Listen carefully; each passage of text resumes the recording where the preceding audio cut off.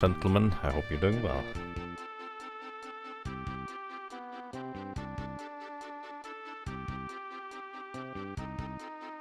Oh, forgot my bot again.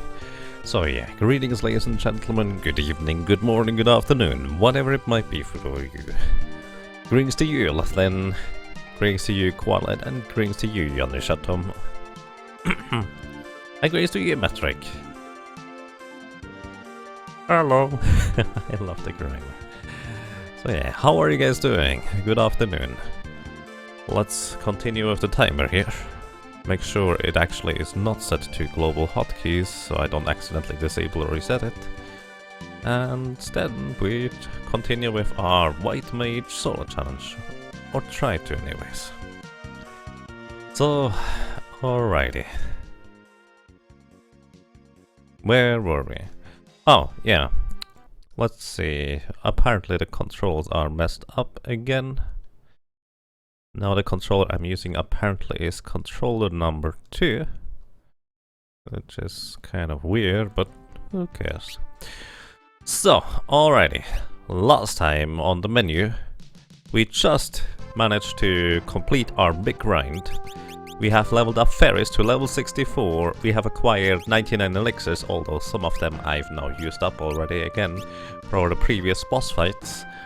We have leveled up Gallup, who is no longer in our party currently, up to level 37 for future use, and, well, we just defeated Archeo Evis after getting 2 times really unlucky initially in the final phase of the fight, and then a 3rd time just stupidly lucky. So yeah, here we are, and trying to do the next thing on the list, which I'm actually not entirely sure what we are supposed to do. I think either we go back to the underground where Sid and Mid are remaining, or whatever, we'll just cruise around the world for a while. I love the little rhymer, and also the crow's emote is really sweet. It's actually really good quality too. So yeah, how are you guys doing? Leslin, excuse me, Quadlight, Janurjatum, Matrick, hope you guys are doing well. Oh, you're doing very well, thank you very much for that information, Matrick. That's good to know. So, yeah. As I said, I have no clue where to actually go right now, so I'm just real quick backing up here. Oh, I think I remember. Sid and Mid are actually at the meteor, aren't they? One of the meteors, whichever one might be. Or more specifically, I think they are at all of them? Either way, now we want to try and find a way to go into Gallows World, which is our next stop, and we somehow have to do this via meteors. Hey Solimus, how are you doing? Greetings to you. No,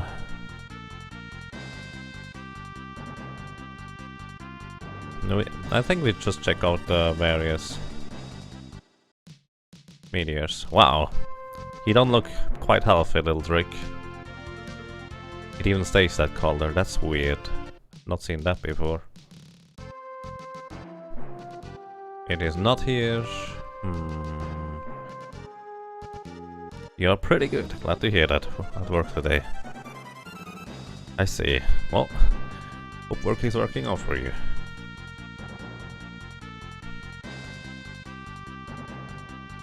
So there are 3 meteors, this one to the right, and this one a little bit further over here-ish? There, let's see. I have no clue where exactly I need to go to.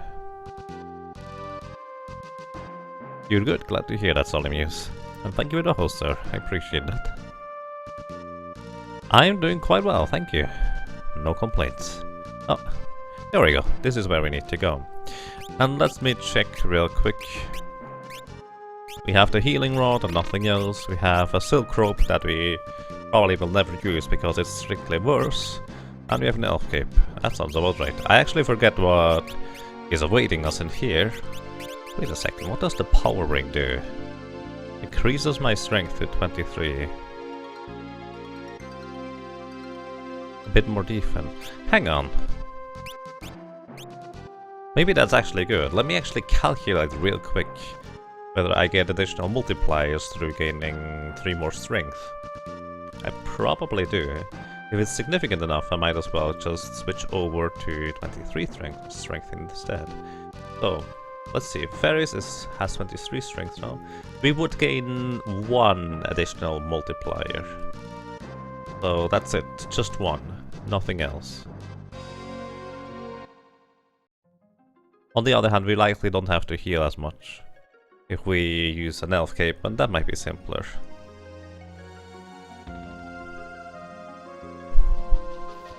So yeah, there's that. So Sid and Mid now figure out how to use the energy from the crystals to create a portal by channeling them together, and then we travel into the second world after having, I believe, 3 mini-boss fights against Titan, the Purobros and the Chimera.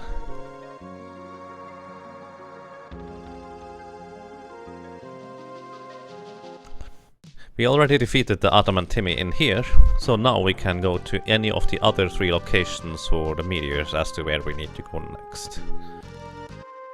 I don't know which one is where, but I know I should not have any trouble defeating any of those, so it will be fine. Just Canadian winter things. Let's see.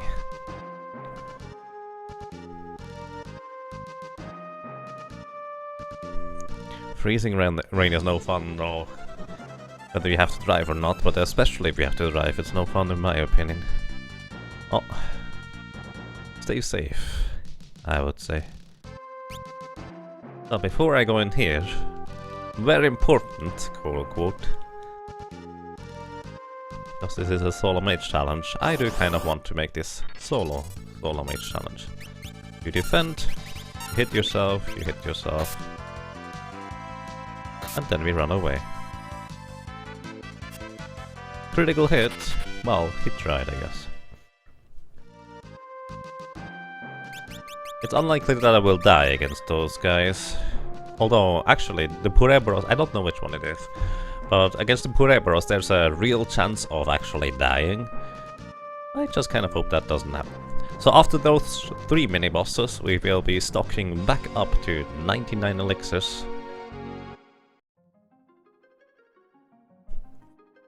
Well, it will be interesting. So here, I have no idea what is going to await me. It is not the Purobros, it's either Titan. I think it's Titan. Yes, it is Titan. Alrighty, we just hit him with the flail until he crumbles, basically. Titan is usually a pretty straightforward boss to defeat. So, what kind of makes him a boss, in a sense, is that after you defeat him, he will use Quake as an attack on you, which deals about 500 damage? 600, something like that. Either way, for a normal party of 3, because you only have 3 at this point, this can be quite devastating, because usually your levels are not that high and you only barely would survive that much damage in one swing, since it hits your entire party. Might actually be called Earthshaker, now that I think about it, instead of Quake. Either way, it's a lot of damage for your entire party, but for a single solo character this is not even remotely challenging, especially not for an over-leveled one like we have with Ferris here. Also, I completely forgot to armor up, which reduces damage by half usually, in this case likely more than half, because I believe everything gets rounded down, including the damage calculation for Titan, so it's actually likely a little bit less than half the damage we take from before. Delicious coffee. Yummy. Also, I think this guy might also have some evasion, considering how frequently we miss. We do have a 30% chance to miss in the first place, but that might be amplified by him having some additional evasion. So yesterday I actually started looking around a little bit on YouTube as well, and to see whether there was someone else doing or having recorded a White Mage solo challenge. And I found one guy who had a completed solo challenge, mostly just the bosses though, and that was 8 years ago. Back then, the YouTube videos had a time limit of about 10 minutes, and thus his videos are often very compressed. Further, I guess he didn't really have that many resources or information as to what he could do, since some of his strategies are kind of questionable. But other than that,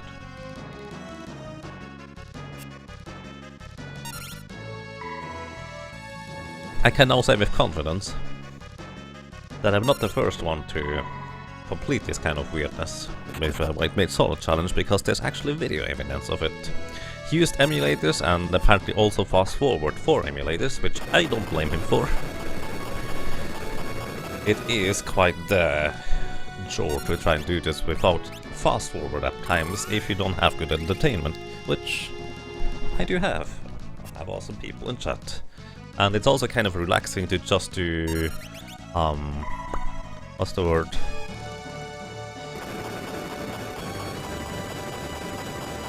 To do a bit of mindless grinding once in a while. For us, the big grind is over. We are prepared for Atmos. And yesterday I also started reading again the solo challenge thing from T-Hawk on the White Mage. And I noticed something that I completely overlooked. I was so focused on Atmos that I didn't remember the difficulty he seemed to have with a boss fight just before Atmos. The Gilgamesh fight on Caesar's fleet boat. And apparently the way he did it was run Gilgamesh out of MP and running then subsequently his helper that he calls out of MP as well. So I'm not entirely sure whether he did that for challenge, but the YouTube video I watched yesterday did the same, and apparently that takes about 6.5 hours to do, to run both of them out of magic until you can defeat them. Also, that was Titan. Pretty simple, straightforward, and really not difficult. You also get the Esper Titan, which is a summon, pretty strong summon, really strong AoE attack, ground-based, so it does not hit flying enemy. But whenever you can use it as a summoner, it is really powerful, for a long time to come even. Are you forced to do the Fork Tower? No, you are not. You can skip that if you'd like to. But that was 1 out of 3 mini-bosses. Let's see. As mentioned before, I actually don't remember which one is where, but we'll just go to the next mini-boss that we find. And hey, our body has proper colors again. So either way, Titan is not particularly noteworthy for a solo character challenge, especially not an overleveled one.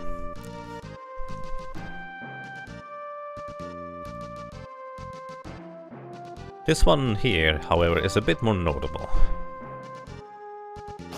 Those guys are called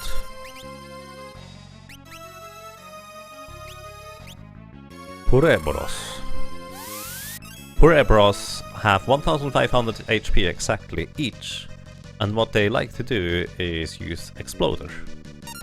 What Exploder does is... Can I charm them? I don't think I can charm them. Either way, what Exploder does is deal damage exactly equal to their current health. On top of that, they kill themselves because, well, they explode. Just kind of like explosion or self-destruct in Pokemon, basically. So, also they have a AI script where they do 3 turns of nothing, I believe. 2 or 3 turns of nothing, and then they act. So here's the first Exploder. It is not reduced by armor at all, so if 3 of them explode basically in sequence at the same time, I'm just straight up dead and there's nothing I can do about it. Which thankfully did not happen. I just need to heal up myself. and then wait until the rest explodes. So the basic idea is if you kill those guys without silencing them, they will revive each and every single one of them that already has fallen. As in, if you don't mute them, or confuse them, or sleep them, I don't know what else would work, or stop them, each one of them would cast Life 2 on every other one of the Purobros at the same time. Which means they will just quite straightforwardly revive each other, and then they can explode again in your face.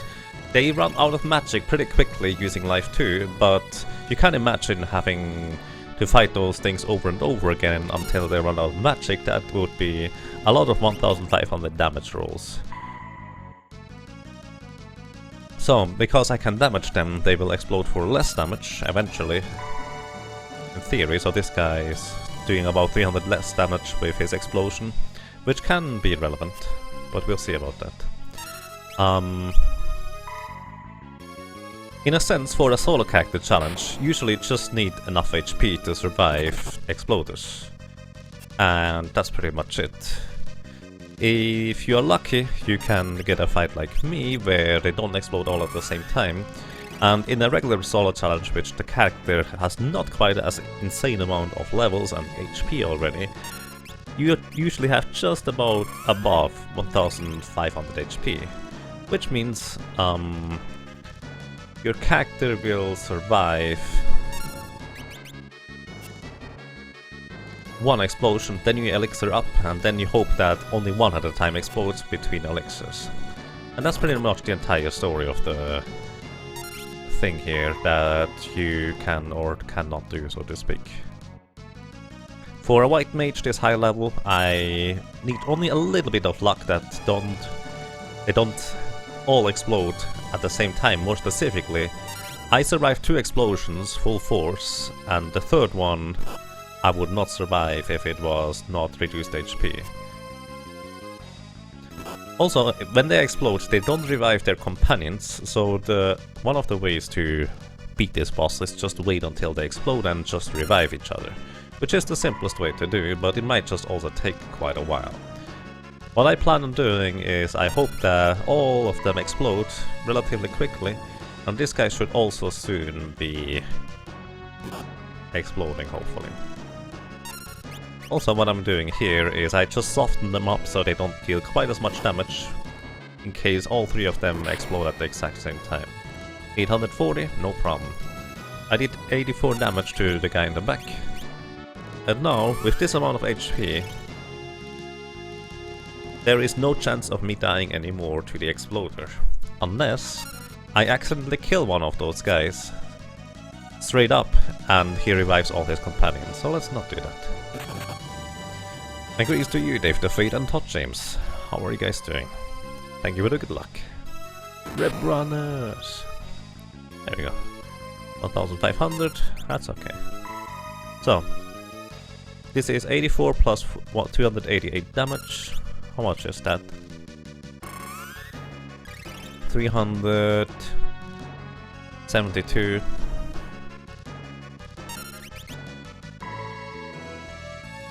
That is 500, 600 something.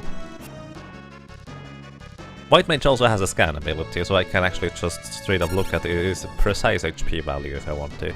But I probably should.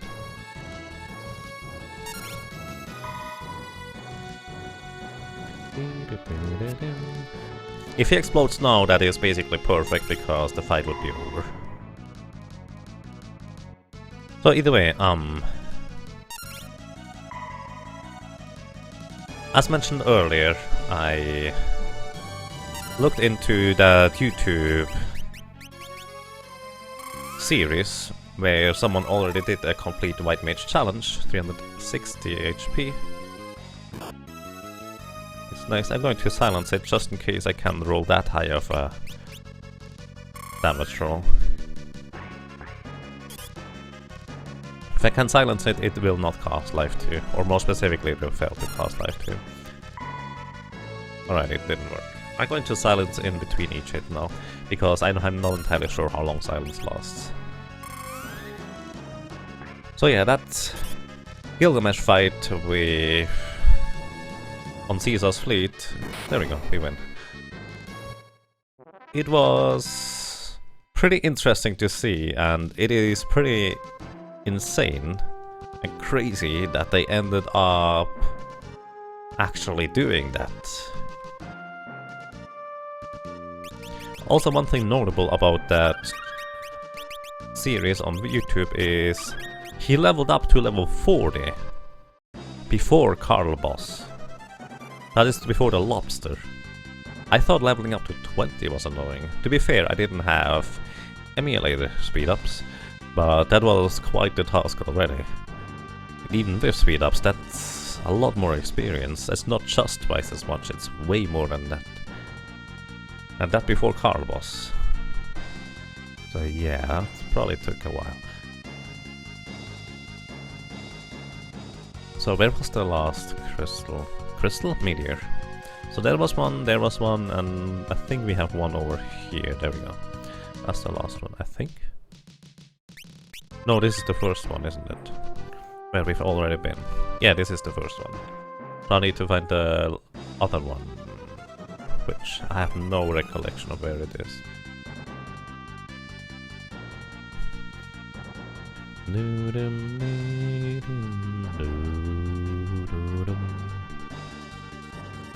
So that Gilgamesh fight, I looked up what I can do, or what Gilgamesh is weak to, or Enkidu, his partner for that matter, and it turns out there is actually quite a few things a white mage can do to them. I don't think I will want to run them out of magic. I'm not going to spend 6.5 hours in a fight with them.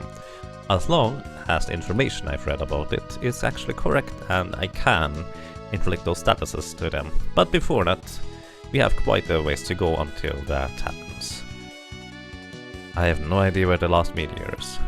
Greetings to you, on Earth. How are you doing? Good evening. Where's the last meteor? I forget. Every single time I forget where it is. This is the one next to the tower. I did that. This is the one you teleport to. Wait, you teleport between them? Oh, you teleport from this one over here. I did both of those. One of them is the one we had at the beginning, where we found the iridium. Iridium? Not iridium. I played too much Stardew Valley recently.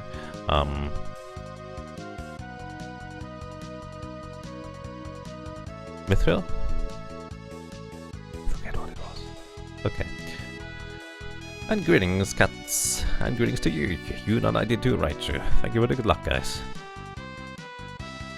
Hope you guys are doing well. Good morning and good evening. The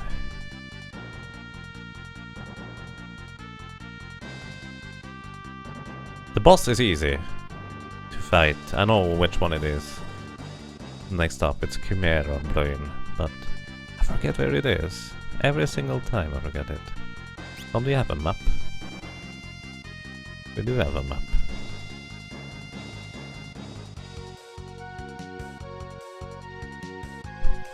Oh, I remember now. The final one is south of the desert, like southwest. Right. I always forget about this one. It's over here.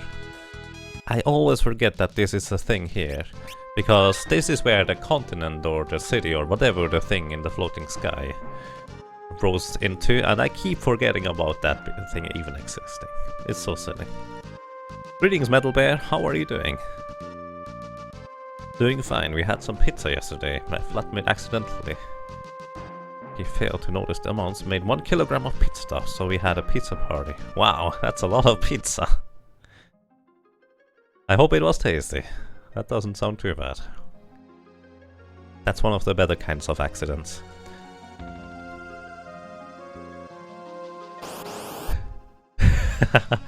When have we ever seen Jager getting lost on a world map he's flying over? Right, it couldn't be the game I'm supposedly really good at. Like Secret of Mana. Yeah, I do that way too often. You're fine? Glad to hear that. So, Chimera Brain is pretty straightforward.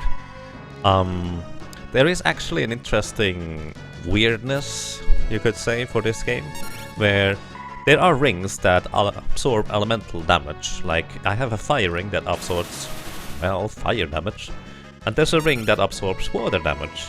Now, water damage is pretty rare for enemies to use.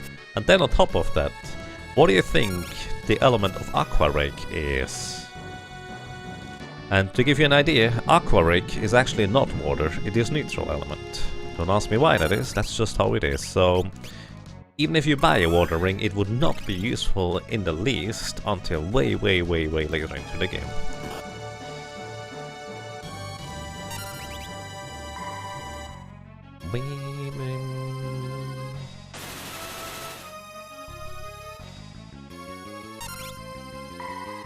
So yeah, we just whack those guys until they fall over, and then we will be done with the first world.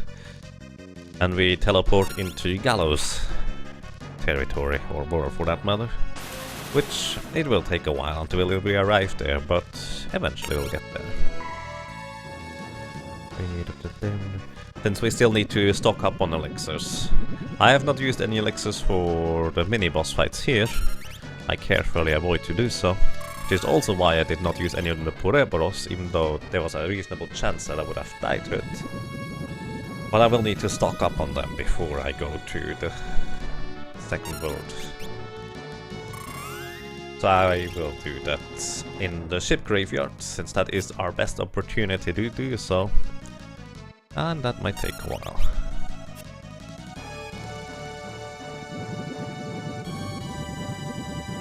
I know Aqua Rake is non-elemental with 4 times damage to desert monsters. Yeah, it's weird. Do the absorb rings have a weakness to them? Oh yeah, they actually do, yes. If you have the fire ring equipped, you are weak, or no. You're supposedly weak to ice moves, I believe. But that actually doesn't work. So you don't have any weakness additional if you have a fire ring equipped. However, if you have a water ring equipped, as in a water absorb ring, you are weak to thunder. So you take twice as much damage from thunder moves, or well, lightning for that matter.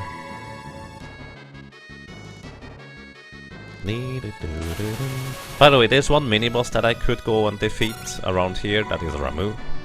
But let's be honest, it would look exactly the same as defeating the Chimera brain. I would just whack him until he falls over, healing myself occasionally. And that would be that. So, I think the next boss of note is probably Gilgamesh himself, and we get to that soon enough. Soon enough in the sense that, well, right after we grind elixirs, we will more or less straight up head there. In the meantime, I just keep using my Stick of Doom on the poor Chimera brain. I mean, brains are usually kind of susceptible to being hammered and bludgeoned. So I feel like the flail should be doing twice as much damage to this guy compared to any other enemy. That would be nice. At least it would speed up the process here. All things considered, the flails don't really have any particularly good reason to exist in the first place, I feel. As in, the only thing they do, really, is white mages can equip them. And that's pretty much it. There's nothing else particularly useful about them.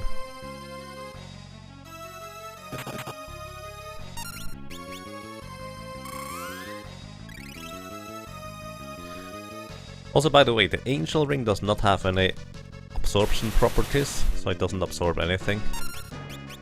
But it also does not have any weaknesses, at least not to my knowledge.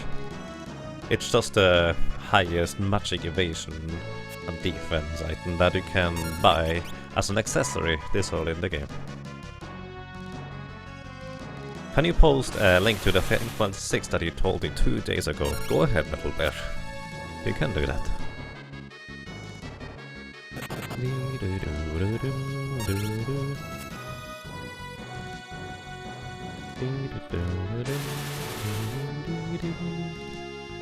So yeah, I think the difference between me getting lost on this world map here and me getting lost in Secret of Mana is, in Secret of Mana I know exactly where I want to go.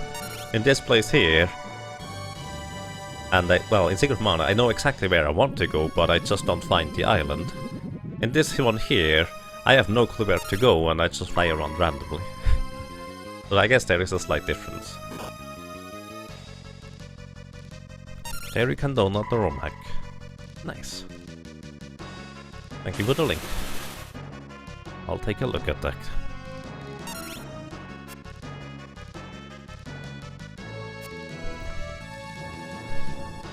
I wish there was a ROM hack for Final Fantasy VI that made various characters permanent party members, and so you can just do solo challenges with those party members. So kind of imagine you want to do a Cyan solo challenge. So you just have Cyan in a party at the beginning, Cyan gets chased down and lost in the caves and then saved by Cyan, because it's always Cyan, right?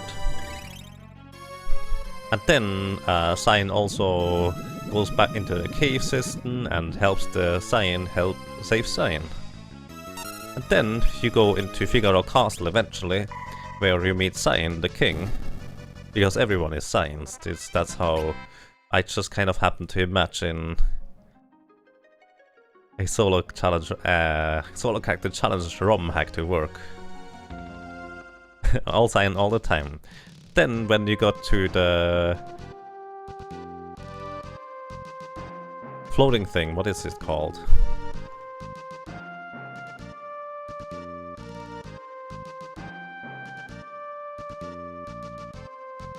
Then when you get to the river scene, you have Cyan, and Cyan that need to save Baron, because Baron is not a permanent party member, so I guess he can stay, kind of. And then after you defeat Ultros, Cyan jumps into the river to chase after Ultros and gets swept away. And the others are just kind of left out. That would be really weird.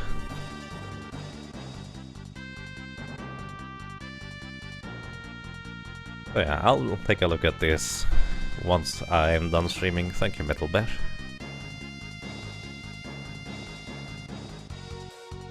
And also that was really easy to defeat all those mini-bosses. I expected to die at least once to the Purobros, but I guess sometimes you get a bit luckier than others. Also I have no idea where the graveyard is, the ship graveyard that is.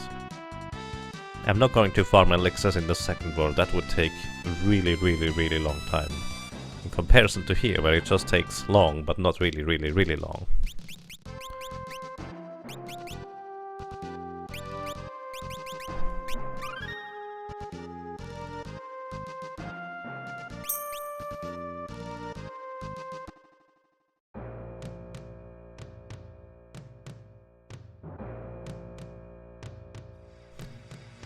Hey Rictorshade, thank you for the host, and all the greens to you, sir. How are you doing?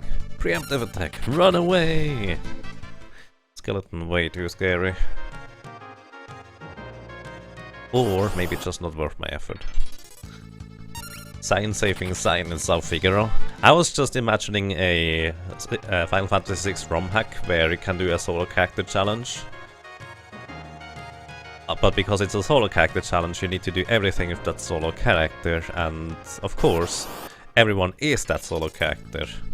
Otherwise the challenge would not work properly, right?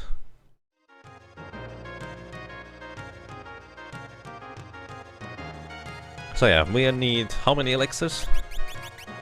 Just 6. 6 is pretty quick to acquire in comparison, about 20 minutes. Have I ever tried any of the Final Fantasy VI mods? No, not so far.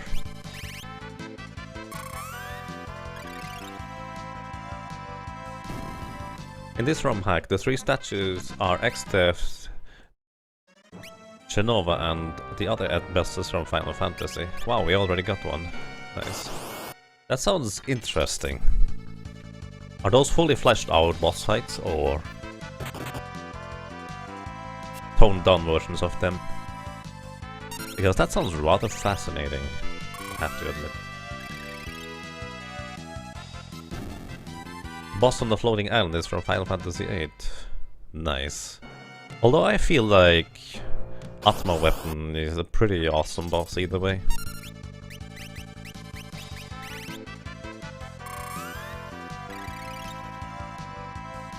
There's a few good ones that up the difficulty quite a bit. Nice.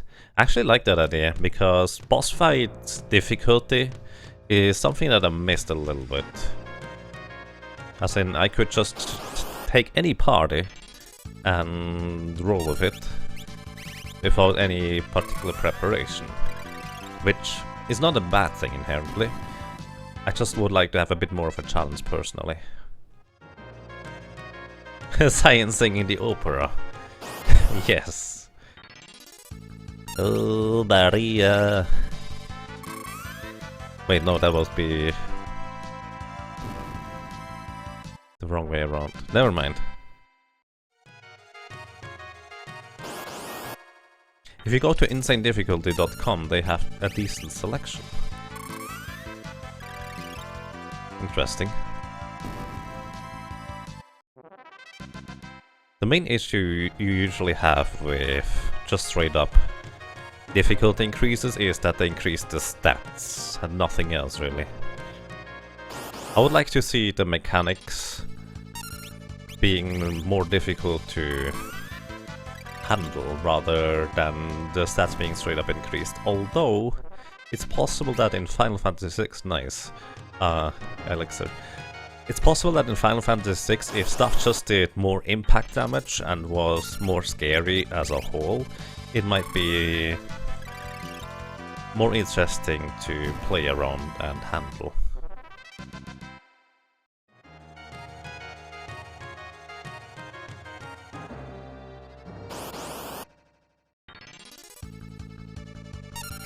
The boss fights are hard because some of them have Life 3 as a last attack. Interesting. You know I like running bosses out of magic. So that might not be working against me, but that would be interesting nonetheless. Replacing all characters with Cyan. Shouldn't be too hard. It could be a bit tricky. The thing is, trying to overwrite all the characters with the same Cyan, so the same Cyan is available in all the quests.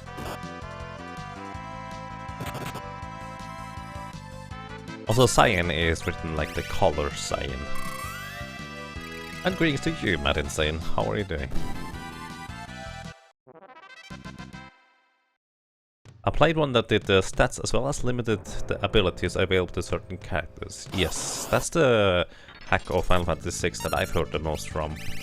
And it sounds interesting, but also kind of limiting in a way that I'm not sure I would be too happy about. Interesting nonetheless. I would probably enjoy Brave New World. Oh yeah, that's also the one that limited the things, didn't it?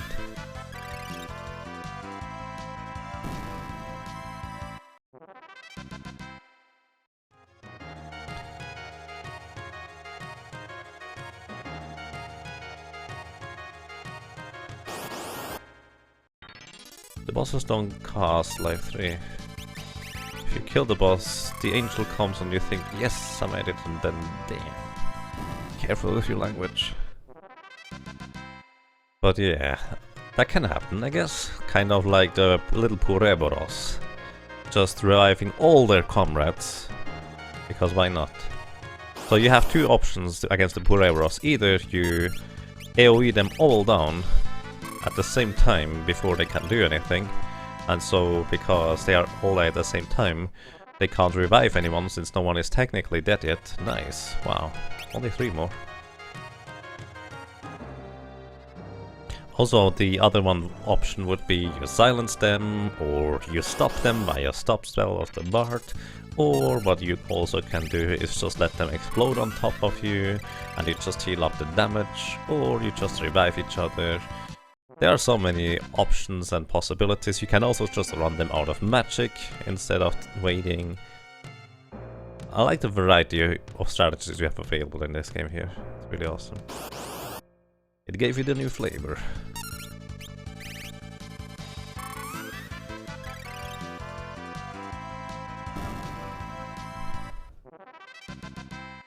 You could try to detect all the pointers into character storage memory and redirect them to Sign.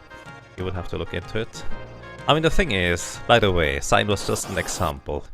If anything, I would want to have the solo character to be Umaro. Because, why not?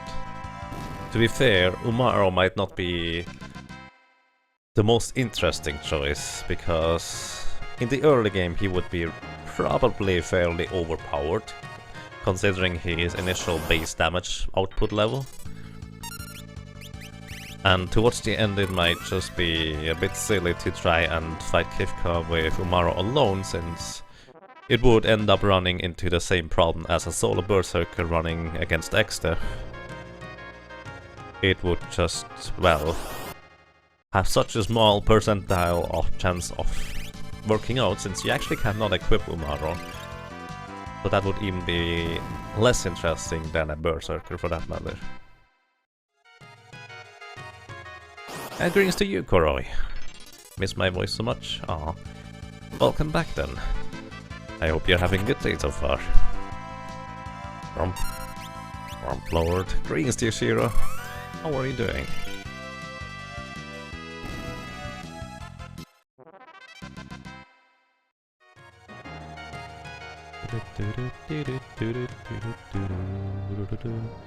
Thank you, Lefton. Let's see.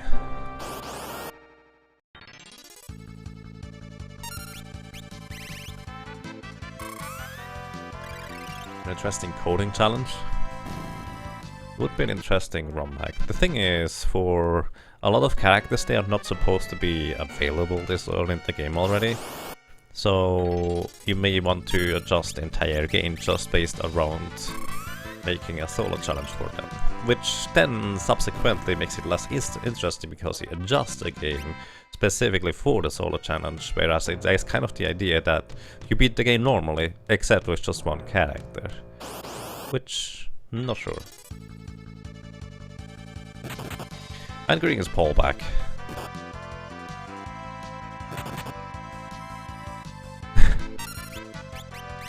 Solo White Mage challenge, how does this work? Basically, I'm not sure how much you know about Final Fantasy V. You can freely switch between your chop classes for each and every single one of your characters during gameplay whenever you want to.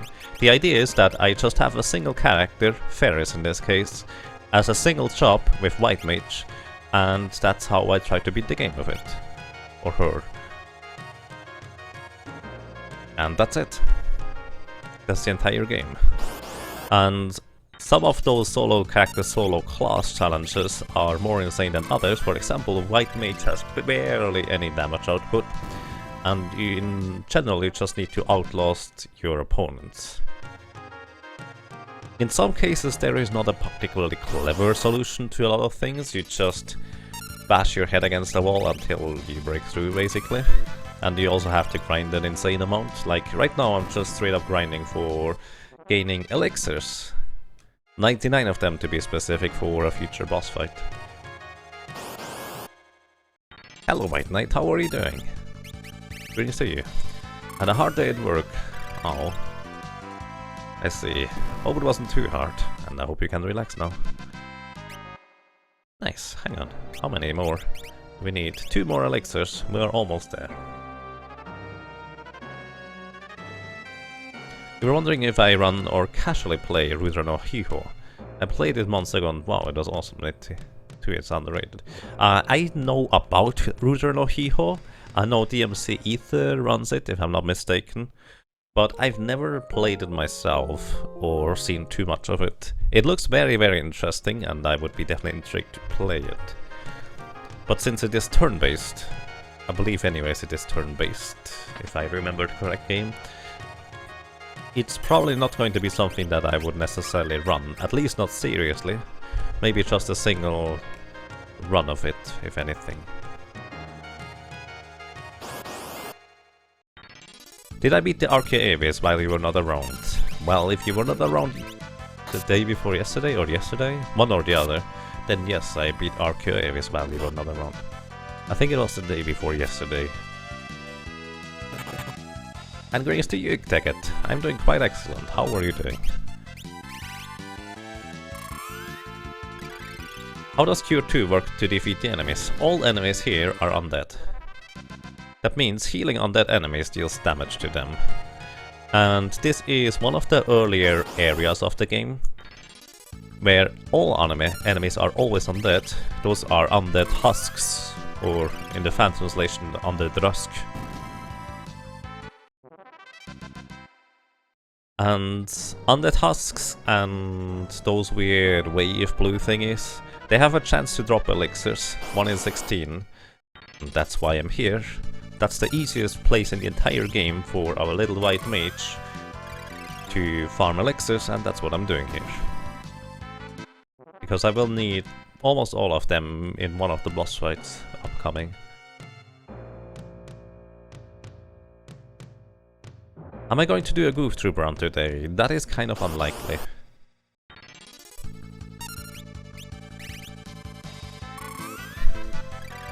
Probably no goof troop today. To be completely nice, only one elixir left. To be completely honest with you, I'm just mostly motivated to try and continue and maybe even beat this White Mage solo challenge sometime soon-ish. Because now we are finally past the most tedious portion, the grind, the big grind that is. And the rest of it is just execution and slowly walking through the game as a solo White Mage.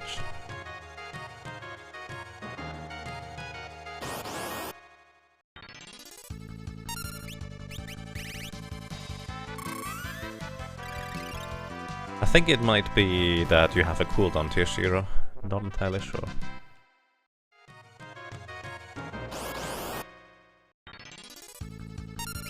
Do I have this mod at all, or do I play it straight up as it is? The mod is, it is a fan translation, but other than that, it is the game as you would be able to play it straight up on console with a regular controller. There are no mods, no cheats active or anything like that. For some solo challenges, people like to unlock the character early via cheats in order for them to be able to, well, use that solo job class as early as possible, or usually as early as the wind shrine.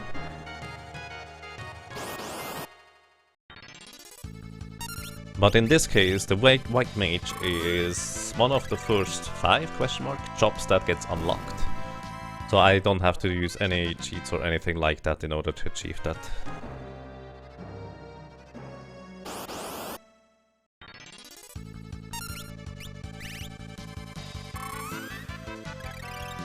So yeah, Cure 2 will not work against almost all the bosses to defeat them. There are 1.5 exceptions. One exception is already over. The Siren actually changes into a undead form sometimes, which is a boss that was earlier in the game and I've already defeated her. And one will be later, but it's only half a boss and you can just straight up use a Phoenix Down on him to defeat him anyways. So we'll see about that. Probably just going to use a Phoenix Down instead.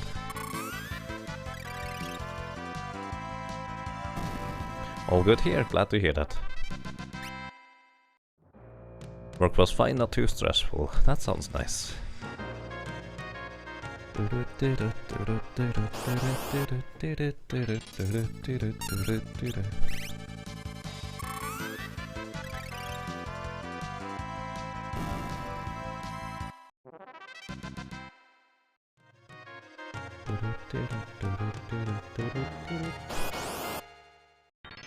We actually got 4 elixirs really quickly here.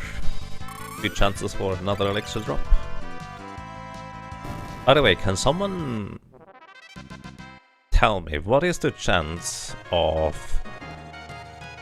defeating 2 enemies that can drop an elixir with a 1 in 16 chance to get an elixir in that encounter. I don't think it is 2 in 16, right? Because that's not how it works.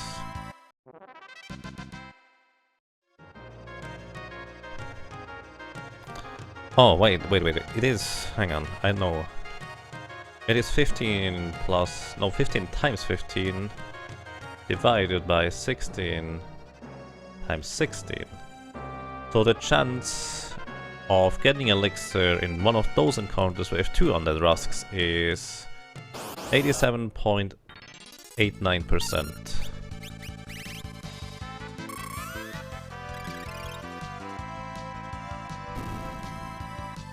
Now I get it. For some reason, for the longest time I've been just kind of contemplating, wait, it's not here in 16, is it? No, it's not. It's 12%? Oh, it's 87.89% to not get an elixir in that combat. I had it basically backwards.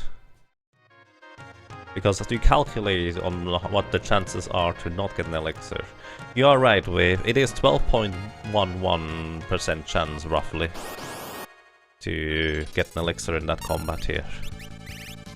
You're correct.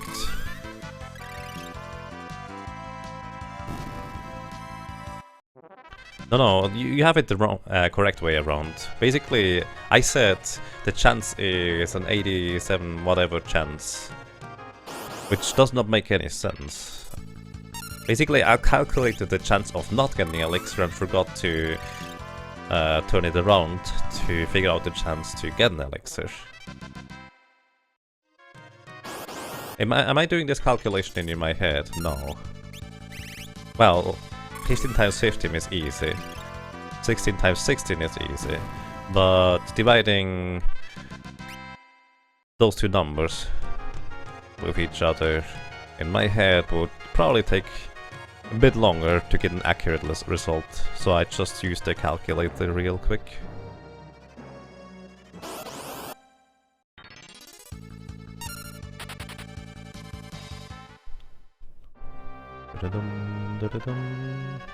So we have 99 elixirs, which means we can move on into the second world.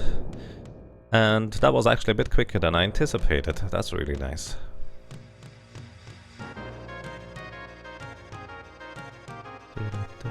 We've played a little Final Fantasy V, but only a little, but it was enough to know that I like it. Nice, that sounds awesome. If you feel like you are a bit overwhelmed with all the options and abilities to change into any job class freely and how to mix and match them, because honestly, for me it would have been a bit overwhelming.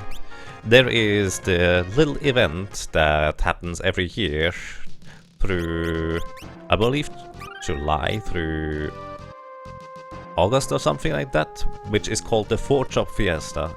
In the 4-Job Fiesta, you basically register yourself at that little event website, and it randomly assigns you 4 jobs with which you have to beat the game. So you can randomly get a monk, and then you get a time mage, a dancer, and a blue mage, for example. That's possible combination. You have to have one of each character with one job present in the party at all times, but you can freely switch each character between them to mix and match their abilities. So that is actually a really nice introduction to Final Fantasy V if you don't feel like testing out or figuring out all of the jobs, options and possibilities, and just would like to have a nice casual playthrough. It can be a bit of a challenge, but it's a good type of challenge, because Final Fantasy V allows you to essentially complete the game with pretty much any character class combination.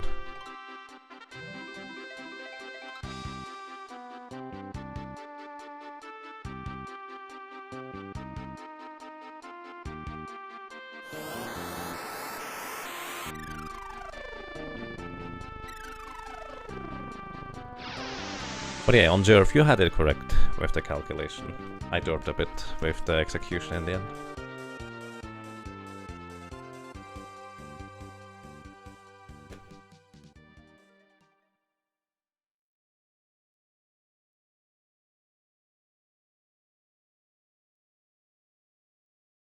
And so we land in the second world. You land on a secluded island, there's nothing here, and there's exactly one enemy that drops exactly one item every single time, 100% of the time. And that one item is a tent. You're supposed to figure out that you should use that tent at some point to advance the plot. World 2 hype, indeed. So we use a tent.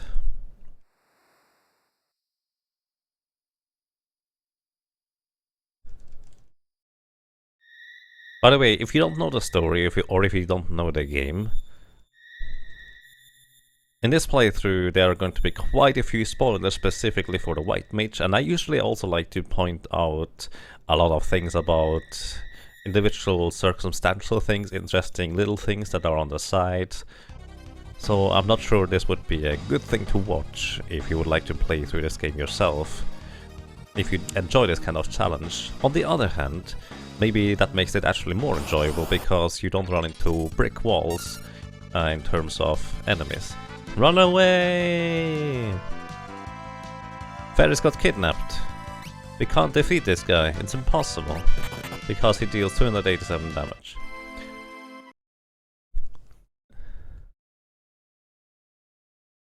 Hi, greetings to you, Instixic. How are you doing?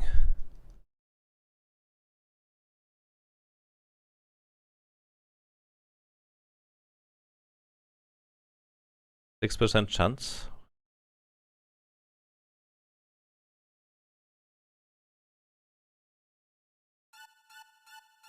You're looking forward to the fiesta? Me too. The fiesta is always awesome. One of my favorite things every year now.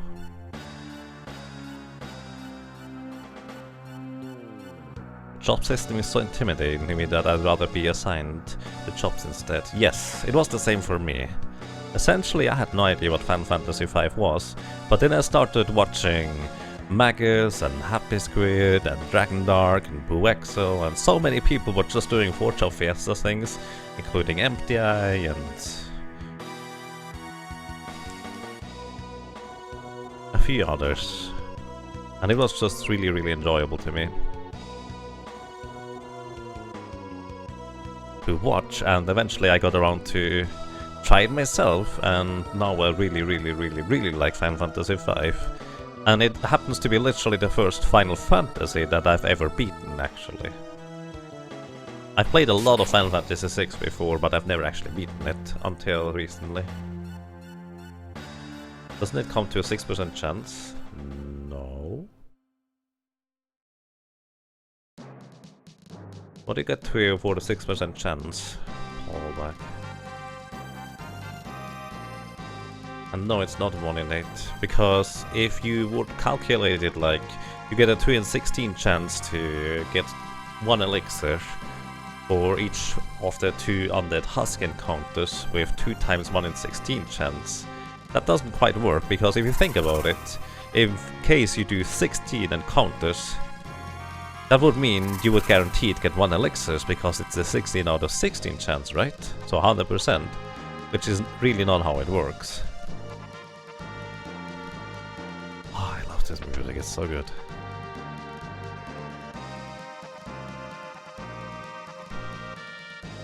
So, and here we have our second solo White Mage, which sounds like a bit of an oddity, but the idea is actually pretty straightforward.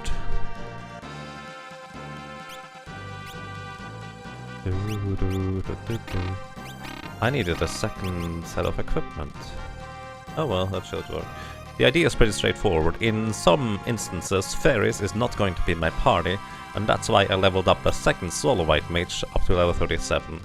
Ferris is going to be my main solo White Mage, and all battles and boss battles will be fought with a solo White Mage, but I had to level up a second one to achieve that eventually.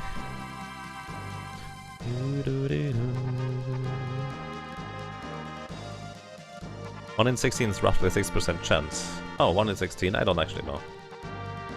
And yes, 6.25% chance.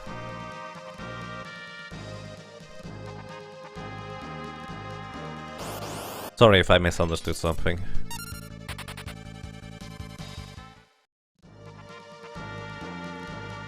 I need to take stats again.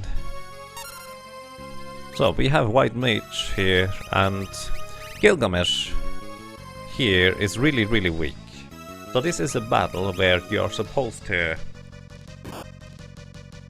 always fight this with a single solo Gallop. And if he was at level 1, this would actually be a bit tricky, but at level 37 you should have absolutely no trouble whatsoever defeating this guy, except I don't have a weapon, I just realized. So what I need to do is mini him, which I believe should work.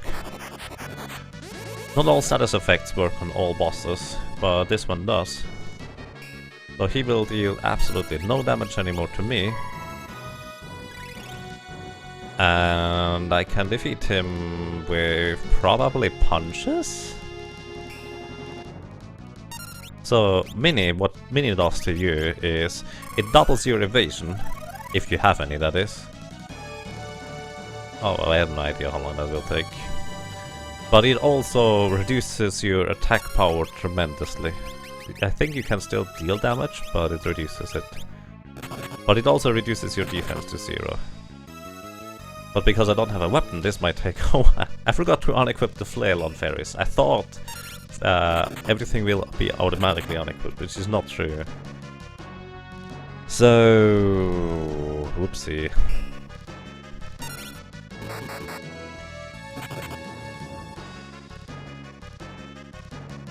And greetings to you, Moon.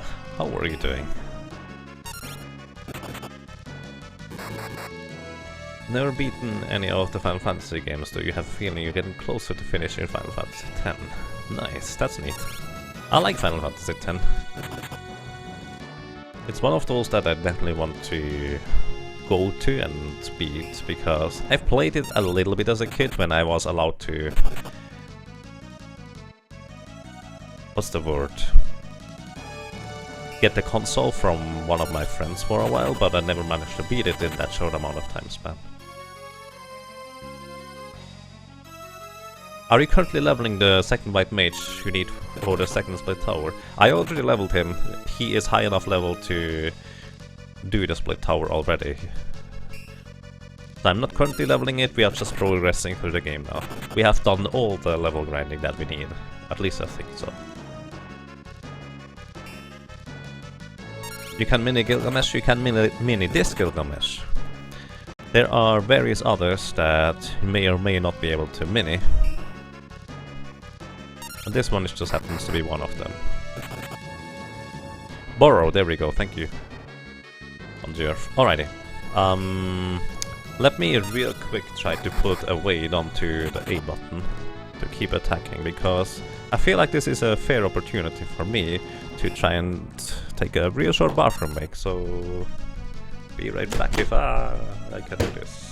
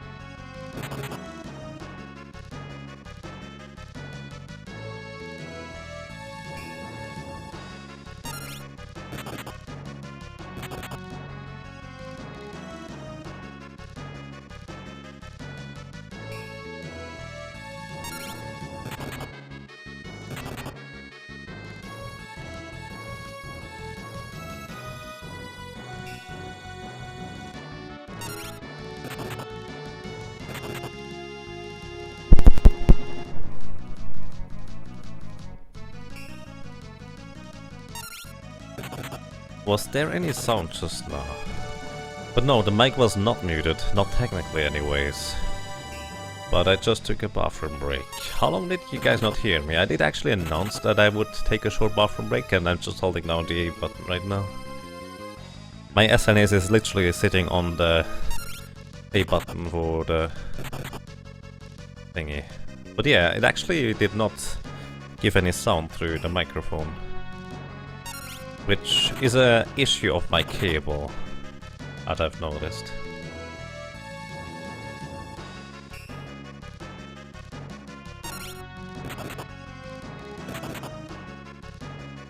Seven and 10 are your favorites. Nice.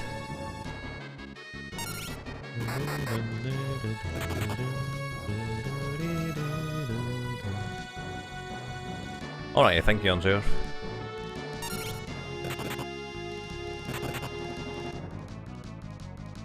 We didn't hear any water. That's because the toilet is actually a fair bit down the hallway. Well, at least one of them is. The other one is currently under construction, so you can't use it.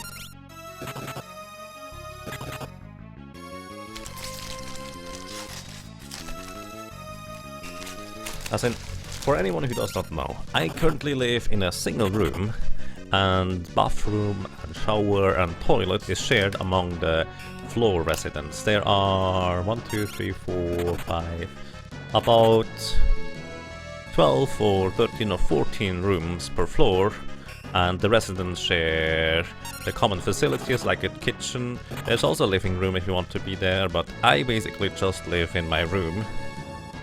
And it's large enough for just me, and it's kind of convenient other than that because it's also relatively cheap. Alright for today, move in. Nice, alright, that took a while. Escape! Bye bye, Gilgamesh.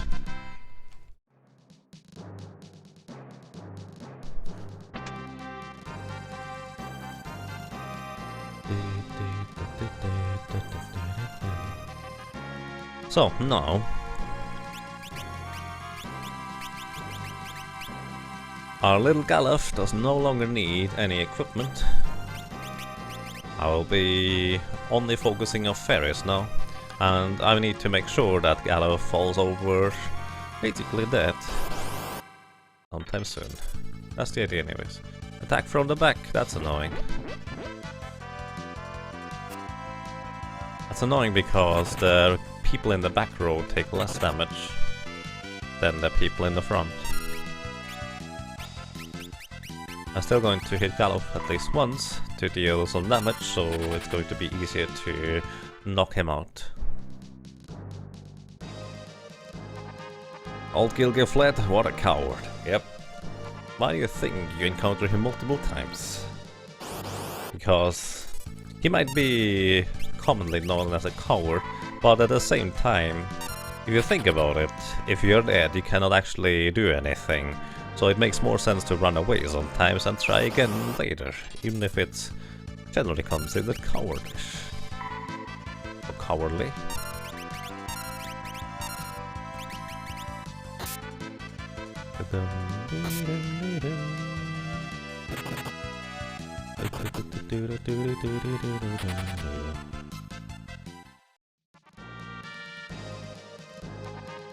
Did kind of sound like there was some thumping or something before I'm back. Yeah, the thing is, my microphone cable is weird, and it just happens to be a bit, what's the word, delicate. I should not have anything pushing against the cable, that way around. Run away and try again later equals tactical retreat. In most cases anyways. Indeed. Indeed, indeed.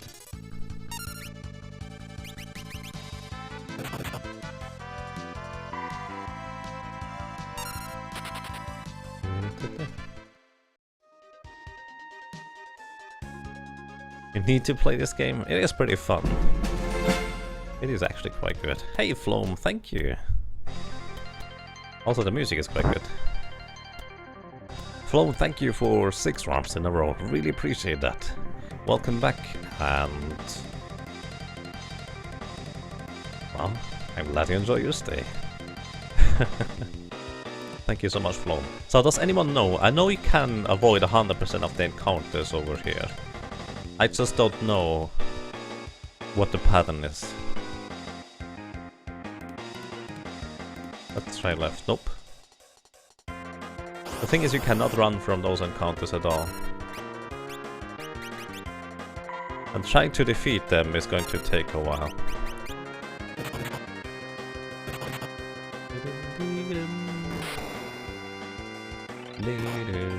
Plus, those things are actually surprisingly tough to deal with.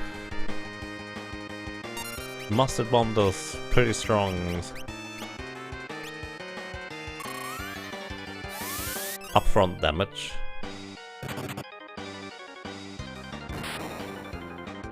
That is not lowered by armor, then inflicts the slip status, which gradually reduces your HP. I don't know, are those susceptible to getting charmed? Probably not. I'll try a second time.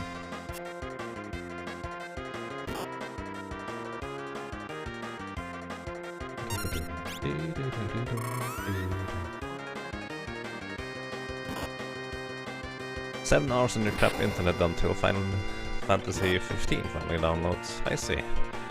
I hope it will be worth the wait for you, sir."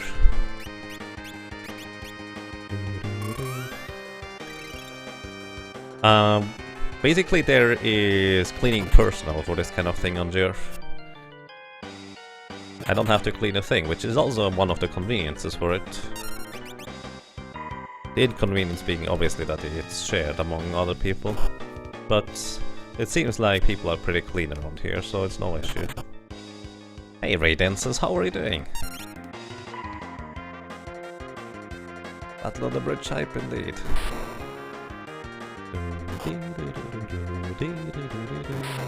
And greetings to you, CL Pockets. How's it going? You lost that bus line? Yeah, the bus line is really good. I agree. Base? Base. I think it's the baseline.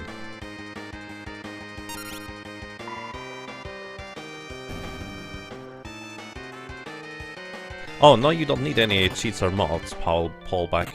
You don't need any of those. The basic idea for the 4-chop Fiesta is you can adjust your challenge so you don't get any chops assigned that you cannot have access to early on in the game. The adjustment I talked about earlier, where people do use cheats to unlock chops early, is mainly just for solo character challenge runs. Those are separate from the 4-chop Fiesta. 4-chop Fiesta is a type of challenge run, but that's not quite the same.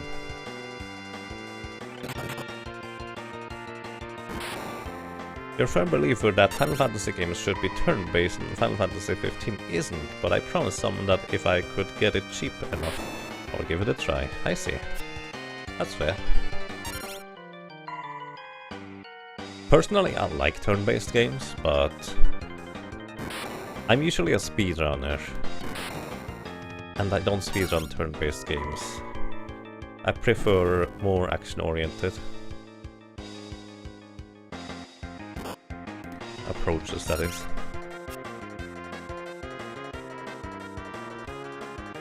You're good. Nice. Glad to hear that. And I wish you good luck at work.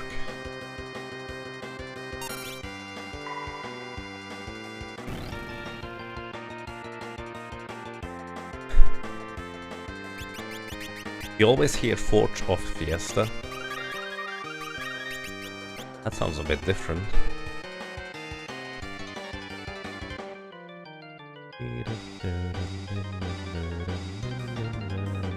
Oh, I messed up. Well, if you can, however, charm those. Charm confuses enemies and they attack their own allies instead, or heal me, for that matter.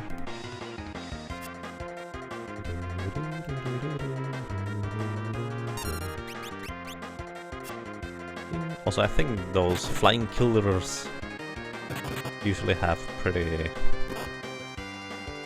high evasion, so probably inflicting them with charm is easier to get past those.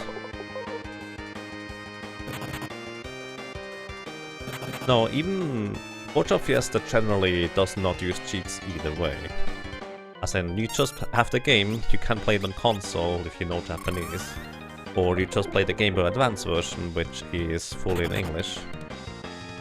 And you don't have to worry about using cheats at all. You don't have to use any. In case you get a job assigned that is not yet unlocked, you will simply stay freelancer with that specific portion of your party.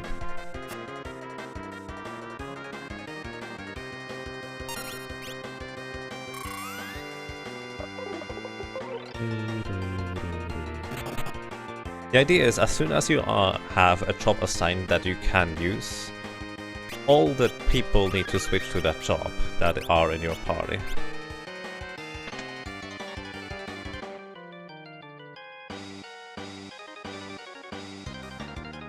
So here is Gilgamesh number 2. This guy here is, compared to the first one, actually quite a threat. He does a fair bit of damage, and eventually switches over to his second form. Goblin Punch is actually a really interesting ability. I don't think size works on him, does it? Probably not. No. Goblin Punch is a fairly interesting ability. It deals like 8 times damage in case your character level equals the enemy's character level. And it never misses, so it's actually pretty good. Plus, it's a blue mage move that you can learn. On top of that, it can also be used for full power from the back row, which is really good overall. The black mages have a really good range of this song.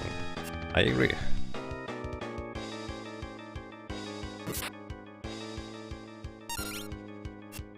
Invincible Flow Molder poured a glass of iced tea into the food box.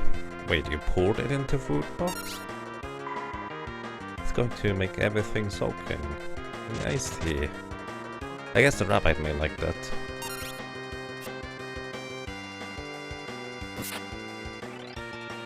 All the people wouldn't that just cycle through jobs? Oh no, basically, here's how it works. You unlock the first shop at the first shrine, so to speak. And if none of your characters can equip it, you just keep them all as freelancers. Because it might not be unlocked yet in the game, but you are assigned, let's say, a dancer. Dancer unlocks at the 4th shrine, so you couldn't have a dancer yet. Then you go to the 2nd shrine and you unlock a white mage. You already have white mage unlocked at the 2nd shrine, so all of your characters switch over to being white mages. Then you go to the 3rd shrine, where you unlock a beastmaster. Then you have to have at least one beastmaster and at least one mage in your, white mage in your party in order for you to progress.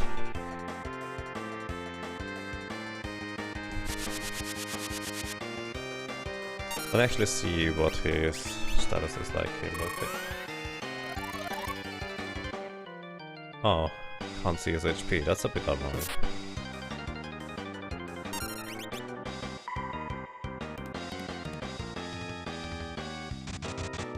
So in this case, you need at least one Might Mage and one Beastmaster in your party, because those are the rules of the Forge of Fiesta. If you have a job unlocked, it needs to be in your party at all times from then on. Well, with the small exception in case your party has all 4 jobs unlocked, and then each one of your characters needs to be one of the jobs. Assuming you have a full character party of 4, because of plot elements sometimes you only have 3 people or 2 or 1 in the party at a time. Then you can just freely choose whichever one you want to leave out. Can a rabbit romp a frog? Well yeah, if you put them into the food box. Don't do that. Frogs are friends, not food.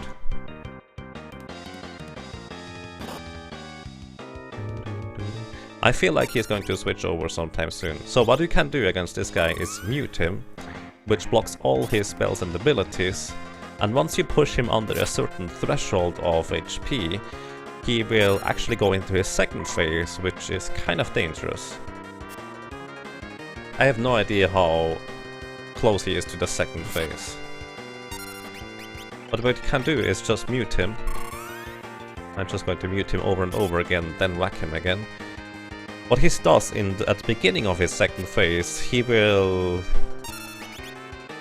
cast on himself 3 different spells. One is Armor, reduces all physical damage taken in half, then Shell, reduces all magic damage taken in half, and also damage spells that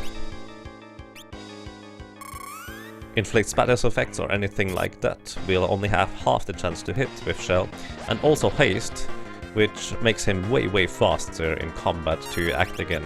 And Haste in Final Fantasy V is just straight up broken, basically. And greetings to you, Christelia. How are you doing? Oh, no, don't worry about it, Paulback. No, English is not my first language. My first language is Swiss German.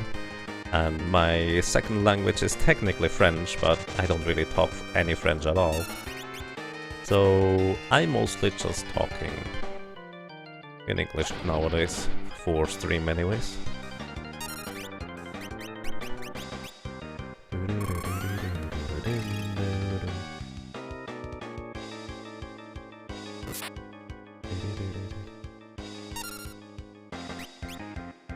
Yeah, I mean, Swiss German is kind of its own place, so to speak.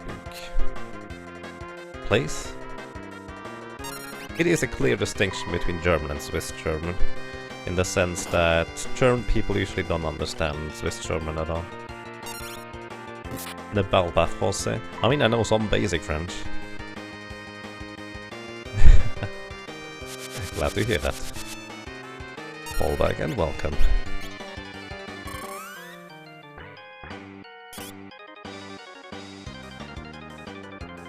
It's spelled with an S at the end, I believe. No, actually I have no clue. Is it an S or no? I don't know, Angers. I don't know. No, I'm absolutely not sure anymore either. French was probably, throughout my school life, always my weakest subject. It was probably one of the subjects that was even weaker and I just don't remember it, but I'm pretty sure for the most part it was French.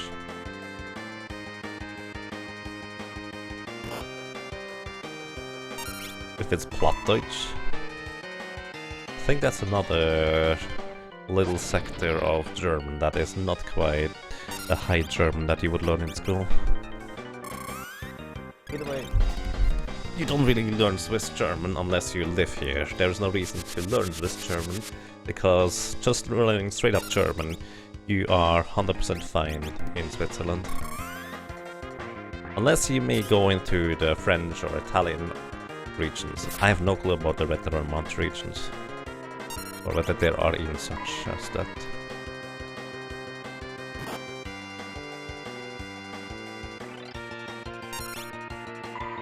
Come on. I have no idea when he's going to switch to his next phase. I was supposed to count damage, but I kind of assumed I can just scan him and see how much HP he has left. But you can't see that on Gilgamesh apparently. So I just keep muting him in the anticipation of him switching phases. Which probably in the end is just slower than straight up whacking him through the phase. Plattdeutsch isn't technically German. I do not know that. I think it basically is. It's just a very heavy accent.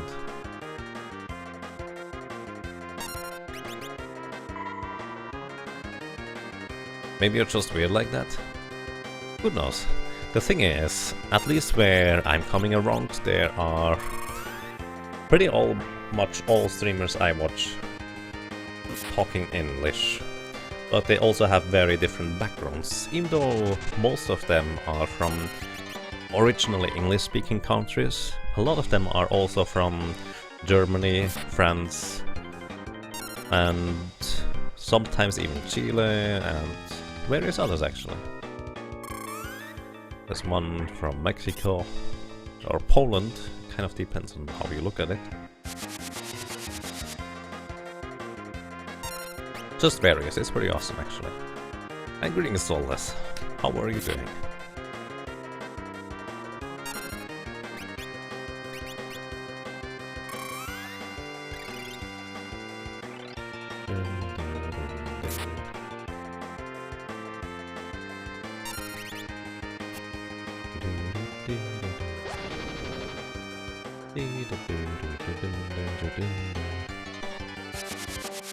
Also, Gilgamesh is really fast in comparison to my poor little white mage.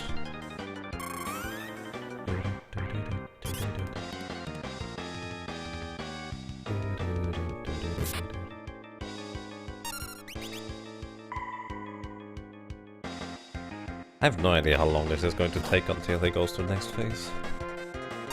He's not particularly much of a threat. I was wrong. Haste. I can't fight 4 people. Armor. I don't stand a chance. Shell. Did you believe me? Jump. And the jump deals quite a bit of damage, and because of haste he can do that over and over again. So, unfortunately, I hit him twice every time I muted him, and apparently the second time I happened to defeat him, or well, hit him under the threshold of HP. Now he just acts about 3 times as fast as me, and it will take me a while to beat him down, because through armor he will only reduce, take half the physical damage that I would normally dish out. But this will take even longer than usual. But it's still not particularly dangerous.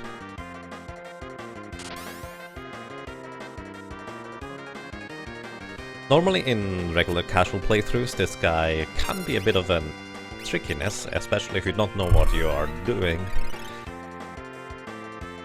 But for an over-leveled solo character he is kind of simple to deal with.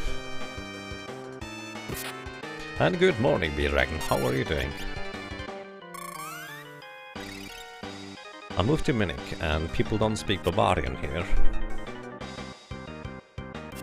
I have to admit I don't know what Barbarian is exactly.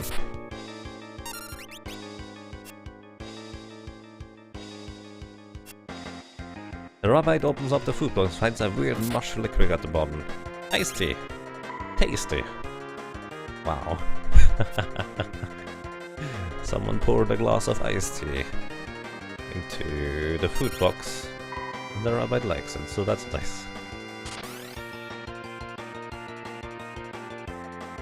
Living and journeying at the Baltic Sea, Ossie, nobody speaks Plattdeutsch, only my grandmother could speak some. I see.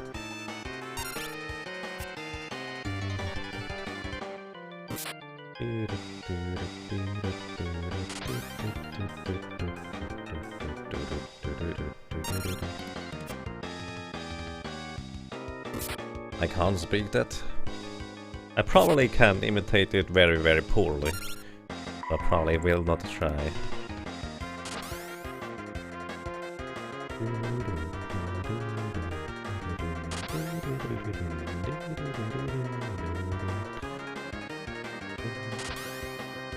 He jumps 3 times in the meantime. Here I can attack him once and miss.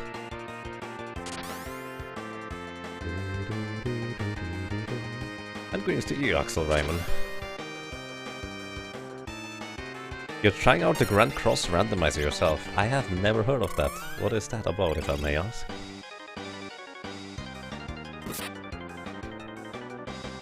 Also, where do I know your name from? Your name sounds familiar, to say the least.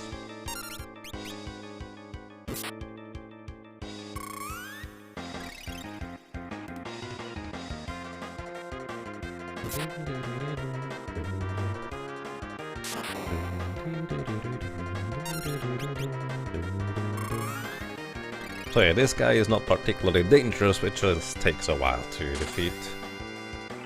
The next section is going to be mostly just wandering through the plot and areas where we run from all enemies, because there's not much of a reason to defeat any of the enemies, since defeating any of them would just take a really long time with whacking them with the flail over the head until they fall over. for the most part anyways.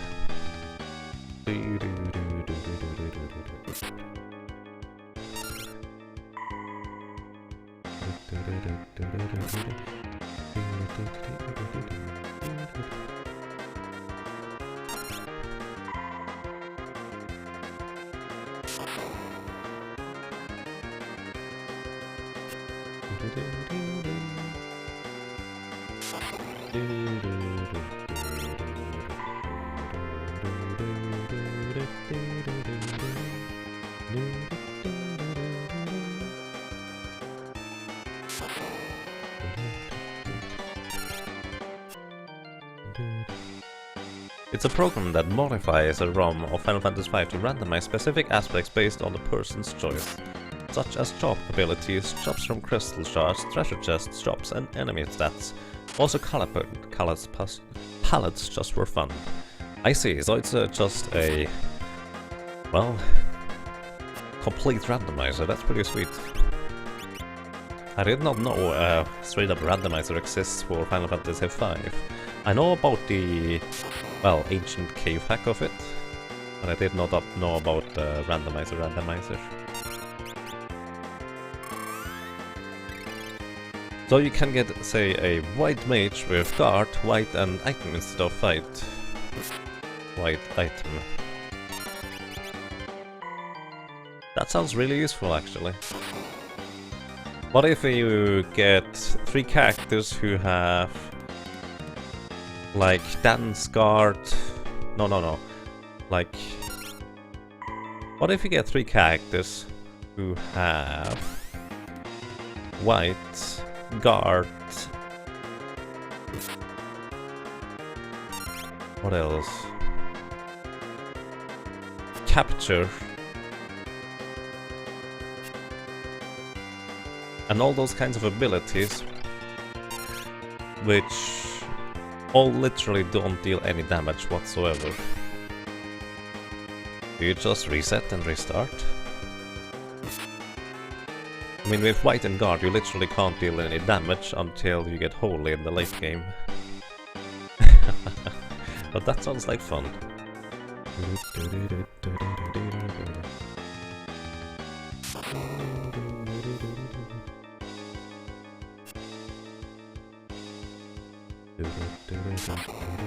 I like the electric shock because it does so little damage, I don't have to worry about healing. The jump is probably the most devastating one, because it ignores the roll, so normally in the back row you only take half the physical damage, but jump kind of ignores that. Also my damage rolls are pretty poor, but better hitting for 30 than missing for 0. Right? Thank you for the demonstration, guys.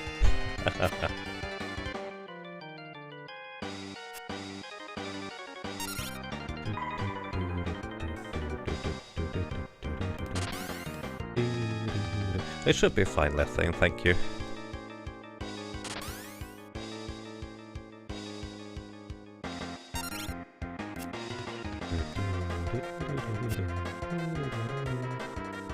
Also, at this point, in theory, a little mini set of chat rules should pop up whenever someone joins for the first time, so I'm not worried, it should be fine.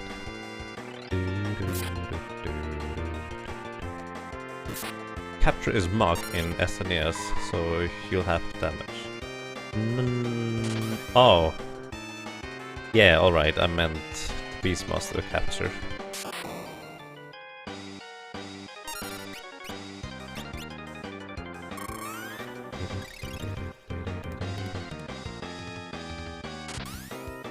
That's right, I forgot about capture being basically Mage.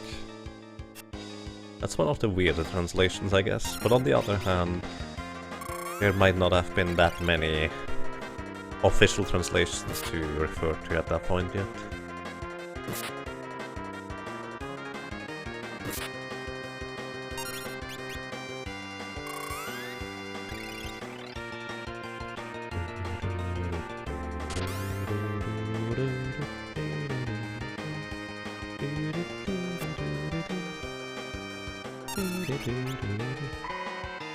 And you can clearly see why I tried to silence him. I need to deal twice as much damage. Actually, maybe more than twice as much damage, depending on my damage modifier. And he also acts way faster with haste. So that does not help us.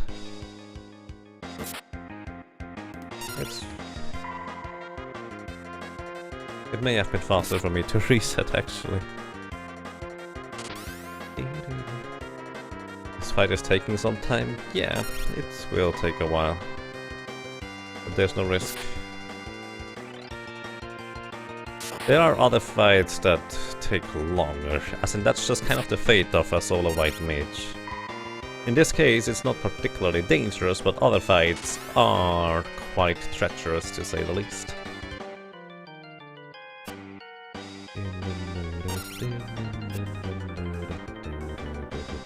Maybe Gilgamesh will die of old age. Funny you say that, he's actually weak to aging, so that would make him slower.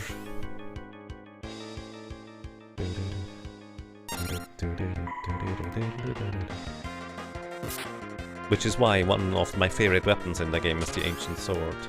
And greetings to you, Demorg. How are you doing?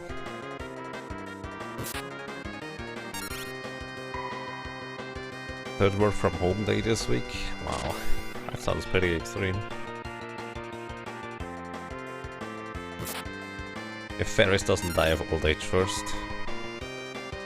Yeah, she is pretty resilient, what that seems to be about. To give you a frame of reference, our longest battle so far was against a boss in the library called Biblos. And that fight lasted for literally 4.5 hours.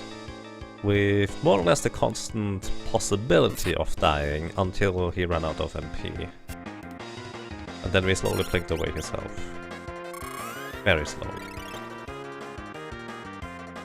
For reference, I got a knight with Sing, monk with kick, go figure, samurai with rapid fire, berserker with MP plus 10%, mystic knight with mug, and white beastmaster with summon, and summon a second one replaced item, and dancer with image.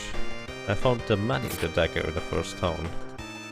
Manny the dagger in first town, that sounds really handy.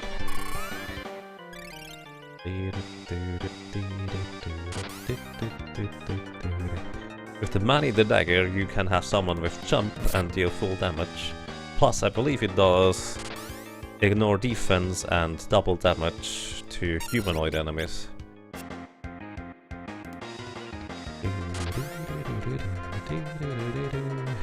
Save the frogs! No!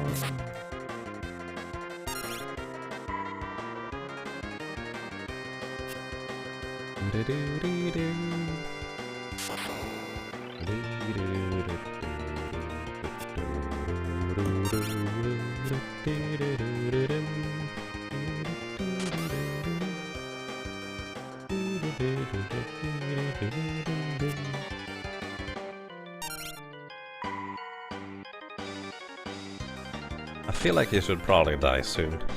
So if I wasn't so concerned about preserving my elixirs, I would have actually used some elixirs instead of, well, healing up the entire time, because that would speed up the fight a bit. How much HP does Gilgamesh have in this phase again? The second phase he has 2000 HP. I believe the second phase triggers once he drops below 2000, that is. Too bad Man-Eater is dancer/freelancer exclusive. Oh yeah, that's true, I actually forgot about that. Which kind of makes it a bit interesting that with the jump ability you deal damage as if it was a spear. Hey, there we go. We defeated Gilgamesh. This one was easy. The one on the boat is going to be probably a bit trickier. And there we go.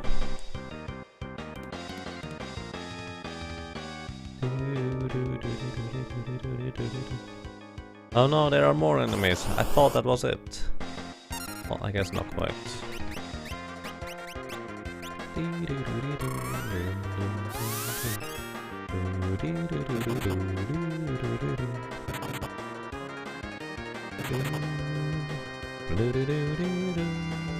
I assume I can confuse those guys, probably.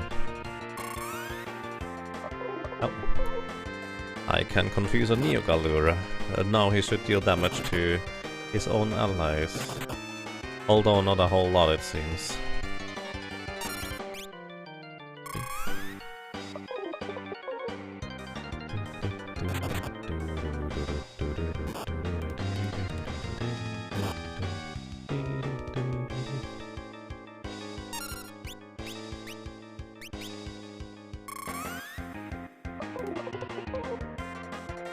Greetings, Aldrai. Good evening.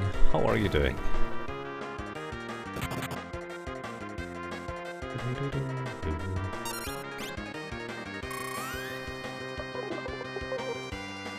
Yay!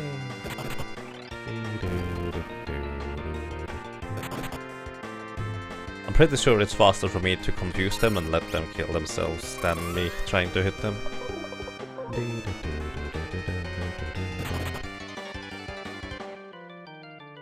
Randomized for Final Fantasy VI Tactics, Chrono Trigger, Breath of Fire 2, Super Mario Opportunistic Quest. There's one for Breath of Fire 2. Interesting. Wait, I knew about that. I think High Spirits recently-ish played that.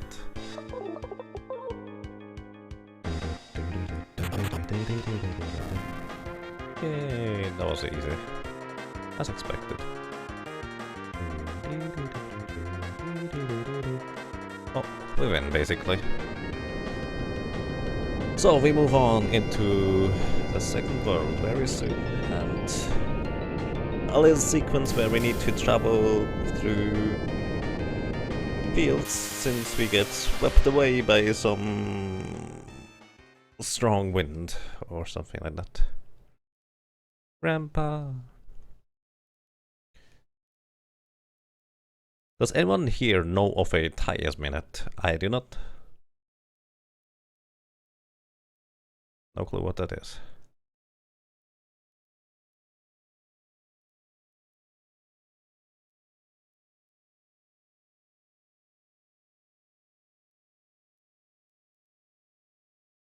Wireless weapon mechanics?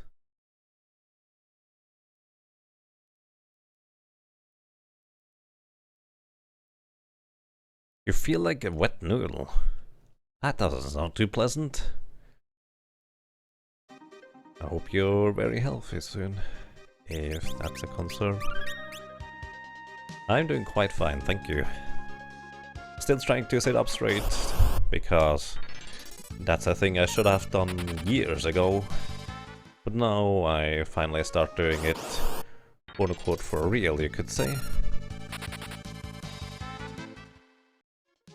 So it's pretty annoying to sit up straight if your back muscles are not particularly strong yet.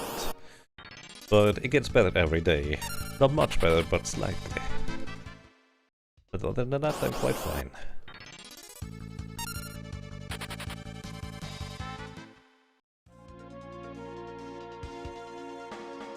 There's a wiki for a bunch of randomized for many different systems. Interesting. And greetings to you, Zanto. How are you doing?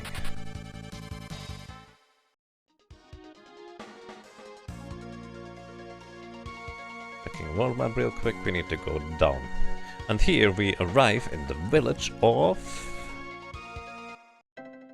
Ruger. Isn't it called Moor usually?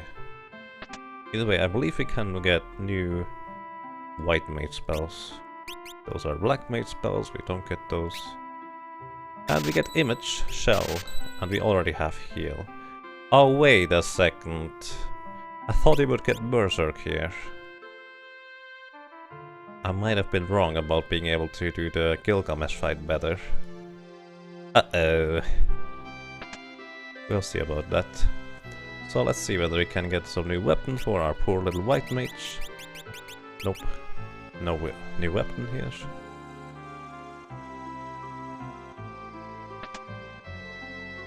Kind of upset up your shop right now, but you'll survive.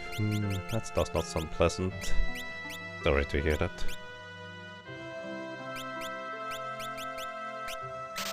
A tricorn hat and a Gaia gear.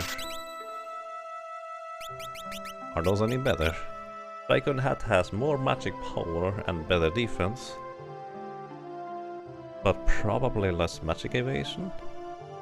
Actually, it seems to be the same magic evasion and Gaia gear. More defense, more magic defense, that's nice. Uh-oh, I might not be able to do the thing that I thought I might be able to do. That would be kind of awkward, but we'll see. Where is Moore anyways? And here we have a shop. This is the first opportunity where you can buy cabins, and more importantly, eye potions. Eye potions restore 500 HP instead of the measly 50 of regular potions.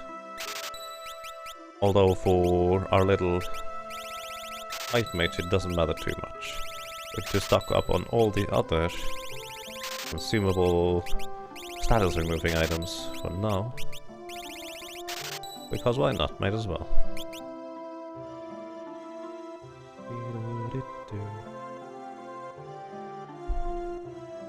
Moore is the one I accessed by a submarine. Oh no, that means I'm not going to get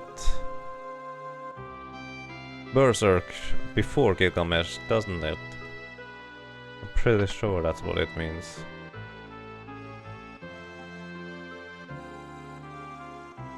Migraines are the worst? Ah, that's no fun. Yeah, I hope you feel better soon.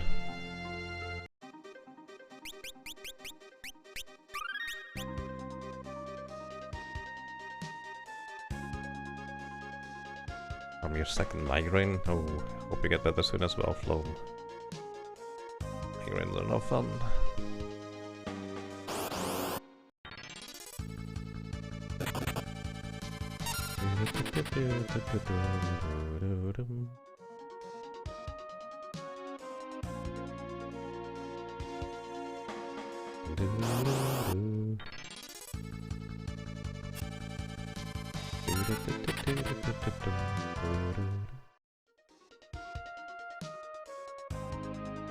You're bad about hunching over your keyboard at work.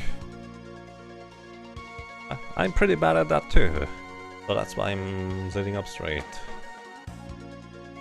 Try to anyways.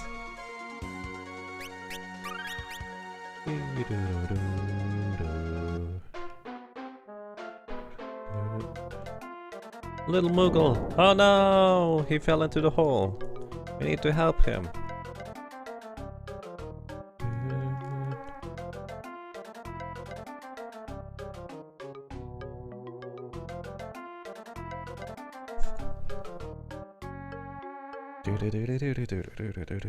So this is an underground section where you encounter various Moogle eaters and other brutal creatures that are threatening to the little poor Moogle. Moogle eater, Acrophos, blood slime, does not sound pleasant at all. And not too bad. But it's kind of a... well, it's a lot of enemies that you encounter here. Not nearly as bad as the Final Fantasy VI underground section though. I don't remember what is on those chests except for one. 4,400 gil. That's nice.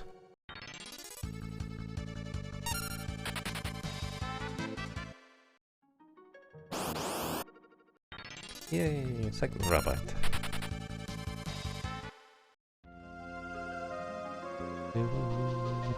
In this chest on the left here, there is a Phoenix Stone. I just purchased literally 99 Phoenix Stones. For no particular reason, I would like to add. Bam. So I don't need to go and get that, and we can just go on.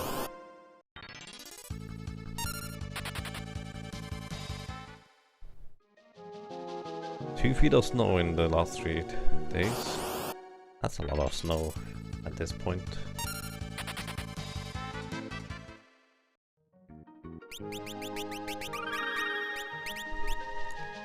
So, Moogle! The little Moogle is a little bit in peril, being threatened by this weird boss. It's a Tyrannosaurus. So, he's undead, which we might think, Oh, that's an easy prey for a white mage. But not just for a white mage, basically for any character who can just use a Phoenix Down on him.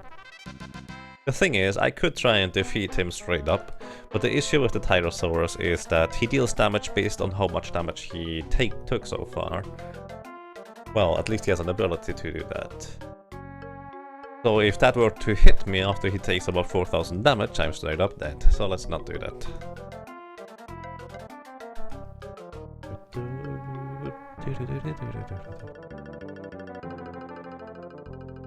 Freezing rain for later today. That's no fun. Here, the little Moogle tells you a story about what you should do and what you shouldn't. So he just walks in a pattern where he does not go into the desert. And that seems like a reasonable choice, right? Because if you go into the desert, you will encounter certain enemies that...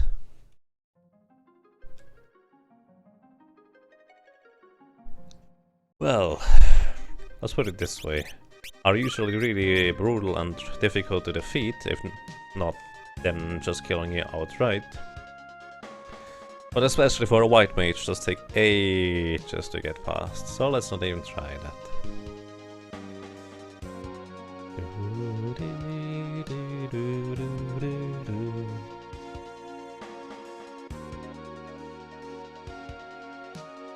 I mean, Moogle and Chocobo themes, they usually overlap between the series, so that's pretty normal.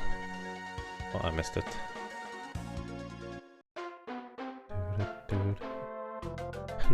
And the little Moogles are just kind of, oh, I'm sorry. I did not mean to scare you. Whoa.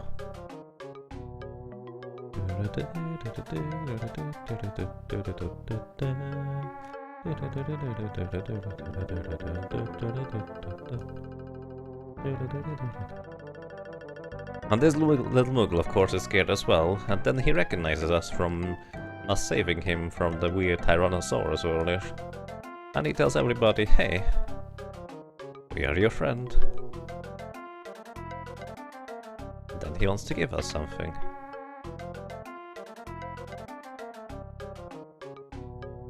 Oopa, we are allowed to take the stuff in here.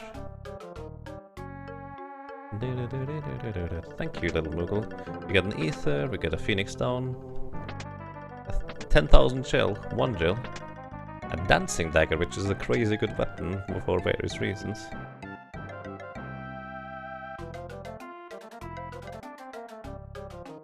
And that's pretty much that. Also, we can go over here on... It's a Moogle costume. Put on the Moogle suit. Okay, it's a Moogle suit, not costume. I think that's basically a similar thing. And this little Moogle here, he gets kind of deceived by us, which is a bit rude, I feel. So he unlocks the chest, and we can take the thing. And get a second elf cape, which I guess that's good, question mark. And then I forget what we need to do here to advance the plot any further. Oh, we need to talk to the little Moogle again.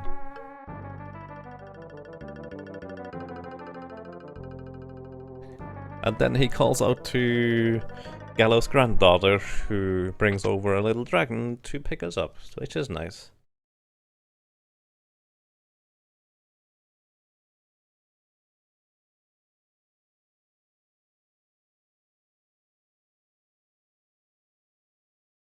So, I guess I'm not going to get...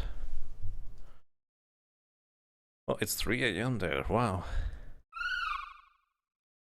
I see, well then, Paulback, thank you for dropping by, and have a good night. And take care.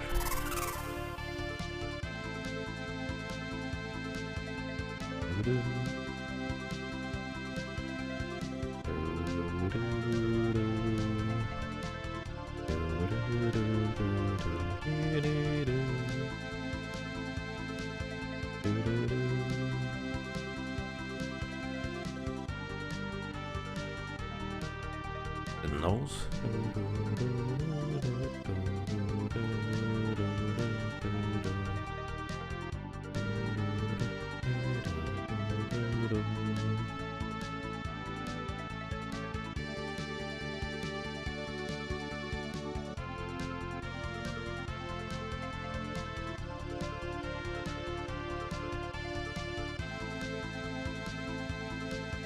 So afterwards we learn here that the Hereu is not in particularly good shape anymore and we need to find a way to heal him. In order to do that we go to the Hereu Valley and find a cure for him, or at least that's the idea.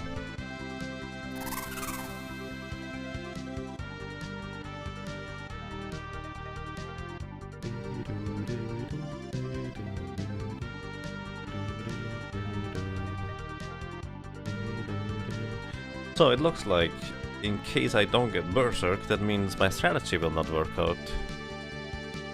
And I'll have to try and charm the second guy instead of trying to do the thing.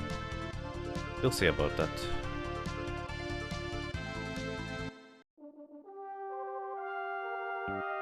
But I don't really well, I'll try to not run him out of magic first of all, but that might not work out the way I hope it will. We'll see.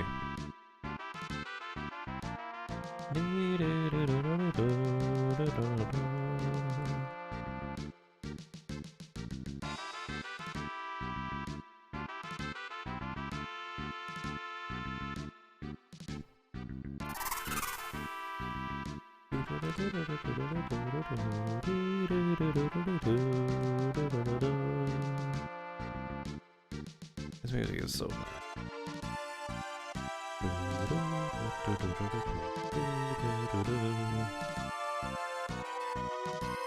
Also, it turns out Caliph is a king of this place. No.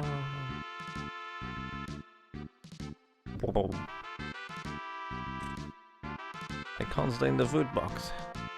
Need to continue the White Mage challenge. Pretty difficult to do inside the food box.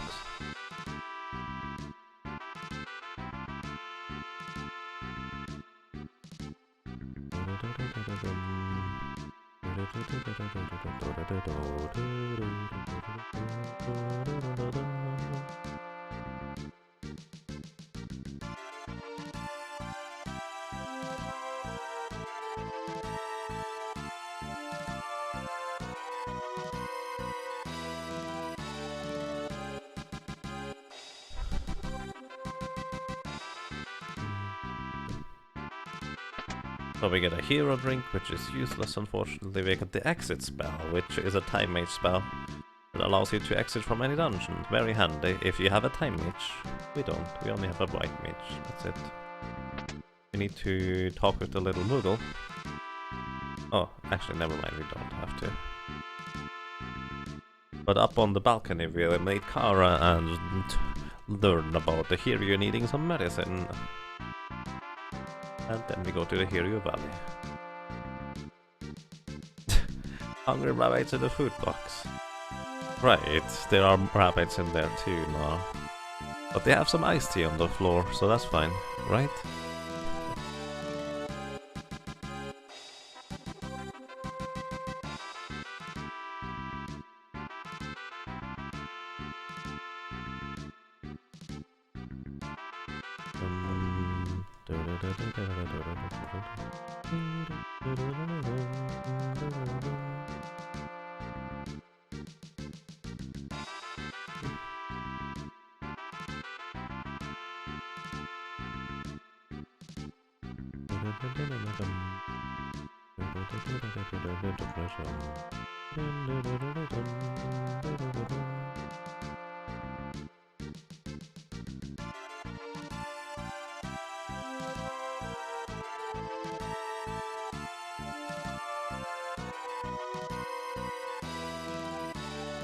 Alrighty, so now to explore the castle.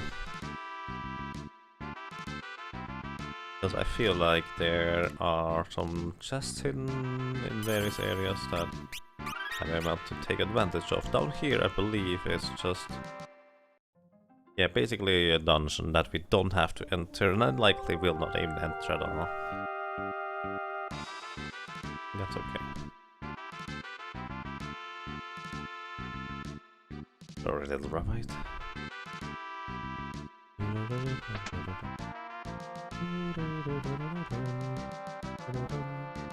So what do you guys have to sell?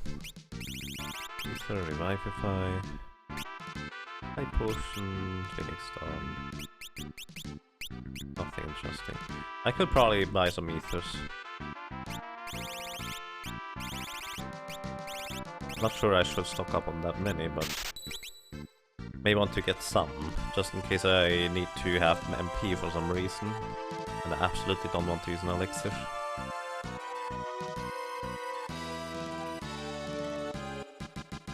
What is the meaning of secret? Well, it's a secret. That's kind of the point of it.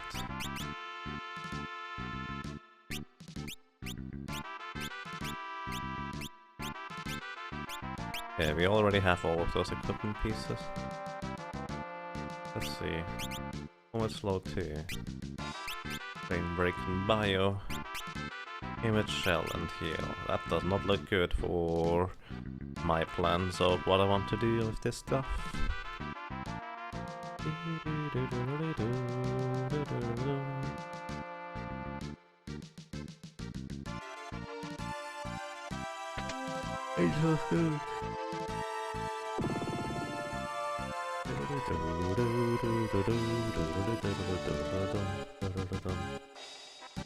The merchants are not particularly happy about you pretending to be a merchant and smash against the back wall.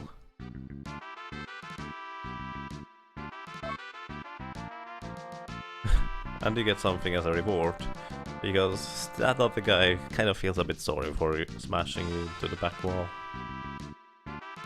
But don't explore merchant's business. That's a very bad idea. Oh yeah.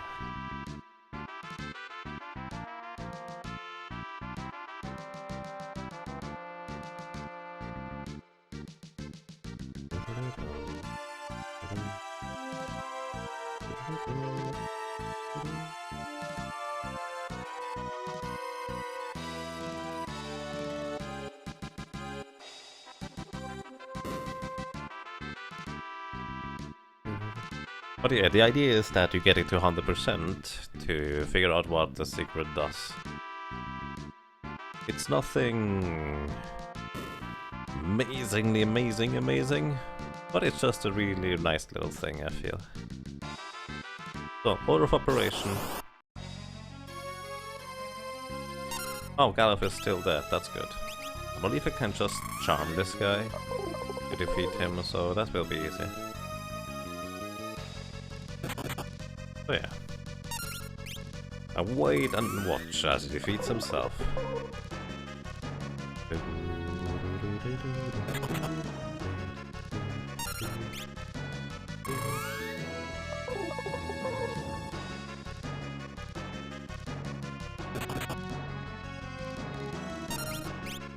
The Abductor is usually a really easy prey if you have a full party to fight against them instead of just your main character.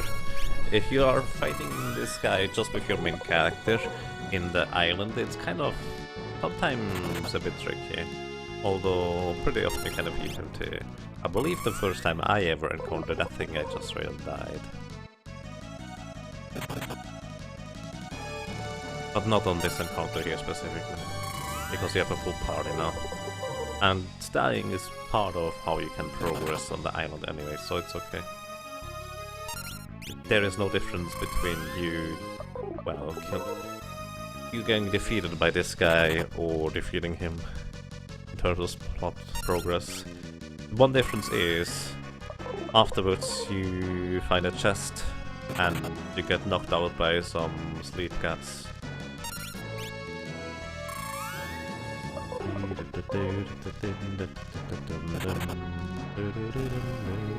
Hey, that was simple.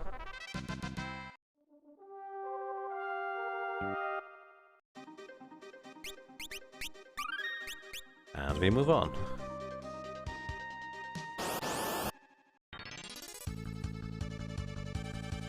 Dance of the Dead will roam the world as a zombie. So Dance of the Dead is actually pretty annoying because it revives the other characters as, well, zombies. And zombies do actually gain experience. And if I want to keep the others at the lowest possible level, that is not particularly handy to have them at any level of experience at all. So what you want to do is use a revivifier on them to not have them be zombies anymore. I don't have a revivifier. I believe I can heal them. No, can't heal them either. Well, I guess Elena just stays a zombie for now.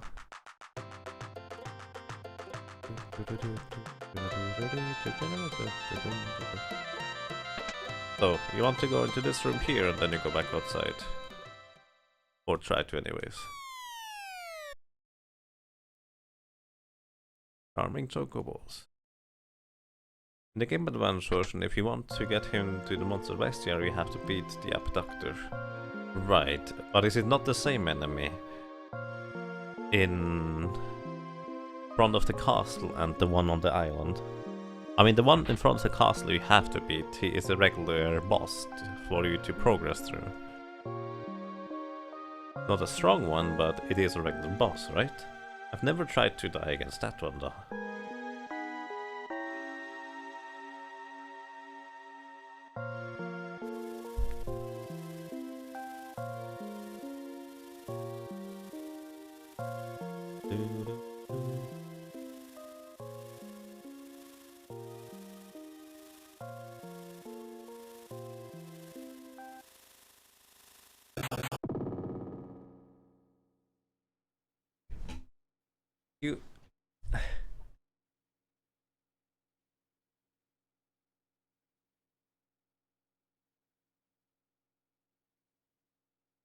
You mean the one on the island? Interesting, I did not know that. I've never actually cared about playing the Game Advance version or the Bestiary completion for that matter.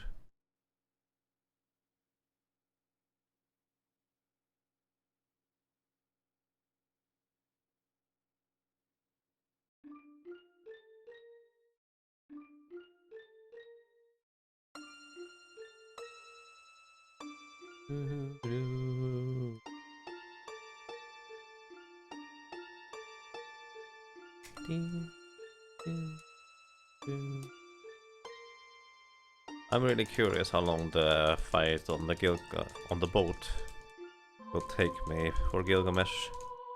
Assuming there is no berserk spell that I can take advantage of.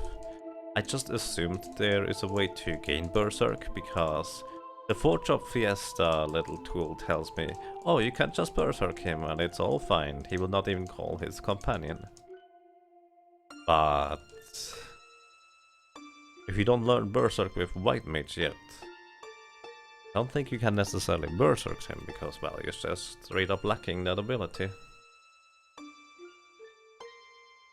And I don't think you gain the ability to wield the rods that berserk enemies until later? Question mark. I don't entirely remember.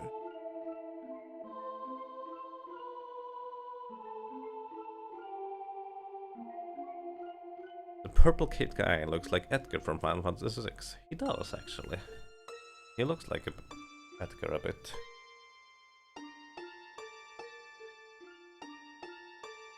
That is Matsu's father, basically. Dargon, I think, is Dorgar. Dorgan, there we go. That's actually his name.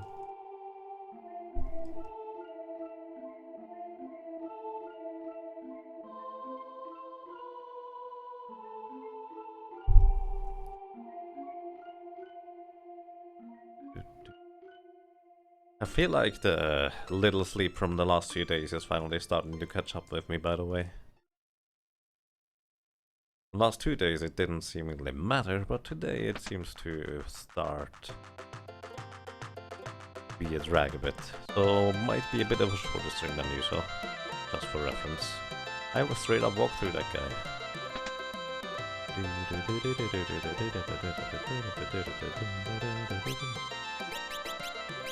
Icon, guy here. Powering. Powering might be interesting for later, for dealing actual damage. Instead of just using the defensive options. There's no weapon we can use. I know you don't get the flail until Moor Forest. It's kind of pointless to look for any weapon anyways. Mage shell and heal. Well, I guess we don't get Berserk yet. That's slightly awkward. But on the other hand, explained as to why the other solo challenge runners did not use Berserk on Gilgamesh. I mean, you can technically use Berserk via Chemist Mix, but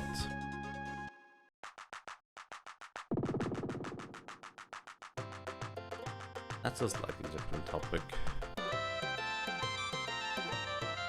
Because you can literally Berserk everybody or all enemies with Chemist Mix. Do we have Revive Fire?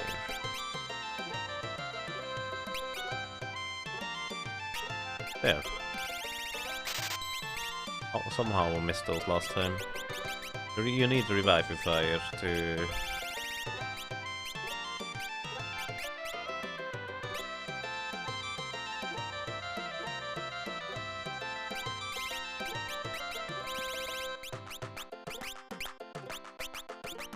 remove the zombie status from your characters.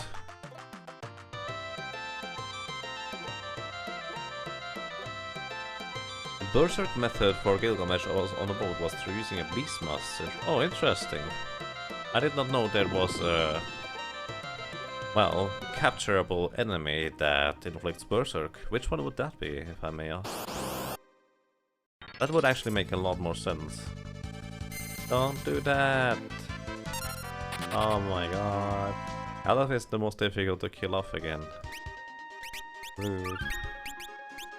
To be fair, I think it only has 1 HP, so it should be simple. Also good music here. Well, that's nice. If you can hear it. Don't hit fairies, guys. There are 2 other juicy targets that need to fall onto the floor anyways. And I think there is nothing of value or interest in those chests at all, so I could just skip them all, probably. But on the other hand, I don't really remember, so I might as well go and pick them up as well.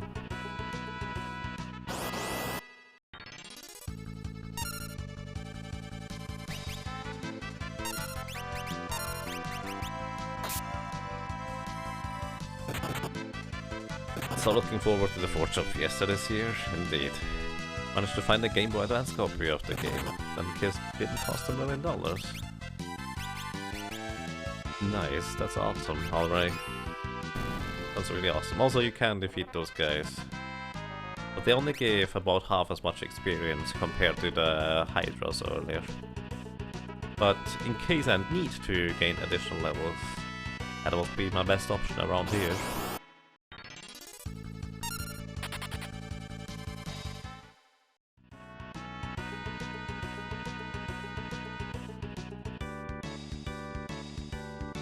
The 3 enemy double circle on release, but it's on their own T, so you'd have to reflect it.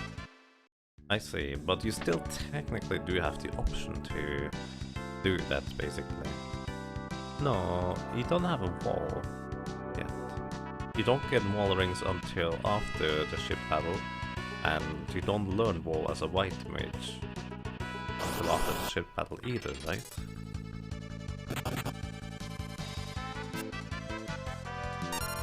Or more specifically, until after Moss.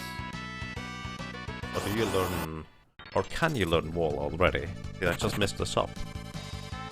By the way, this bone dragon on the backside, he is immune to being defeated by a Phoenix Stone.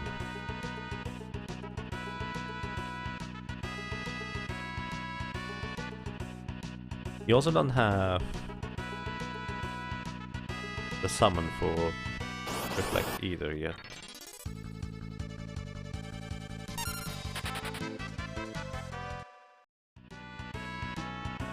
Chemist must be the search trap. By the way, there's the bone mill in here somewhere on one of those bones. I'm not even going to pick it up because I will never be able to wear it. Wow, rude. Golem comes around, smacks me, and then escapes. Very rude. By the way, this is where I got stuck in my first playthrough because I can't do anything here. I didn't realize there are holes around here that I can fall into.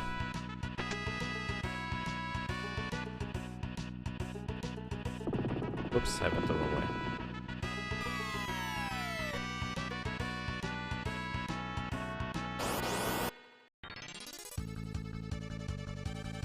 I know either your name from speedrunning or from the 4th of Fiesta.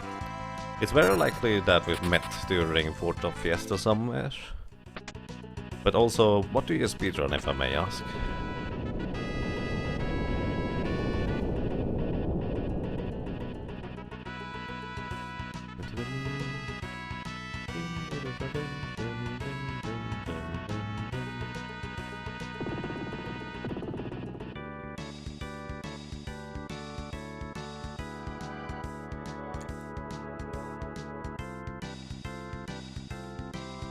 There's a chest on the left. Once again, I don't know what it is containing anymore. I'm almost certain it's not useful.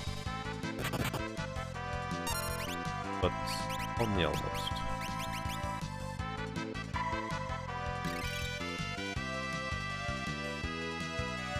Axel is the crazy guy that did the most 4th of Fiesta runs and the Circuit Team Challenge and stuff.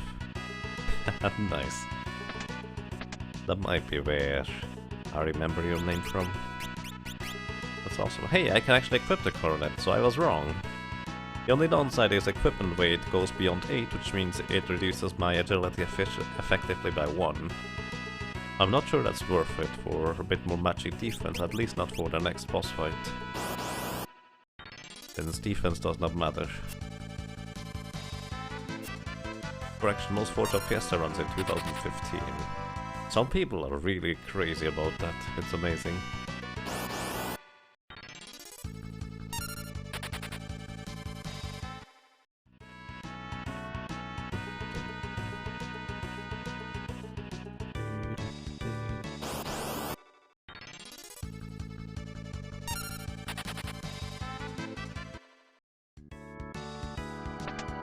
Phoenix done.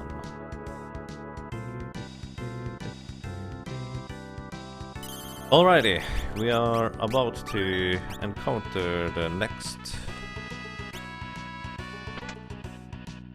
boss. Actually, I may want to fill up on MP. And I guess for that matter, I might as well use my...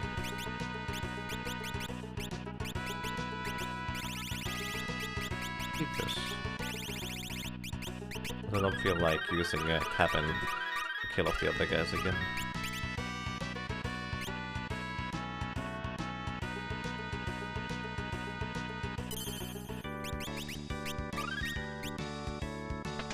Too lazy for that. And that boss is going to be pretty tricky to kill, but one of the most fun, I feel, to figure out the strategy for. Unfortunately, I already know the strategy by virtue of reading up the guides by, not guides, the blocks by T-Hawk. As in, basically a solo report. Zombie dragons, it does, I tried it just earlier. Lizer.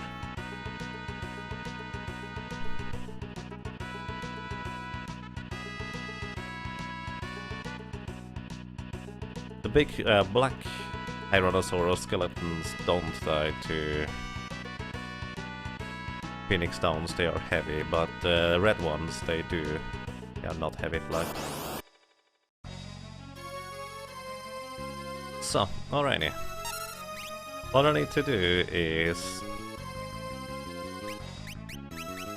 charm this flower here because it can inflict paralyzation.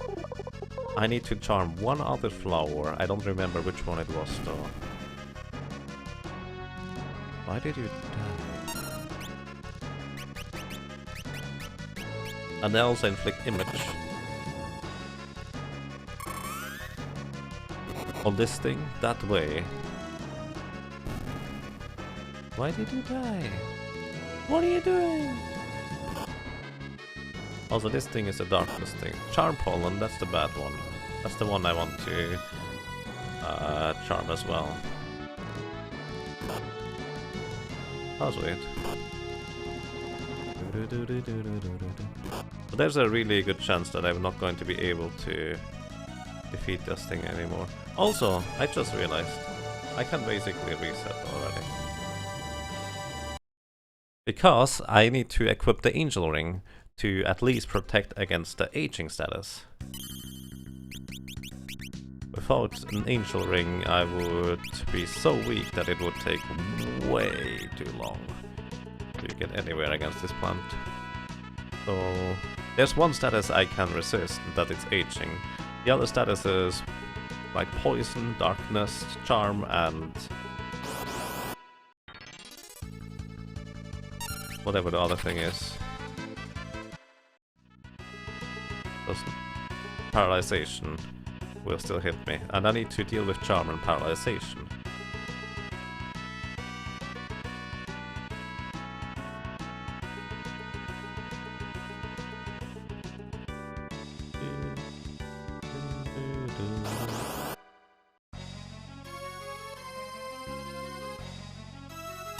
I'm not sure why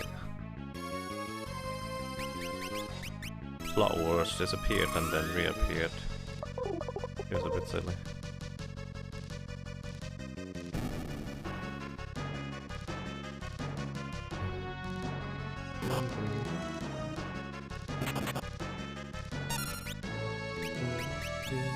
So, by the way, Image absorbs 2 physical attacks, regardless of how strong they are, from the individual target. I'm not sure why they keep dying there though, that's so weird. And the idea is that I want to confuse the flower that inflicts darkness. Shell on it? Okay, I don't mind about that much. I want to confuse the flowers that inflict paralyzation and charm 100% of the time, but also want the one that darkness, and also keep them charmed, because they can potentially hit themselves, which is really bad for me. I want to keep them charmed forever, and I do that by also inflicting them with... Don't hit yourself! Come on, that's about his 6 chance of happening.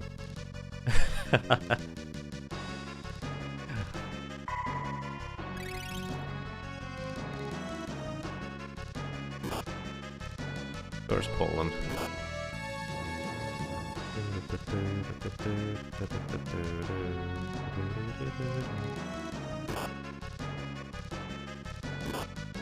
So yeah, this might just take forever now, until I'm dead, basically.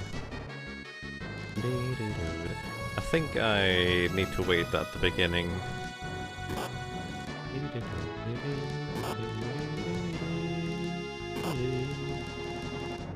Usually in most solo character challenges you can use the bone mail, which protects against 4 of the 5 status effects the little flowers inflict. So each one of the little flowers inflicts an individual status effect. The one on the far left charms you, which you hit yourself. For the solo character run absolutely devastating if you get hit by charm. The second from the left paralyzes you, which is also one of the most ridiculous things to deal with in a solo character run. The one in the bottom middle, darkness, which means you miss most of the time with your physical attacks. Pretty annoying, but not that threatening. The bottom right one, I believe, poisons you. Yep, poisons you, and poison is pretty strong, especially if the little flowers other than that really don't do much. And then the rain pollen, which would inflict aging status on you. But aging status is not all that dangerous, as long as you have an angel ring to protect against it. Ah, come on, I almost got a turn there. Oh, take care, Axel Ryman, and thank you for being around. Have a nice evening. So this is just kind of... Let's hope we can do stuff eventually. boss. Quite literally.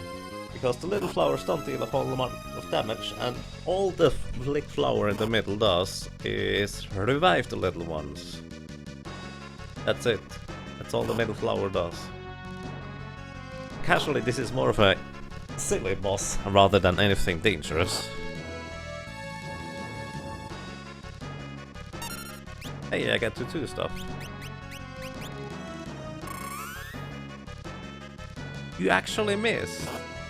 Really?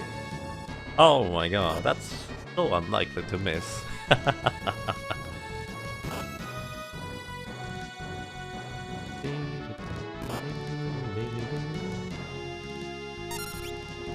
I think the little flowers also have a chance to do nothing, which is why they don't consistently charm or paralyze me for that matter.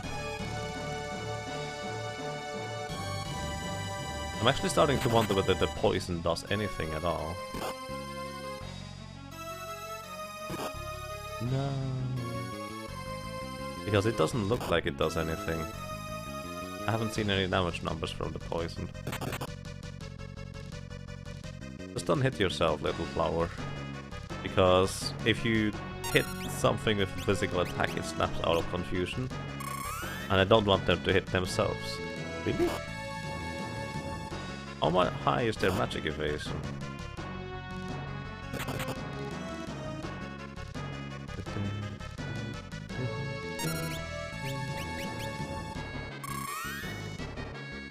There we go.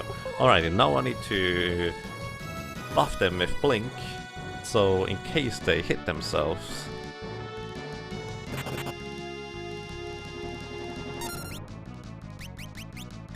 as an image. In case they hit themselves, it, well, will not actually deal any damage, and thus they don't hit themselves out of confusion. This is, once again, not a strategy I came up with.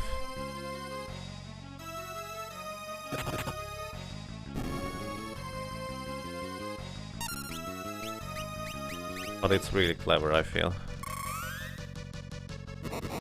Okay, now I need to pay attention in case those other two flowers start hitting themselves.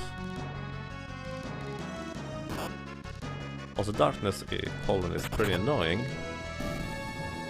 Thankfully, the other flower just destroyed this little thing. I use heal to get rid of both the poison and the darkness, and now I can actually start hitting the flam. That thing got missed once. That thing got missed once as well. And I think it's probably more efficient if I charm the darkness flower too. That way I don't have to heal myself at all anymore. Alright, I need to blink the left flower again. That flower is way more important to keep in blinking status than the one in the middle, lower button. Bottom left one has one charge left for blink. Oh yeah, you can actually hit the big Hereu plant as well, I forgot about that. They didn't do that at all so far, until just now. But that's a thing. Then we start hitting the middle. I don't even know how much HP that thing has.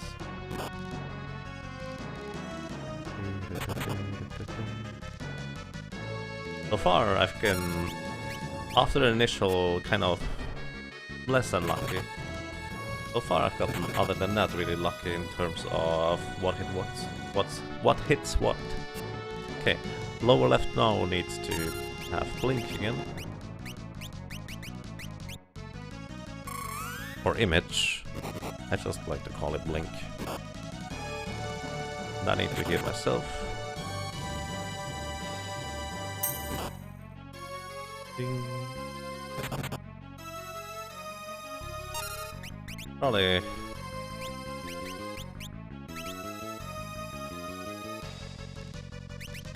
might as well use armor. Since even though they don't blink for that much damage, eventually it will just add up.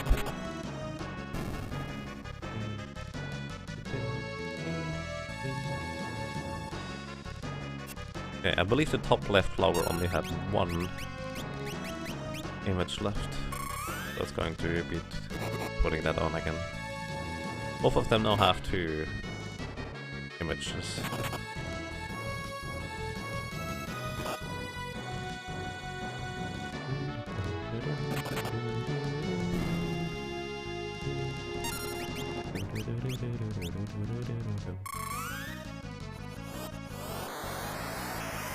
Also, I believe the little flowers are actually susceptible to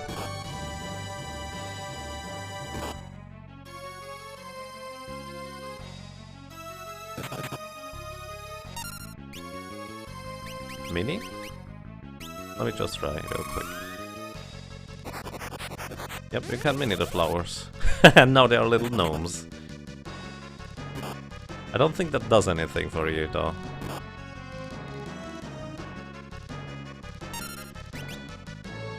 Also, just for the sake of speeding up this fight a bit, using the elixir instead of anything else.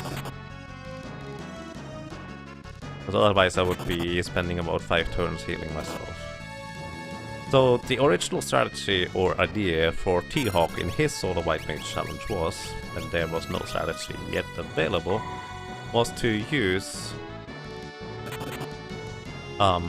mini onto the flowers, so their attack damage would get reduced to minimal values. And thus, he would have just enough defense that they would never actually hit him. Or not be able to punch their damage through his defense. The issue is, the damage those little flowers deal is actually a special attack, and always deals a minimum amount of damage and always hits. So you cannot even dodge it if you try.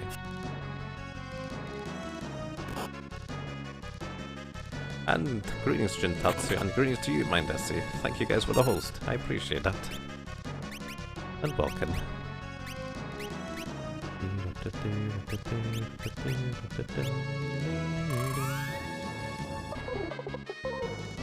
Plant people. Something like that.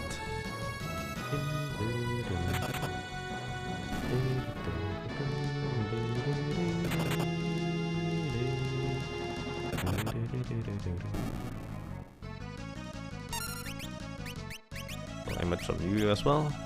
So we keep the 3 plants confused and also blink status. And it's perfect if they hit the middle one. Thank you very much. Alrighty.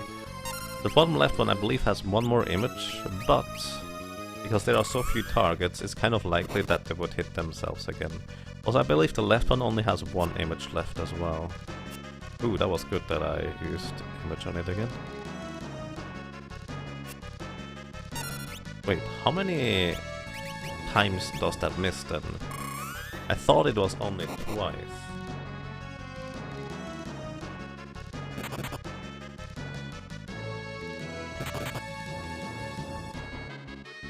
Maybe I'm wrong.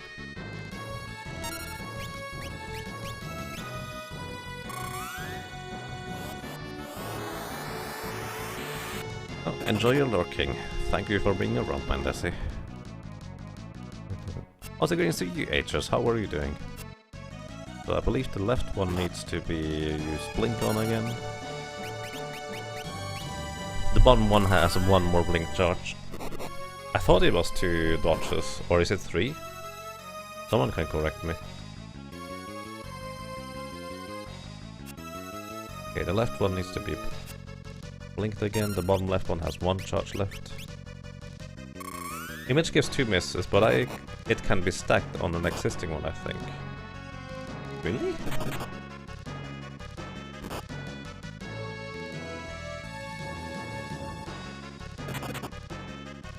I didn't realize you could stack blink. I'll actually just try that on myself, I guess.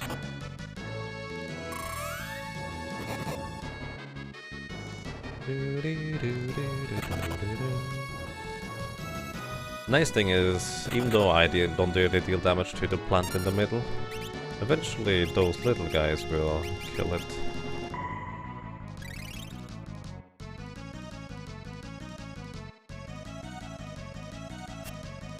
Yeah, the one middle one needs to be reapplied.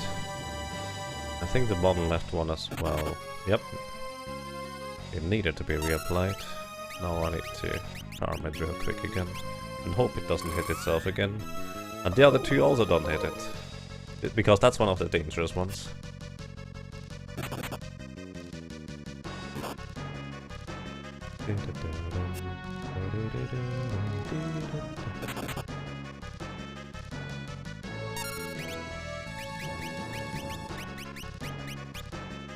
Okay. You're safe again. I have lost count on the one on the left.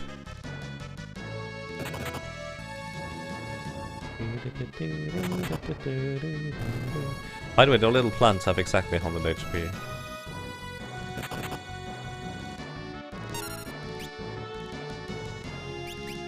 Let's just give it another one.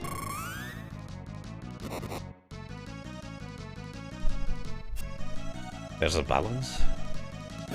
Oh. I hope you're only doing well soon. How's the greetings to you?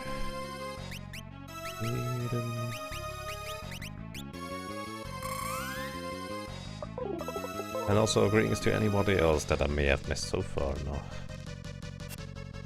The left one has one. No. Okay, whatever. Guess it's dead anyways. Opportunity to heal. Get rid of the darkness status and poison at the same time. Although I will probably get poisoned right away again.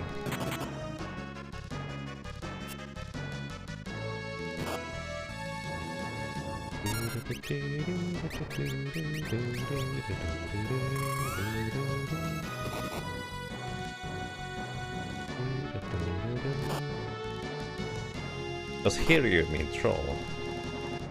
No, Hereu means basically some form of dragon, if I'm not mistaken.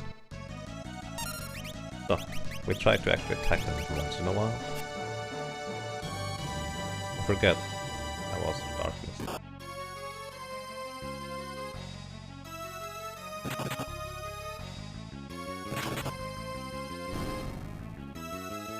Maybe instead of charming the middle lower one, I could just kill it instead. Well, quote unquote could. I may have the ability to, if I can hit the thing eventually.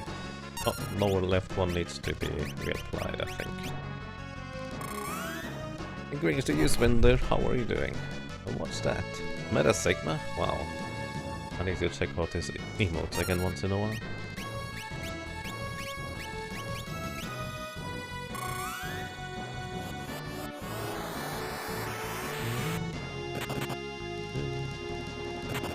Thank you for hitting the middle, I appreciate that.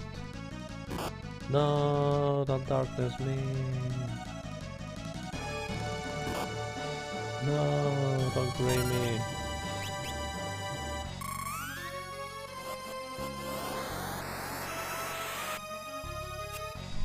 Left one, I believe. Oh no, it does not have one left. Uh-oh. Uh-oh. Uh-oh. Okay, I can charm it now. Uh-oh. In theory, I can charm it now.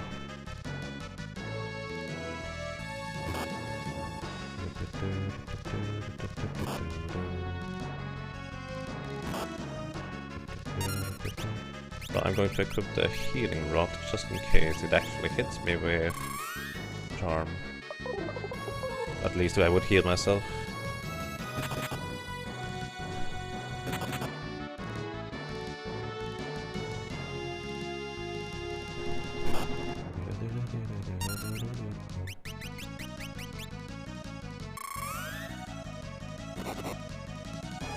Are the cool sunglasses part of the game? Yeah, kind of.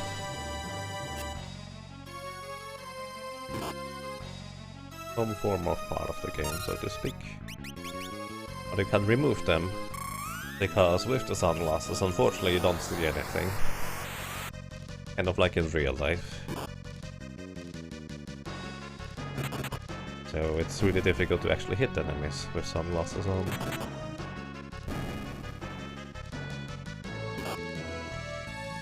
No, darkness again.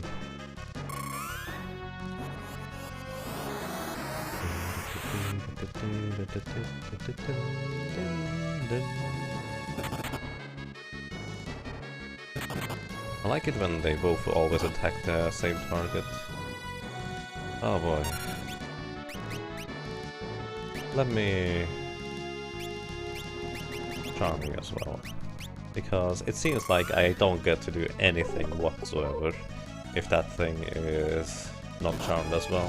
As in the darkness, I can never seemingly attack. Okay, the left one I need to image again. Please don't do that. Wow, rude. What a combination of attacks. They coordinated that pretty well, it seemed. Please don't charm me anymore.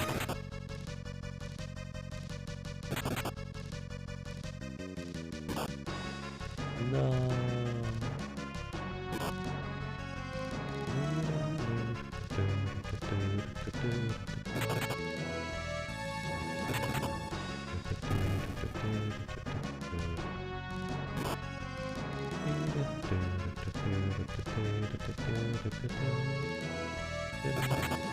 Don't hit yourself out of confusion.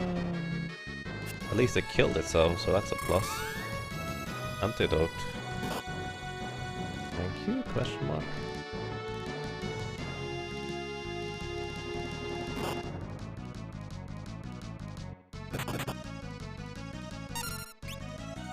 Okay, I need to charm you again.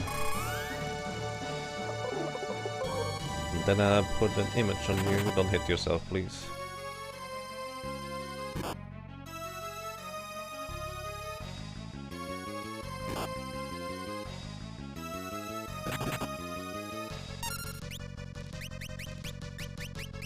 There we go.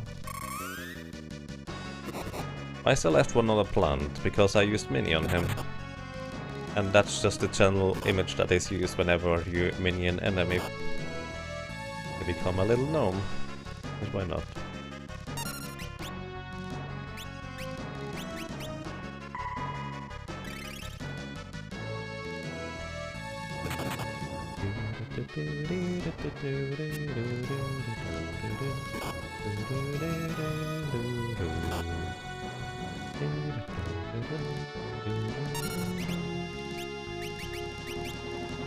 Don't know how many charges was left on the image spell there, but might as well renew it.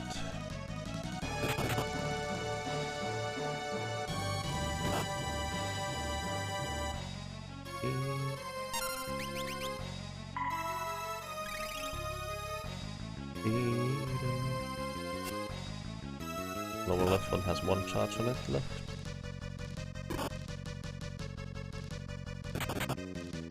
The thing took 30 damage so far.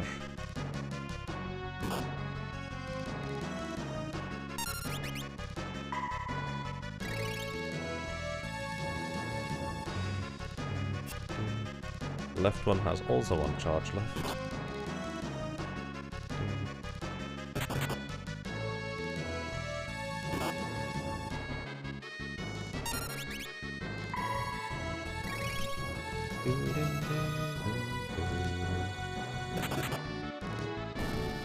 Dead.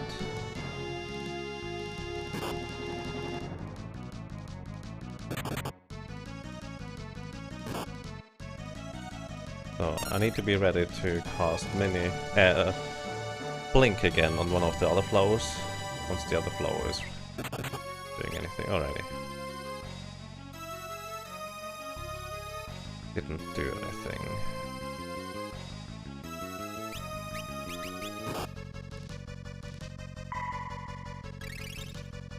No, don't drop rocks. That's rude. Rocks are friends, not food.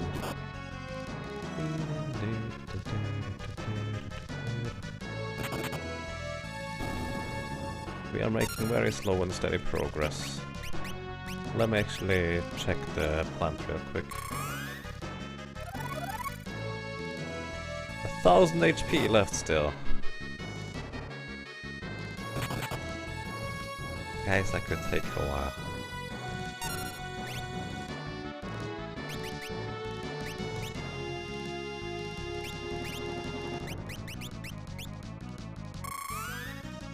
Oh, I meant to cast Link on it.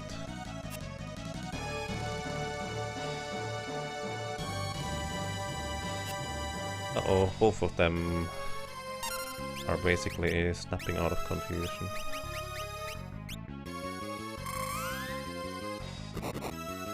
Or, well, they would if I let them. More tacos!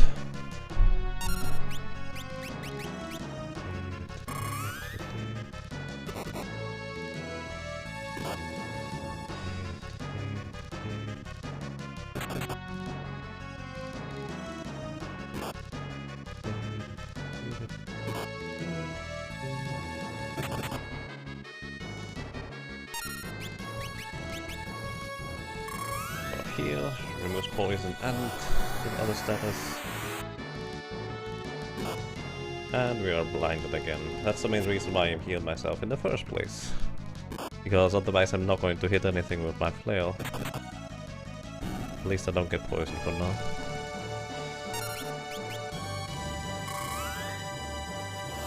It's a sandwich. I actually had sandwich for food today. It's pretty awesome. No, come on!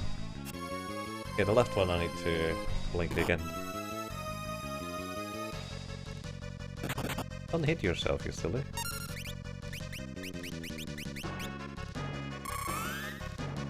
Uh-oh.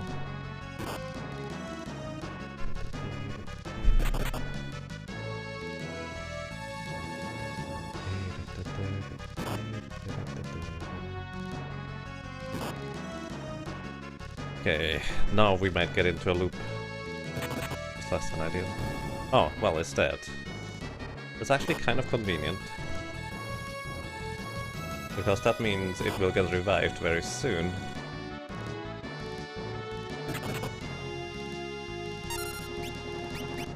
In the meantime, I renew an image on this one. Then I'm ready for charming the plant that gets revived very soon.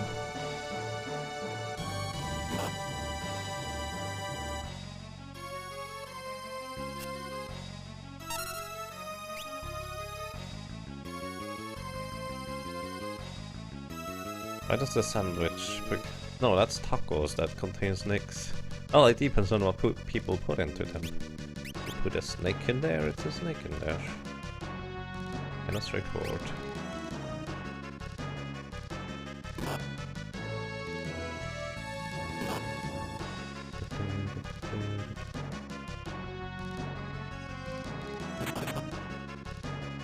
Pretty much have to wait until it revives the thing. Come on. There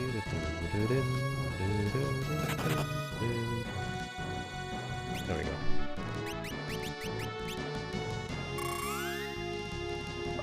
Then blink on it again. Hopefully it doesn't hit itself, or the other plant does not hit it.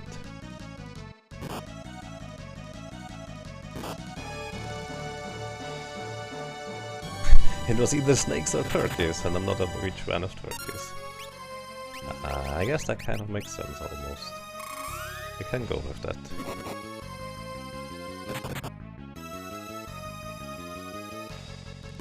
Indiana Jones reached the fridge. Or a sandwich. I didn't have to do snakes. Who knows?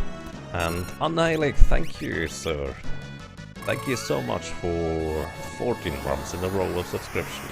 I really appreciate that. Welcome back, and I'm glad you enjoy your stay. Thank you so much, Annihilate.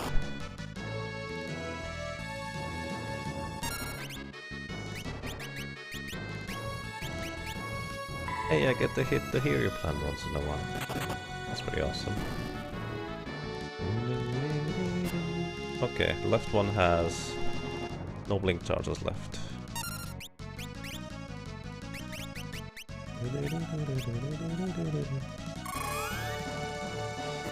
Greetings to you, Annihilate. How are you doing? And thank you. Thanks a lot, sir.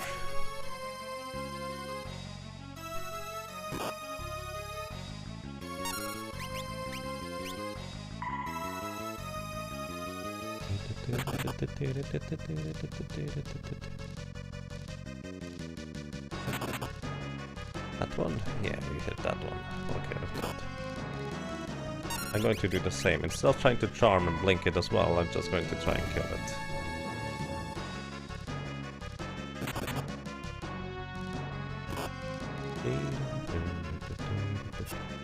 Okay, the left one has no blink charges left, so we blink it again.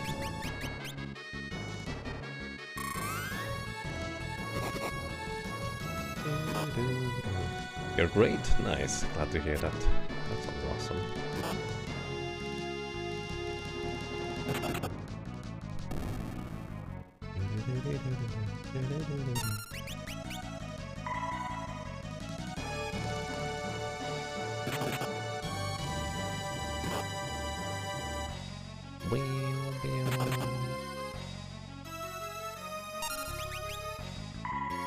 Okay, I think with this strategy we are making steady progress now, or way faster than before.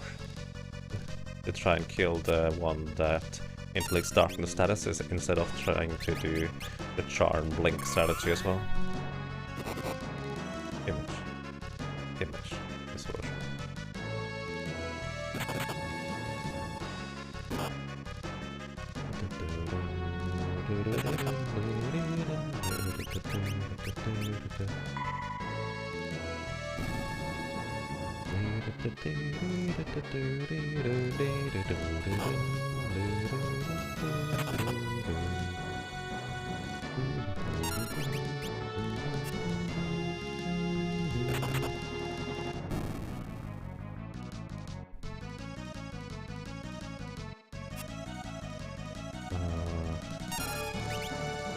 I don't remember whether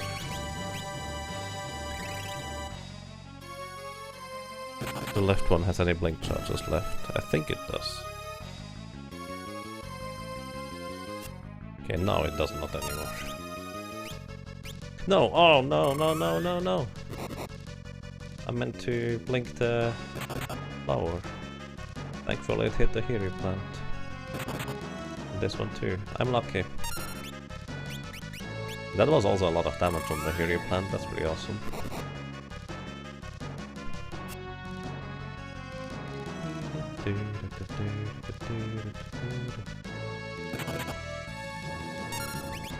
I agree with you hitting the one that inflicts darkness, thank you very much. Is Final Fantasy V on PS1? Yes. I don't recommend that version.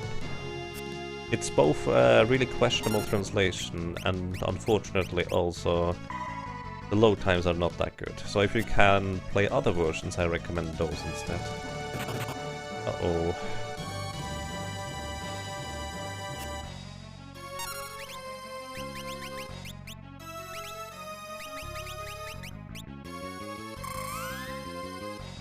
Uh-oh. Will there be a moment where Yaga has to pay attention everywhere? Basically. Because the flower on the left, I want to have them null attack me. Which is why I charm them. But I also don't want them to get released from charm, I don't want to kill them. I just want them to stay in charm mode. That's really bad for us, by the way. Because as you can see, I can't just get perma paralyzed by the little flower there with curse pollen, and I can do nothing in the meantime.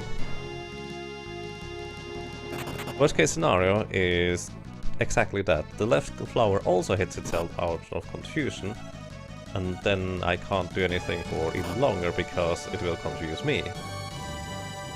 It's really bad. So I just need to hope that they skip, both of the flowers skip a turn.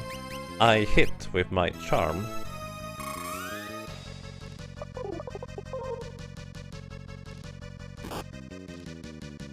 And then I need to hit the other one with charm again. Wait, did it just miss? No, I'm still paralyzed. Alright, I guess that kind of works too. So the flower on the left just killed the flower that usually paralyzes me, which is pretty decent actually, because now I can finally do stuff again. For example, that's why I cast Blink. Blink, or Image as it is called in this version, absorbs the next 2 physical hits. So, in order for those flowers to not get unparalyzed, I put blink on them, so in case they accidentally hit themselves, since I can't control who or what they hit when they are charmed, they will not hit themselves out of confusion. So now the bottom left flower I need to put blink on as well, and then we are back in safe territory. Since I can literally just get completely destroyed or chain crowd controlled until I'm dead.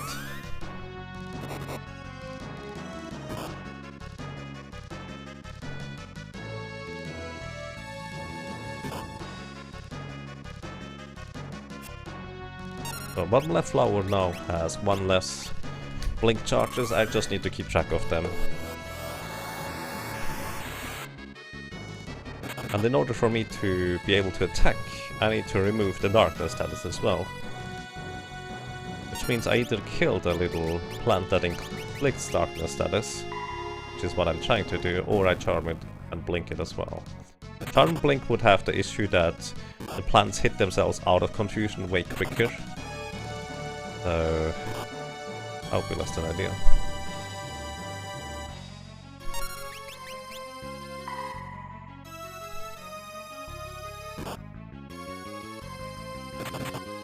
Take care, Quadlight, and enjoy your food.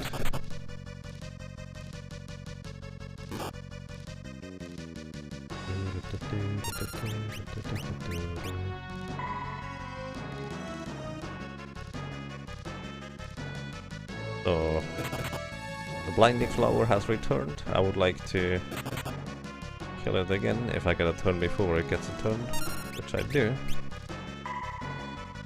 But I also have a 30% chance to straight up miss with my current weapon, and there's no other weapon that I could use, unfortunately.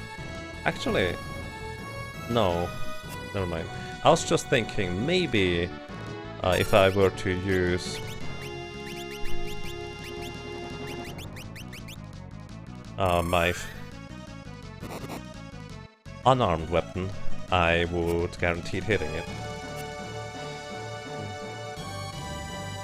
I believe the flower on the bottom left is now out of blink charges. The left one has 1 left.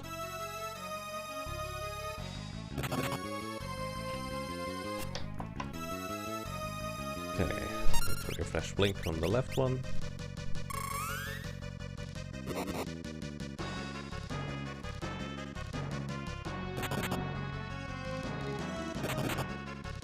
I'm really glad when they hit the Hereu plant, because we are making progress towards actually winning the battle. The plant has 12,000 HP apparently, so that might take a while. And that's exactly the flower I want to hit.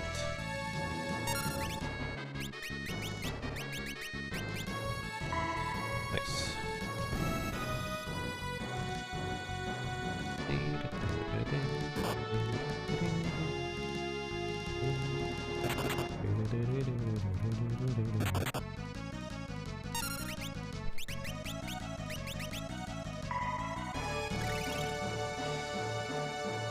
Which is right here.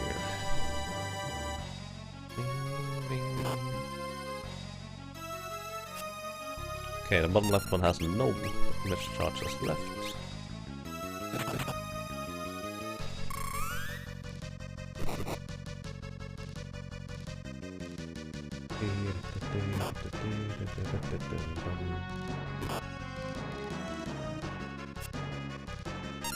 I'm not sure about the left one having image charges left, so I'm just going to reapply it. How many HP has the big plant? 12,000 total. So this will be going on for a while here, since I have to heal myself eventually in the meantime.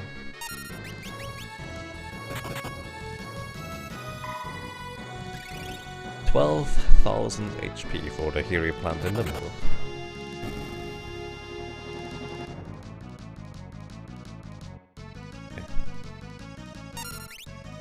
One of the bottom middle again.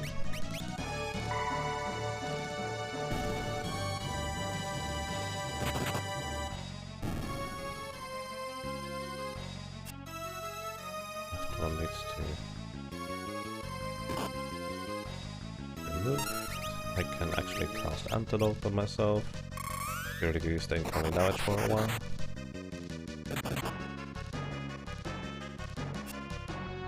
Bottom left one and left one both have only one charge left. I'm actually going to use Image on myself here.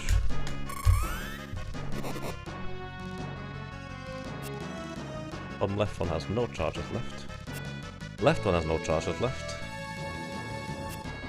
Unfortunately, I lost one charge already. Kind of hoped the little plant in the front would skip a turn. Hey, thank you for hitting the middle. Thank you for hitting not me. Oh, and we are back in the green.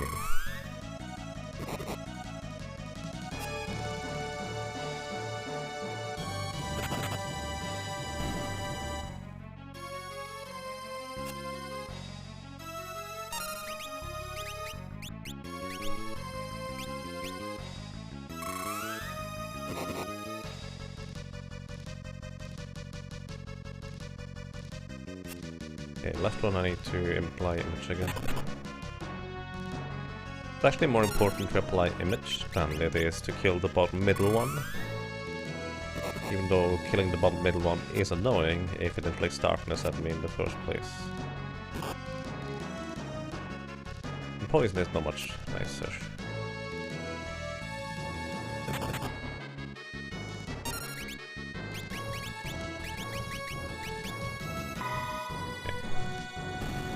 Thing.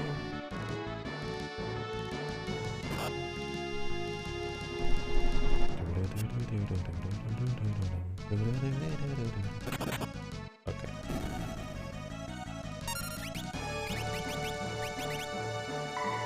Left and bottom left one both only have one charge of Image left over. Bottom left one has none.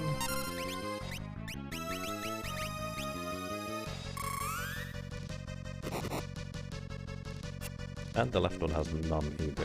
I believe there's going to be an attack before I can apply Blink. Thankfully it did not hit the left one.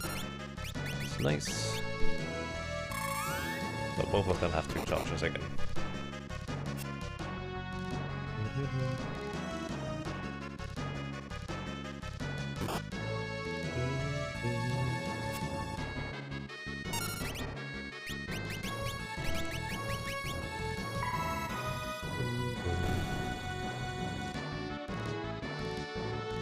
Do they still use their special attack when considered? Would it be possible to charm the poison flower and have it poison the main plant, for example? The main plant is immune to being poisoned, but yes, they still use their special attacks if I'm not mistaken. What would be interesting, actually, now that you mentioned that, is having the darkness flower being confused and use it to inflict darkness to other flowers. I don't think the little flowers are immune to darkness status.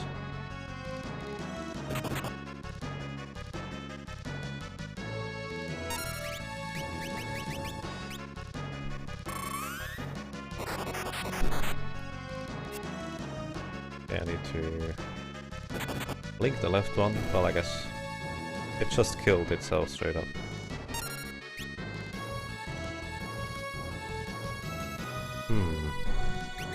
It's an interesting question. The thing is, unfortunately, or fortunately, I don't know, they don't have natural evasion, otherwise size would double the evasion, which would be kind of handy.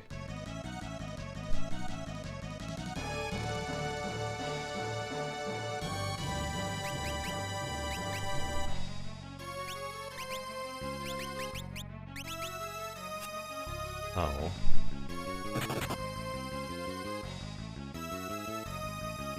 There we go, all of them are back. Put the healing stuff in case I miss that charm. The flowers aren't immune to any status. Well, the little ones, no. But the plant is immune to being poisoned, unfortunately. Else I would just confuse the little poison thing, and I would likely win before I die. But let me actually mini this one. Oh. I can. Now I need to apply image again first.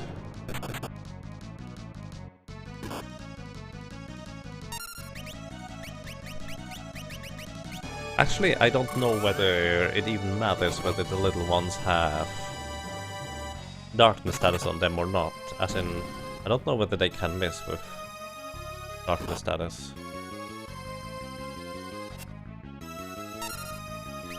Control and catch are the only immunities. That sounds about right, yeah.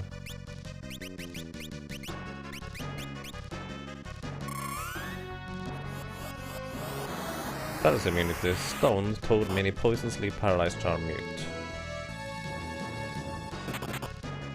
So they are immune to poison.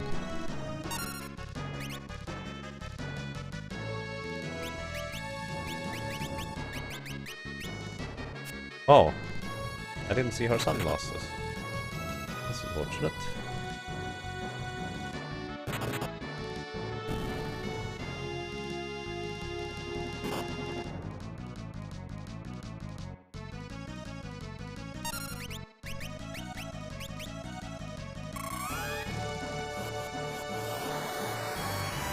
Confuse is not among those. Oh, Charm is actually Confuse. Oh, as for the plant.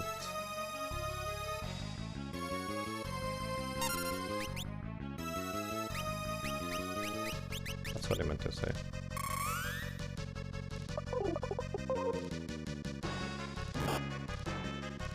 You can't confuse stuff, you could confuse the plant itself. No, the Charm is the confusion thingy. Uh-oh. Please don't hit me.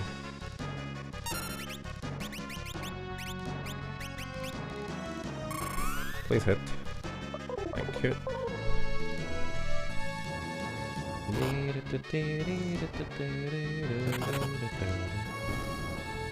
Delicious fax machine? What? No, stop hitting the guy on the left, please. No! Oh no! Oh no, that was the wrong guy. Uh-oh. It's going to charm me, isn't it? That might throw me into a huge loop. Okay, it didn't charm me. I was lucky it skipped its turn. You can't just hold left for this. You actually have to press up as well.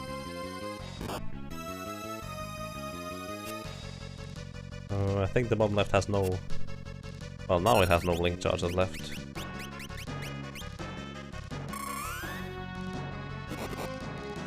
If only you could inflict death, that's a classic cheese on this. Yep. There's no way for me to inflict death.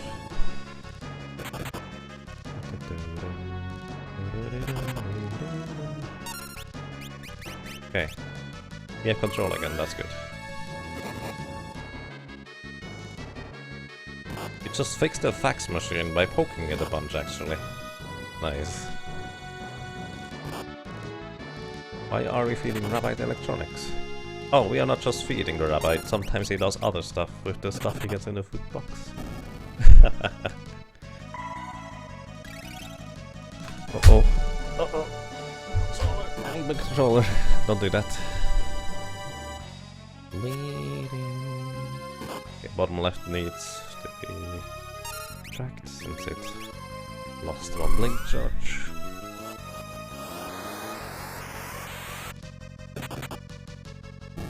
Okay, at least I don't get poisoned for a while. But I do get darkness. I guess there's a good argument for charming the bottom middle flower as well. Because, well, that would be easier to do. Nice, I can actually attack. Middle hit. Thank you.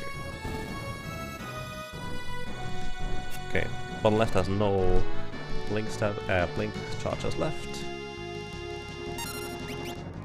Means I need to reapply them, and I get it, well, probably darkness again. Unless I get lucky and he skips his turn. The left one has only one blink now left. There it is. All status effects applied.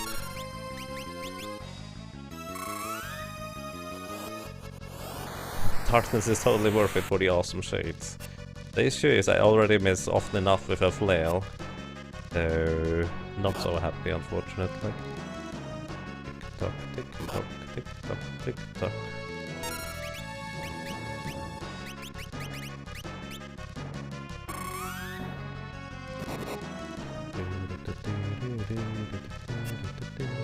Okay, left one has no charges left.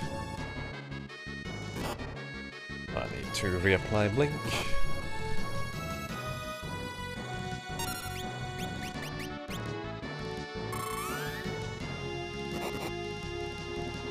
Awesome pie.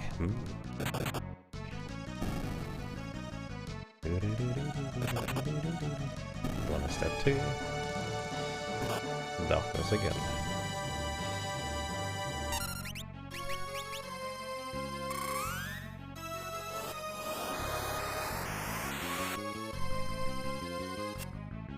One left has 1 charge left. Darkness again. Left one has 1 charge left.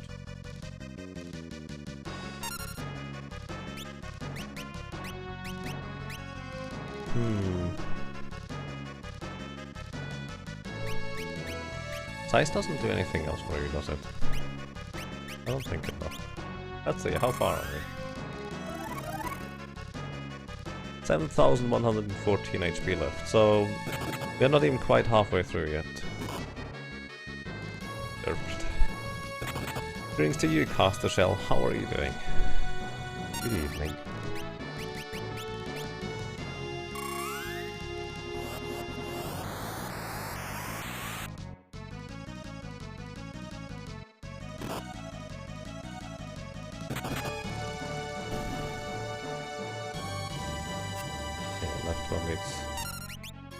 Image reapplied.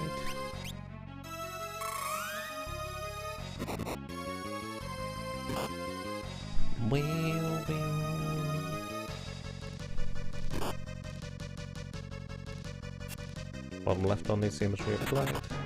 It needs charm reapplied in fact, so we use the healing stuff and no, wrong thing.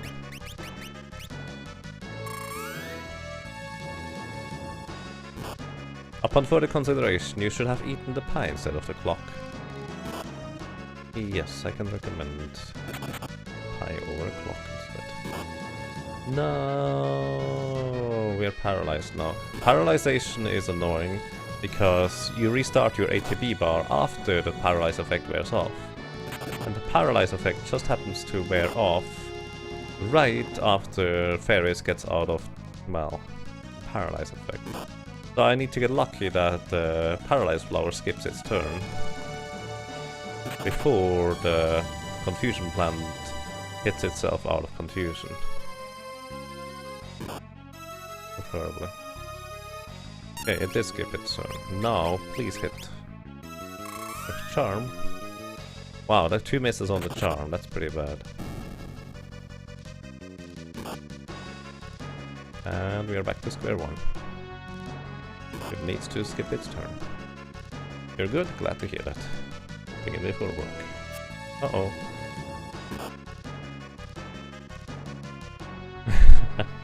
You don't know why? Well, maybe you just didn't really know.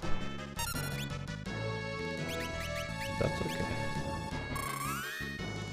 I hope you're having a good day so far. And hope you have a good day at work. No, don't hit yourself out of confusion, please.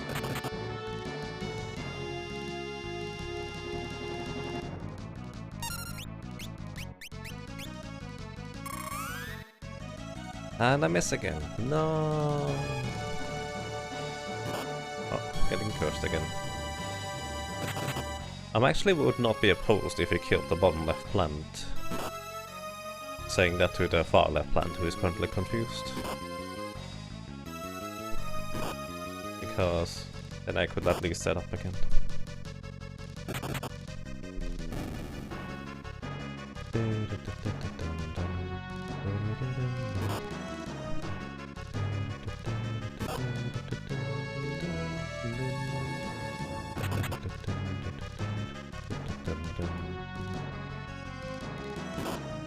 Hey, you get to take a turn, maybe. Indeed, I get a turn. Please don't miss, fairies. Thank you. And don't hit yourself of confusion now, okay? Thank you. I appreciate that. Now we need to apply Blink again, so it does not immediately hit itself out of confusion. And then we are stable. Gardening with Gilgamesh, something like that. So Darkness Flower is gone, and the list one is now out of Blink charges, so I need to apply Blink again. Blink is just so much faster and easier to say than Image.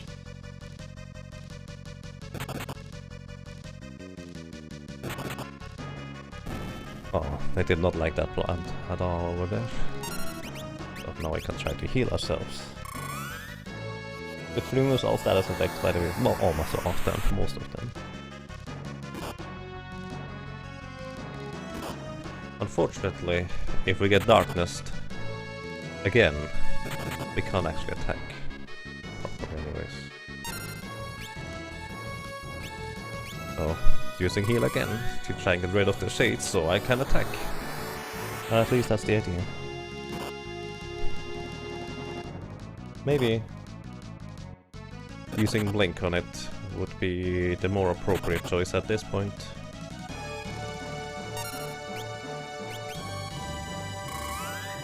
Instead of trying to kill it. Would it make sense to blur them before confuse? I don't know. What's the math on that? Maybe. The thing is, if I image them before confusion, they won't snap out of confusion as quickly anymore. But the issue is getting them into confusion in the first place, because then I would basically need to have 2 turns where they don't either paralyze or confuse me in order for me to put them into confusion status in the first place. So it could be a bit difficult, because while they would not snap out of confusion as quickly, I would need to get lucky twice for them to skip their turns, so I can take 2 turns. They are more or less the same speed as I am. So per 1 turn I get, they get 1 turn too. So I think it's a 50-50 on whether they skip the turn or not. I actually don't know the script for these guys at all. I think it's a 50-50, but I don't really know.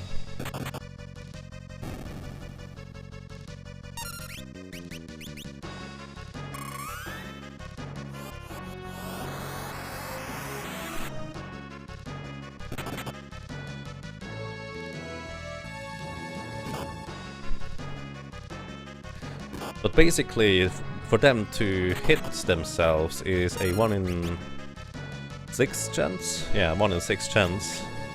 Which is way less than the chance for them to skip a turn. I don't remember whether it hit itself already on the left, so I probably should reapply Blink already. Also, I believe the bottom left only had 1 Blink left. Secret reset without a ramp parade? Did I accidentally press Ctrl S? Sorry about that.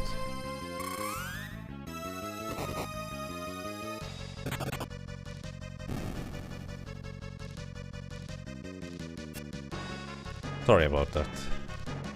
Basically, I need to reset the ramp parade manually. So I tend to prepare for that, but I must have accidentally already saved the settings.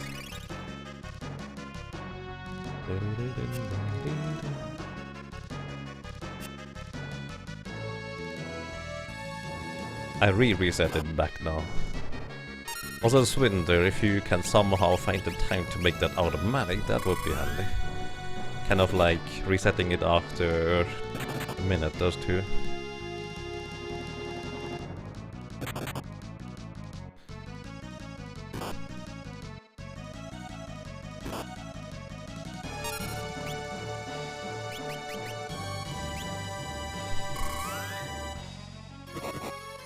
Oh no, the parade.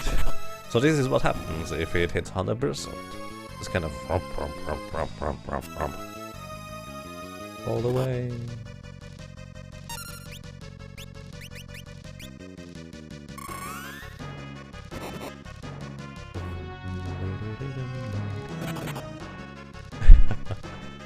Oh no, the romp parade.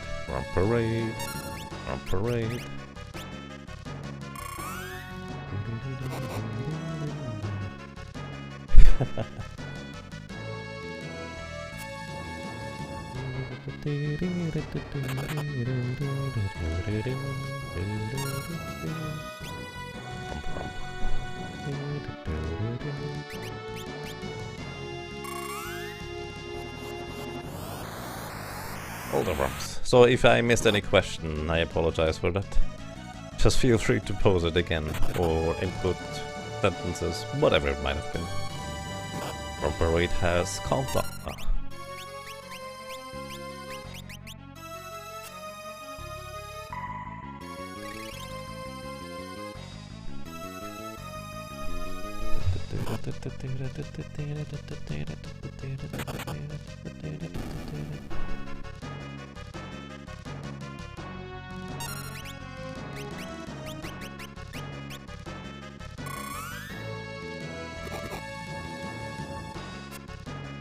Day before midnight. Maybe we'll see.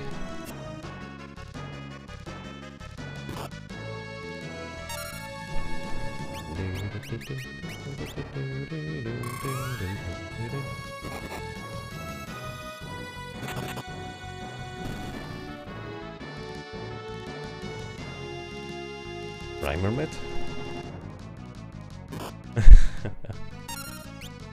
Got eaten by the romper raid again. Make sure to revive Mages as usual. Sorry about that.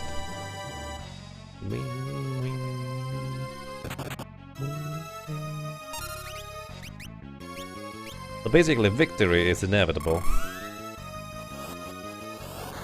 Right? Eventually we'll win. It'll just take a while. Don't hit me with darkness, please. Thank you.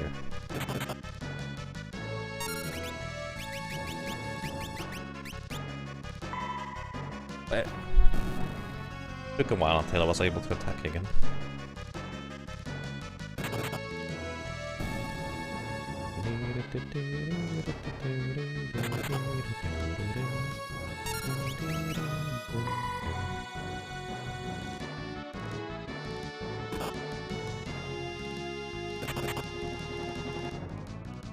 Life 2. Thank you, Lathan. Parade. Pondering about that someone else's stream just before I host.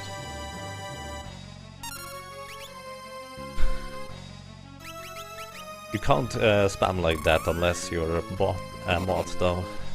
So also I'm not sure other people would necessarily appreciate me spamming that channel.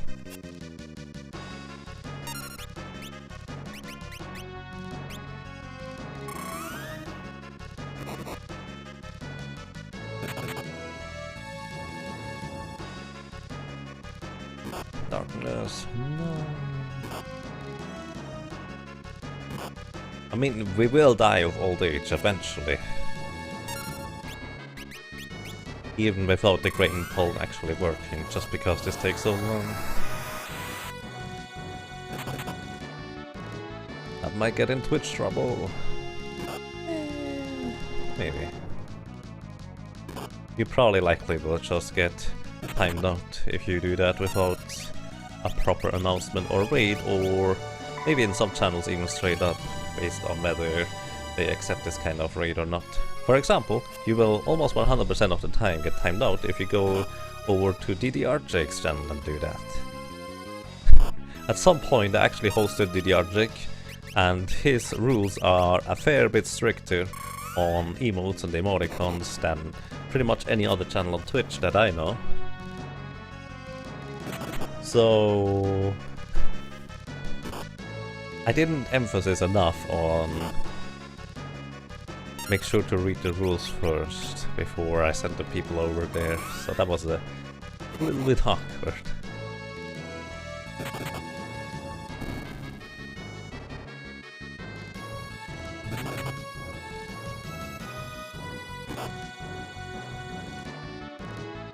Will we die of old age or fairies? Pretty sure it would be us. Fairies always die young, of course. Oh, basically if she didn't.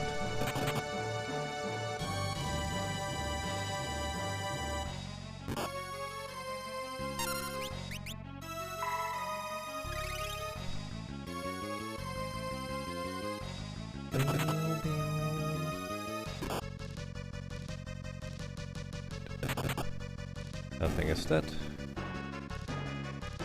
It's interesting, they seem to have the tendency to kill the poison flower again and again. Rather frequently, actually.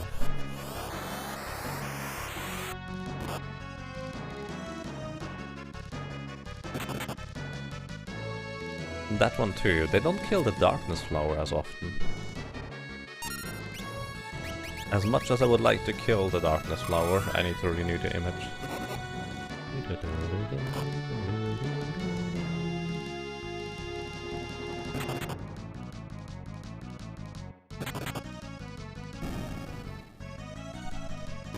No, you have to darkness me.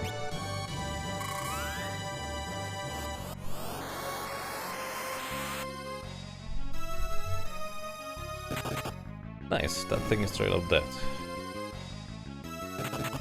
And that's also very nice, because it actually hit the main flower instead of anything else.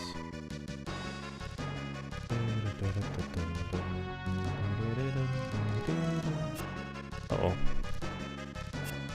So unfortunately, once again, I need to renew the image. This one here instead this time, before I can kill the darkness flower. So that's unfortunate, since I will likely get darkness again. Oh, I didn't. Nice, so I can actually try and take it out. Excellent.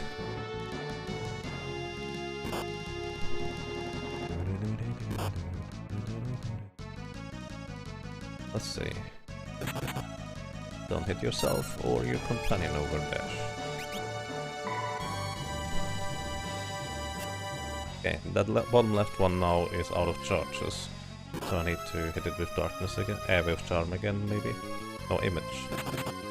I would have had to hit it with charm again if the far left flower would have hit it.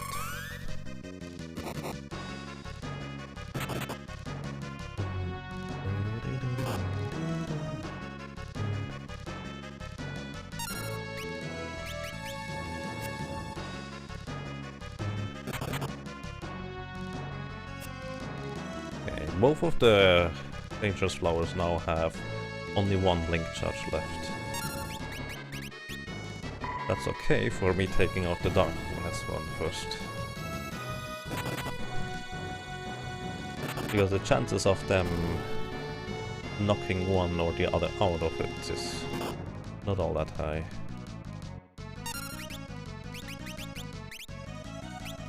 But I will renew at a good opportunity the image spell for now. Getting there indeed. We are basically halfway through the boss fight now, I think.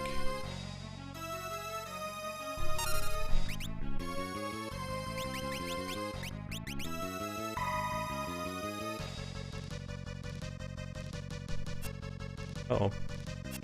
Uh-oh. Both of them are now at 0 blink charges.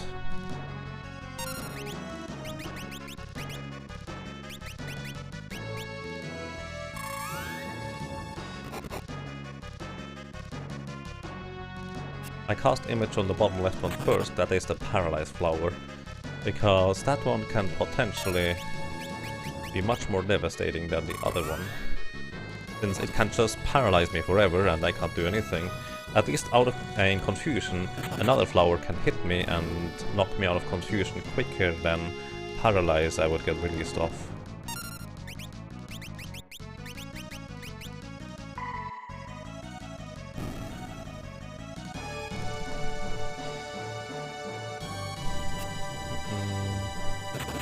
Okay, thank you for not doing that.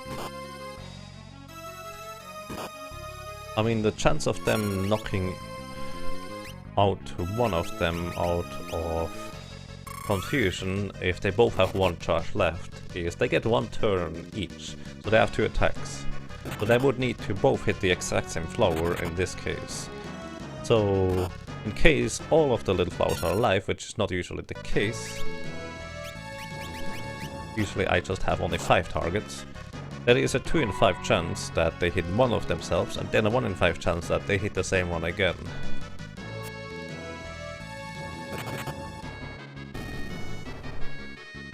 Usually anyways. So that is a 2 in 25 chance, which is about 8%. I guess it could happen once in a while, if I leave it up to chance without renewing it when both have 1 charge of image left.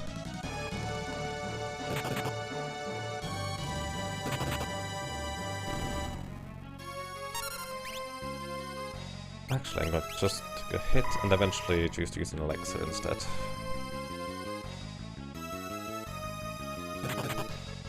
Thank you.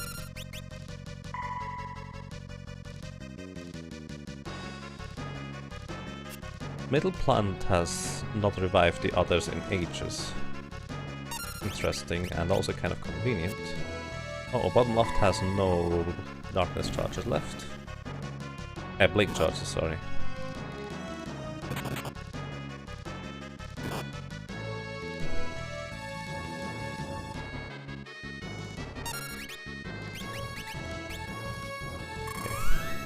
Again, the left one has, I think, 1 link charge left.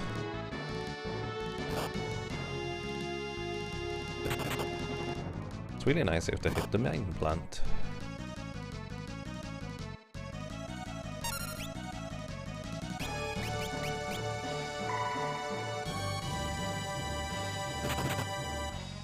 Nothing is that.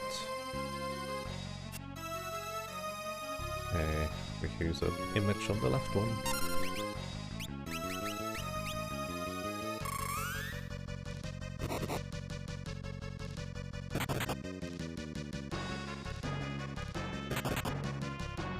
They really did not like each other.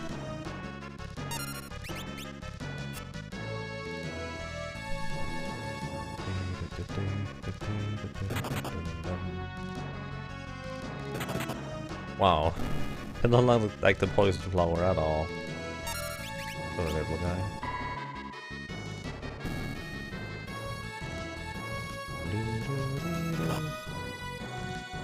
Will this be a recurring speedrun?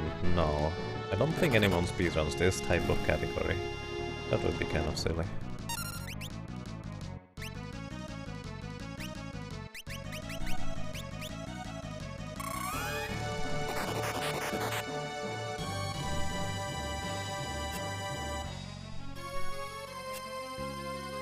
Both of them have 1 charge left. I need to refill my MP. I mean, this is not a single sitting thing. I do this over various sessions. Also, when there are only 3 targets left total, it's a 2 in 3 that they hit the correct one, and then basically a 2 in 9 that they knock one out of confusion, which is a reasonably high chance.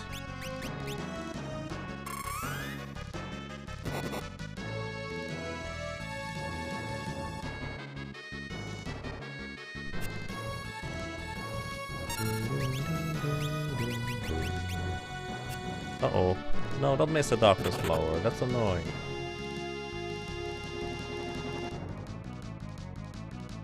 Thankfully it looked like the darkness flower skipped its turn. That's nice. That's not so nice.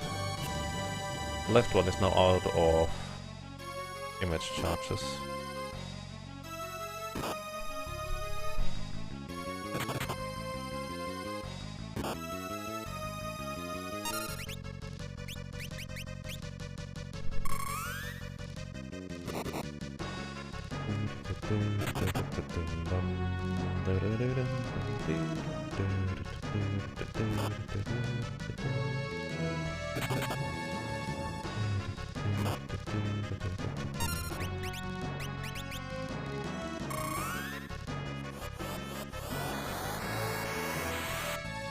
Sometimes you wish you were a summoner. That you could just straight up destroy everything with Quake and the Titan summon. That would be really nice here.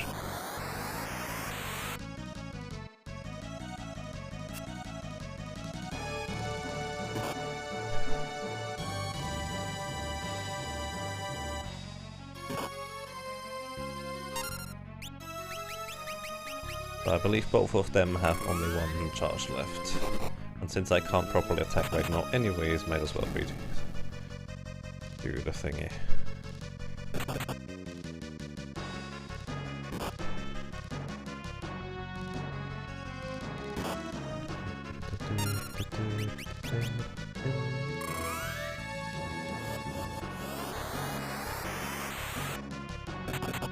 Anything but White Mage would destroy here.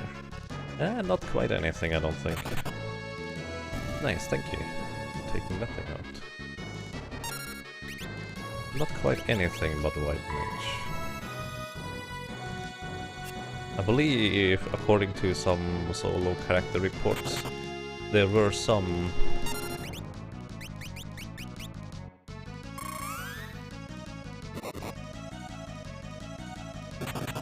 characters that had also quite a bit of trouble. Not as much as the White Mage, but quite a bit. I'm actually curious whether Shell does anything for me. I don't assume it does, but I don't actually know.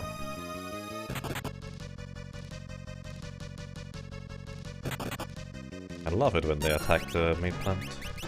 Then I can also start attacking the main plant and miss. It's not so nice. Am I ever going to improve my Terranic map PvE? I do not know. Likely not anytime soon.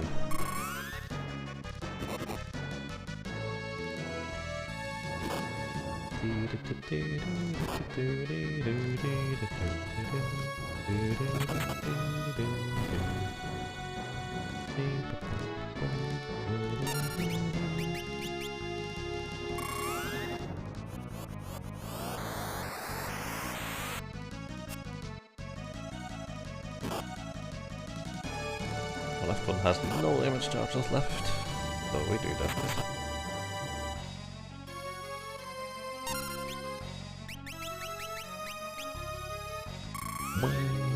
I'm going to be curious how long this fight takes, because I didn't realize, as in I knew this is going to be slow, but I didn't realize how slow this would be. That's kind of fascinating.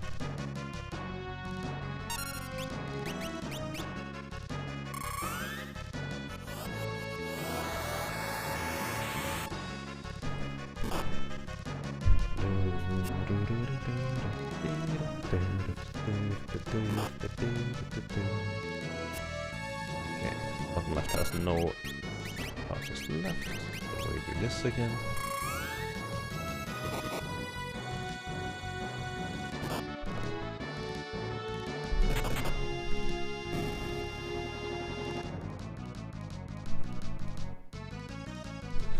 I'm actually kind of happy for the plant to revive the rest of the flowers on the right, because that means more targets for the left ones to not hit themselves out of confusion.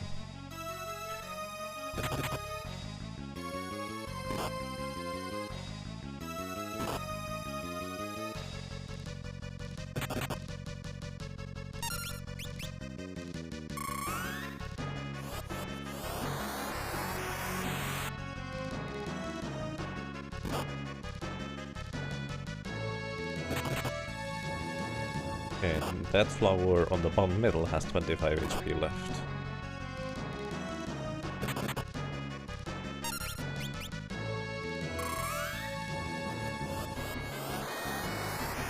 Actually, it seemed like the flower that I minied took less damage.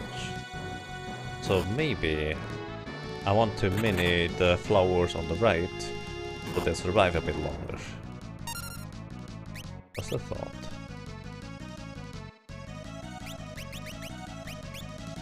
Wait, what?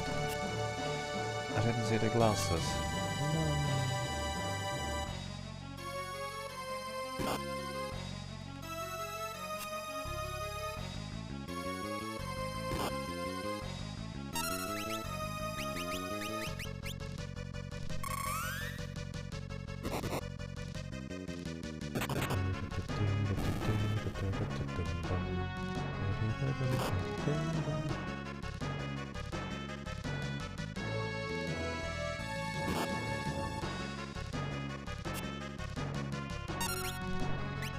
Let's see.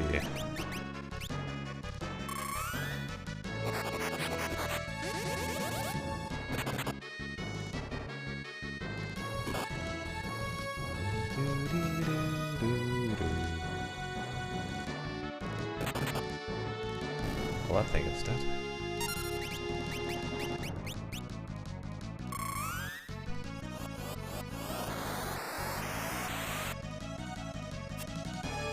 The left one, I believe, has no charges left over. And I can't attack anyways.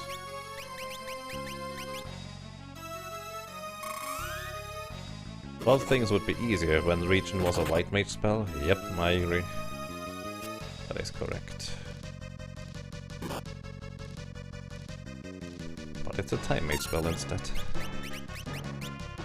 Which, to be fair, at least for 4-drop fiestas, that's kind of convenient to get a time mage. But it just makes white mage in comparison just kind of weak, really. Also, to answer my own question, no, they don't take less damage. They would take less damage if I gave them armor instead, I guess. Which maybe I could have thought of beforehand. So I should start keeping track of the image charges again, because I'm not sure one left one has image charges left or not. I think it does.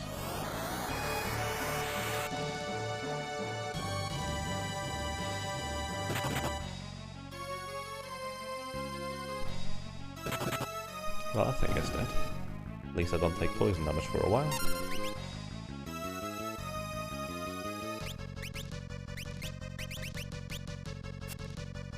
Oh no, fairies, come on.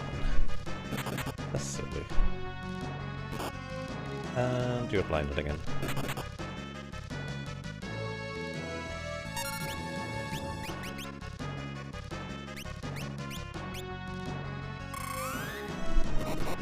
Maybe this will help, although it's kind of unlikely. Oh, I appreciate that. And that answers my question. It did have one charge left. Not anymore.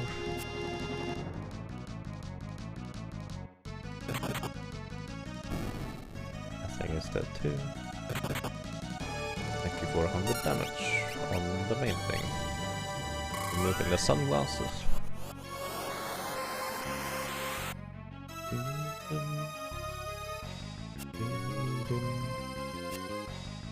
Yeah, I don't know about the status on the left one, but they both only have one charge left, and there's no other targets. I want to redo it anyways.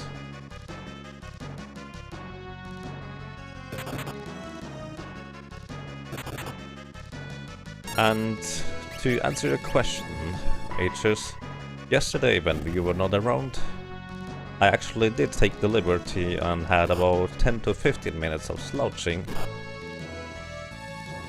in the second Seeker of Mana run.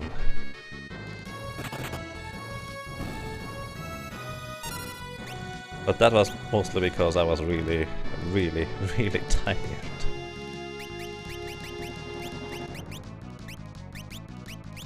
But, oh no! Don't hit that thing. Oopsie. But that was mostly because I didn't get to sleep properly. Other than that, kept it up pretty well. However, what I do once in a while is just kind of lean back and stretch for 5 to 10 seconds, and that makes it way easier to keep up the entire thing. I feel like that is worthwhile. And how are you doing?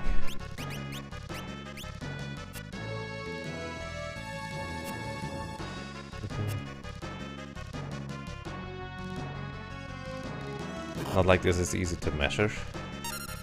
Yeah, but I feel like just trying to go beyond your own limits in a sense and keeping it up is really important. I don't remember how many charges we have left on the left, but I hope you have at least one. I want to kill this thing. No, not miss again! Oh man.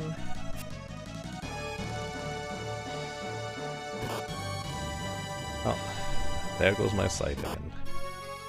Dirt.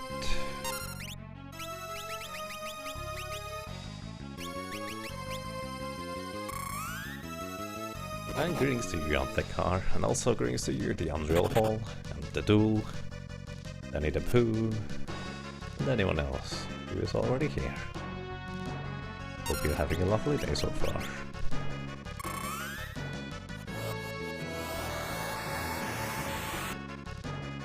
You can't even tell anymore.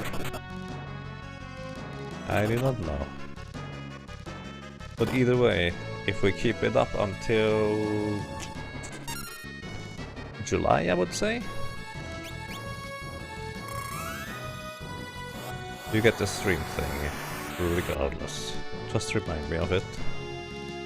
Whatever it might be.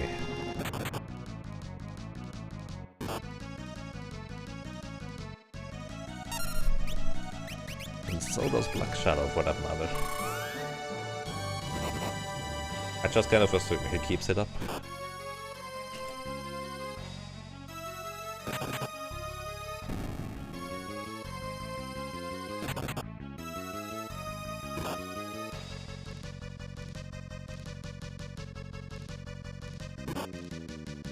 Our backs are winning, assuming you're not slouching as often. Yesterday what basically happened was I was really tired at the beginning of the second Seeker of Mana run, so I leaned back a little, but what kind of happened was somewhere in the middle of it I started to focus more on the game, sat up straight, and that was just more or less natural, which was pretty awesome.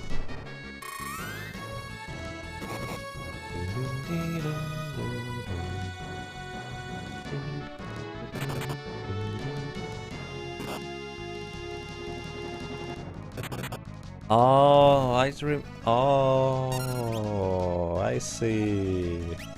It all starts to make sense now. The flowers in the front take more damage because they don't have the back row status. That took me way too long to realize. That's why they die more often than the others. Nice, thank you.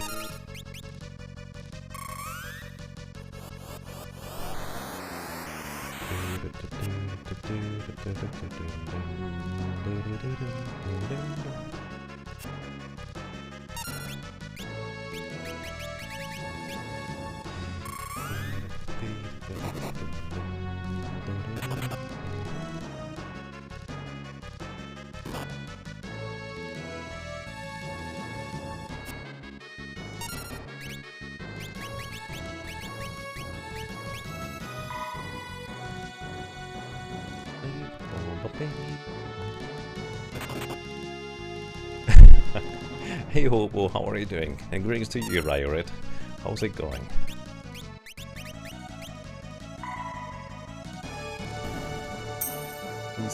Senkai. HS is the host here. Hey Senkai, thank you. I appreciate the host. Host. Let's try to talk normally. Welcome everybody. How are you guys doing today? Good evening, and we are trying to defeat the plant very slowly and methodically, hoping that we don't get a streak of bad luck, because that's the only thing that could kill us here. Which, by the way, would kill us very slowly as well. It's going okay? You're hungry though, so you'll be right back. Nice. Eat some good food and enjoy. You're hungry too? Oh, I hope you get some food as well.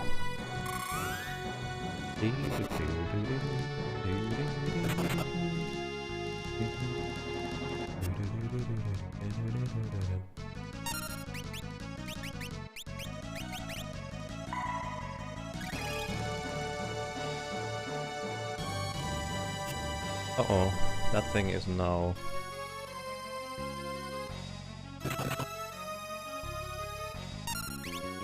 No, I need to use image on it. It had no image charges left. Now you're hungry. Oh. Hungry or just desire for food? Those are two different things usually.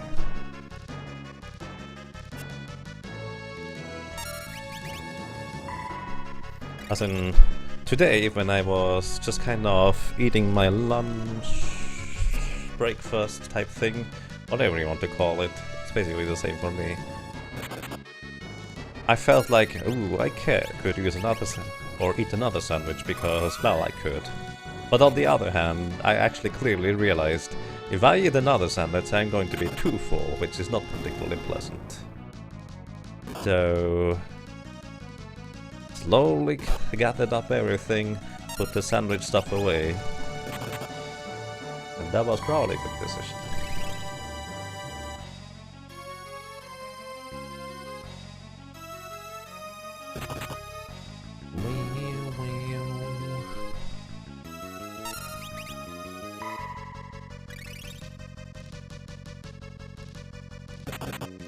Wow, that thing is dead. Unfortunately, I don't remember how many charges the one on the bottom left has to blow that is.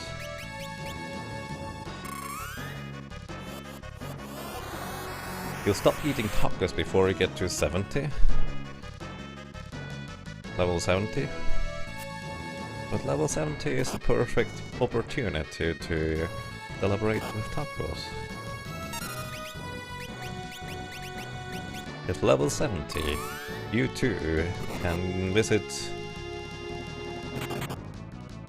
Old Mount Hyral, Darkness Temple, or Black Temple, I think it's called, and the Sunwell Plateau. I forget what the rest was. The place with the Nagas and Brule, and there's one more. Right, the stuff with Galthos. There we go. I kind of remember, but not really. That's okay.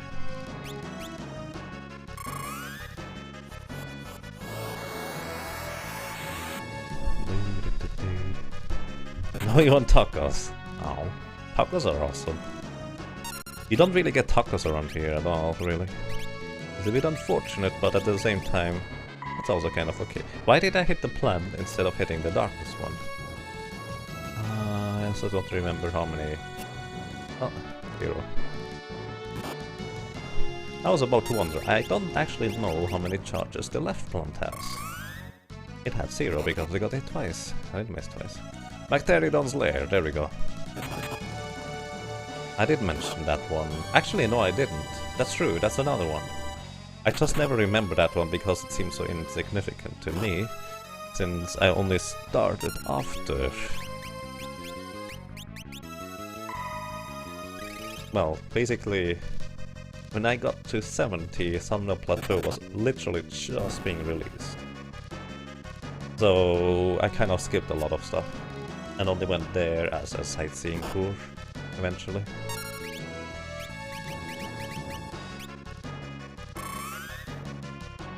You live in Texas, you have great tacos everywhere. Nice. That sounds like a worthwhile reason to visit Texas sometime.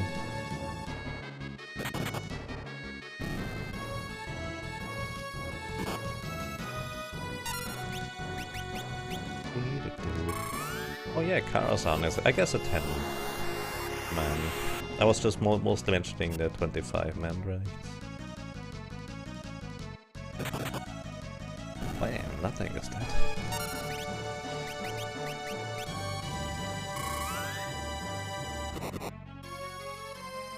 I see. Kara-san was really good. Almost as good as Ulguar. Almost.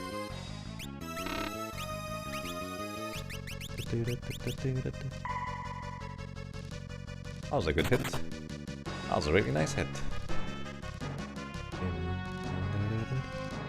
Pack your bag. Yeah, we're going to Texas. Nice.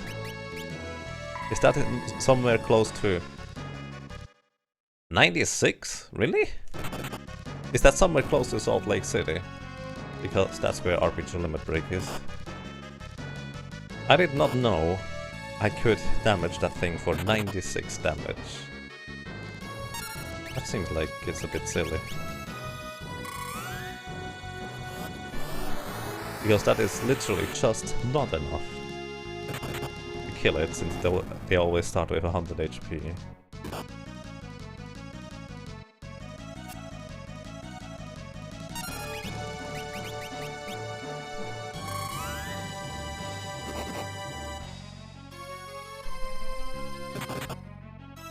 Uh-oh. Uh-oh. Uh-oh. Alright. What I'm doing now is I wait until it revives all the plants again. Because I accidentally didn't keep link up on that one.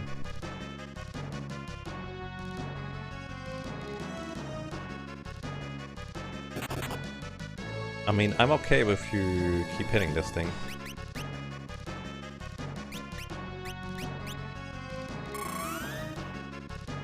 Okay. Good start. It's the paralyzed flower, and I really want to avoid that thing if I can. Alright, we're in the clear. We tried the Naga one, can't remember. I know they were the Bashir, or Lady Vash was the final boss, but I actually kind of skipped most of that raid because I happened to switch people I raided with.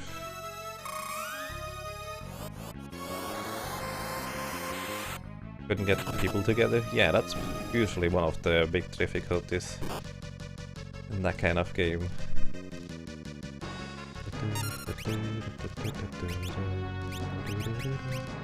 Hey, I can actually attack again. Nice. 120. Oh. Both of the flowers on the left have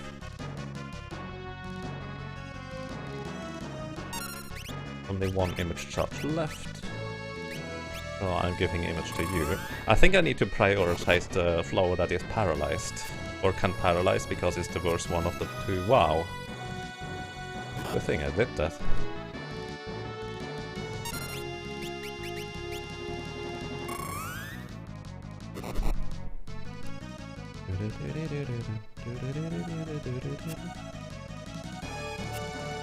Okay, the left one has no charges left, so as much as I would like to kill the darkness flower before it hits me, I have to refresh the image. And we are darkened.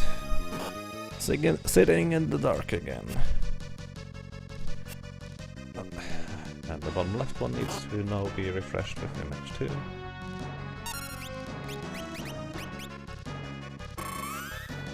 Oh, Serpent Shrine Cavern.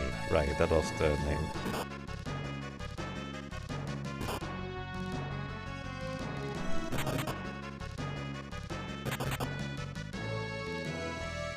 So I'm curious, how close are we? Let's say... Actually no, let's do it this way, guys. What do you think? How far are we? I say we are about 4,400 HP shy of killing the Hereu plant. I'm going to scan it at the next opportunity, but I'm curious, what do you guys think? How close are we? Actually get the opportunity to hit that thing, nice.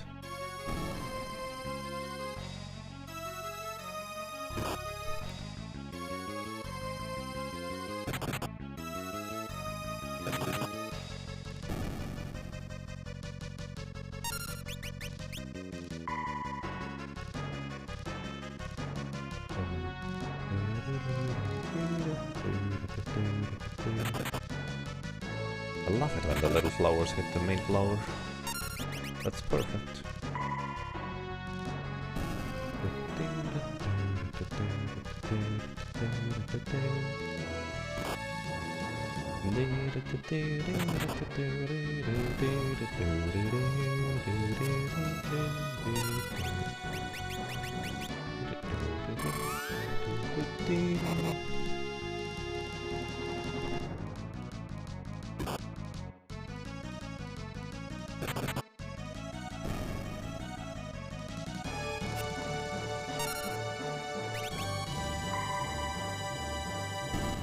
Oh! Oh, never mind. We are way closer than I expected we are us to be. Wow, alrighty.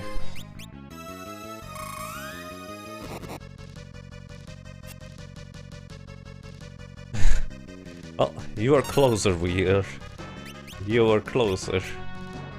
Than me, anyways.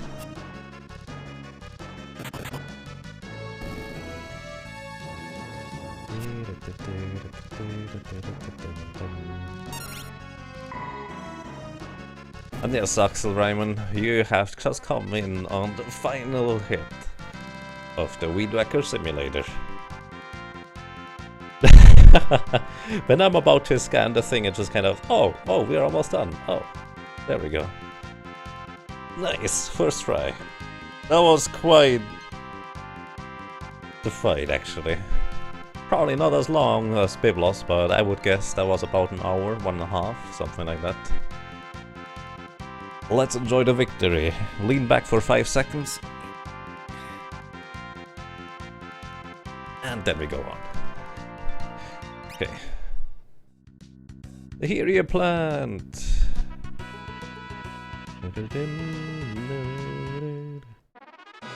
Thank you, guys. 1.5. So. I used 2 elixirs for that. That's okay.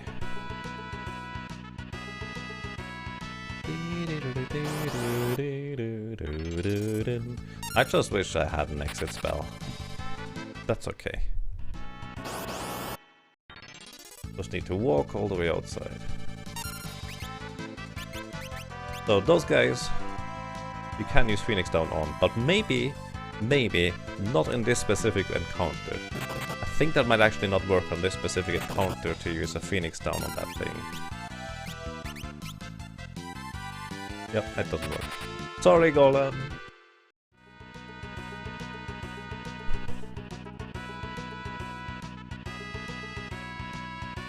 Oh.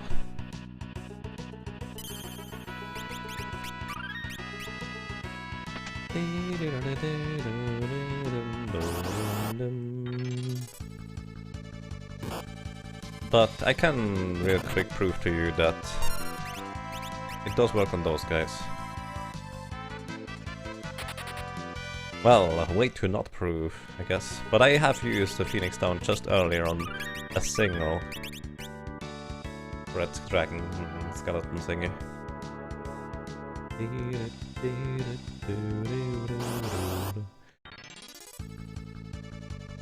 Let's try this again real quick. I just assumed that was a miss.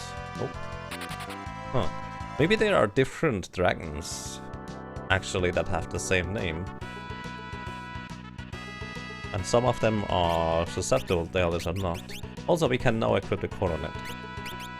By the way, quick question. Does the coronet have any special attributes aside from the stats it gives?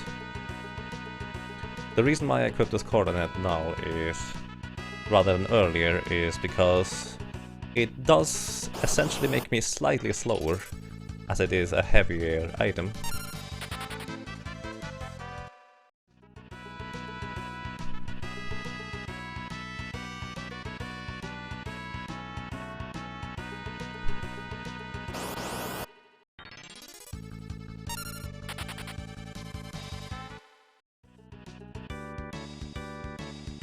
But the additional stats didn't actually help me, as in defense doesn't really matter against the little plants, and additional magic power also doesn't really matter. Oh wow, I think the golem is mad. Just comes in here, whacks me once, and then runs away again because I didn't help him. Sorry about that. Coronet for Beastmaster helps you control enemies. Interesting. So, I'm pretty sure I used the Phoenix Down on a single one of those zombie dragons earlier. I'm actually 99.999999% certain, unless I just dreamed that. Which is kind of unlikely. There we go. It does work, see?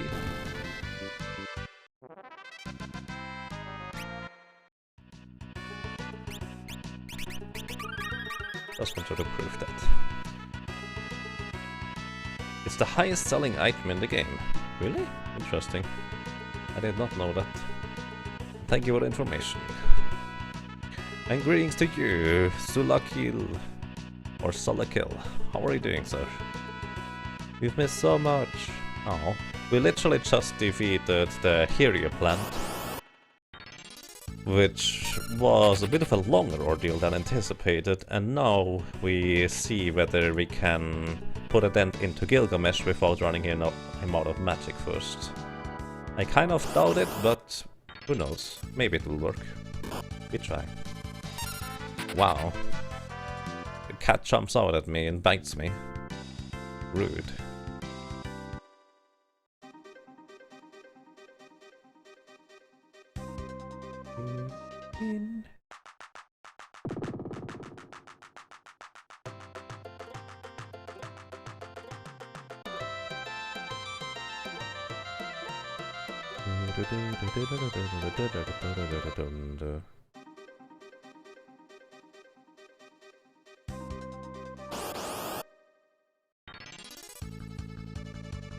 Attack from the back. Oh no. Rude. Really rude.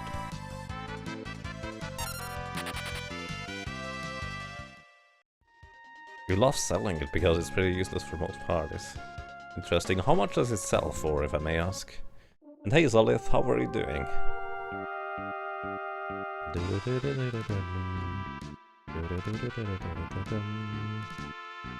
I'm sorry, the last two days blur into each other for me. Have you been here earlier already?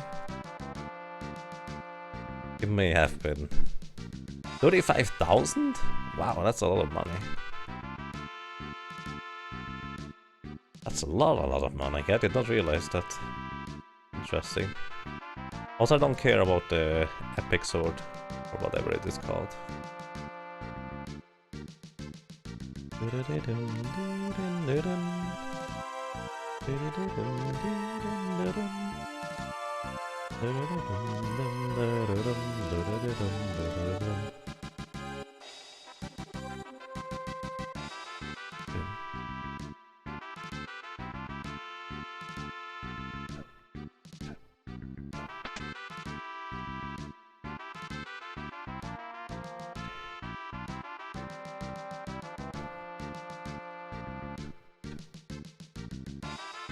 So here's one thing that I was thinking of earlier today.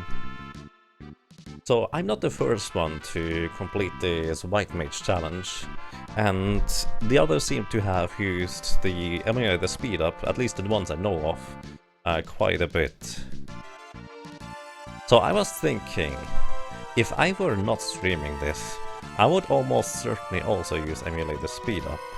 However, because I'm streaming this, and it's actually a really nice and chill environment, with you guys watching, talking, chatting, it's actually really awesome to just slowly pace through this game, regardless of how long it takes. And that's really neat, so thank you guys. Of course you pass through a muggle. Muggle? Sure. We can go with that. Probably is inept in casting magic as well. At casting magic? Wizardry? Witchcraft? Not sure.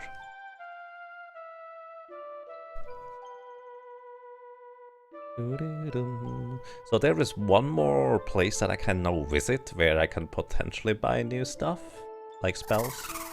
But I'm not even sure that's true. But I'm going to check.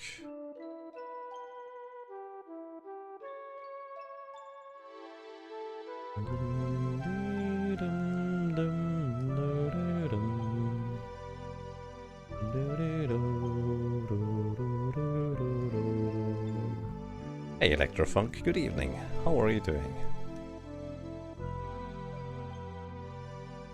That's good since you have another 80,000 comments about tacos to get through. Nice. We'll get that started then. Because 80,000 might be a bit much. Just a little.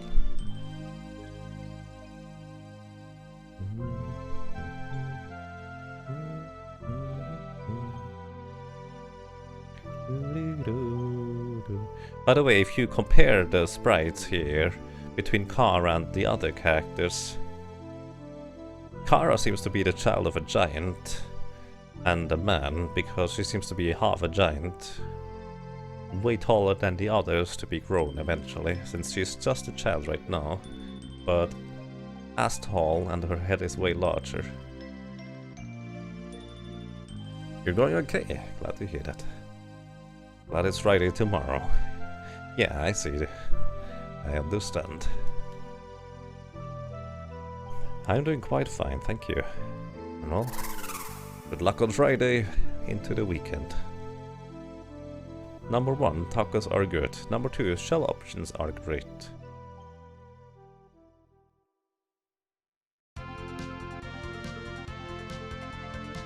So, and we can finally fly to places where we have never been before, like this cave. I'm not going in there. I don't think I could even fight the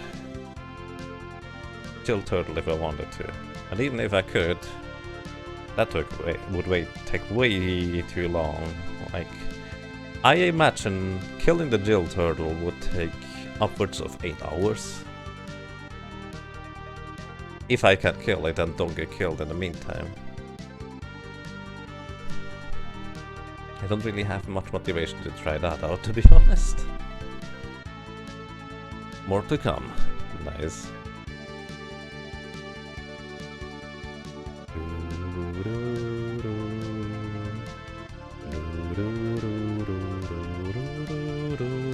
Oh, there's Bell Castle, I believe it's called.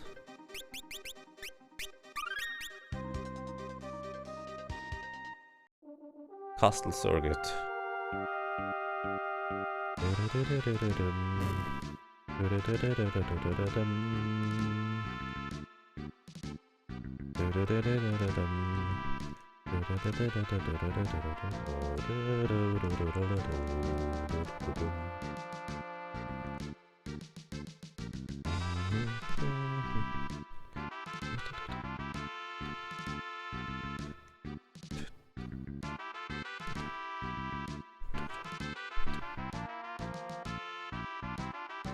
Heal stuff might be decent damage in the skill turtle. That's actually an interesting point. I didn't even think about that. It is undead after all.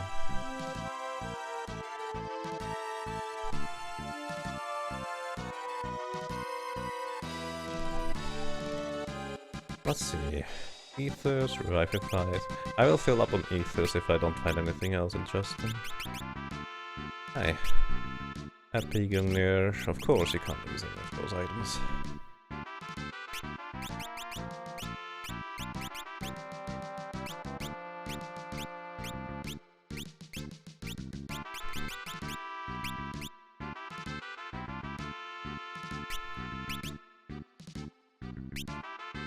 Oh, that looks like the same spells again. Yeah. Alright. I thought I could use Berserk. Looks like not an option. Oh boy.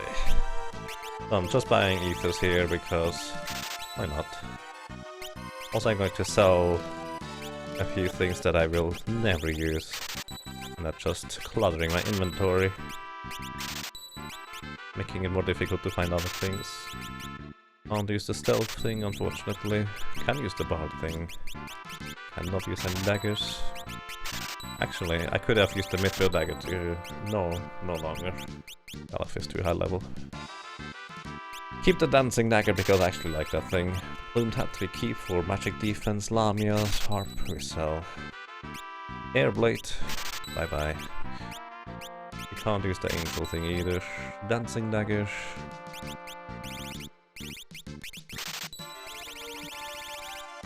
Alright. Well then, we go to sleep and then we go back outside.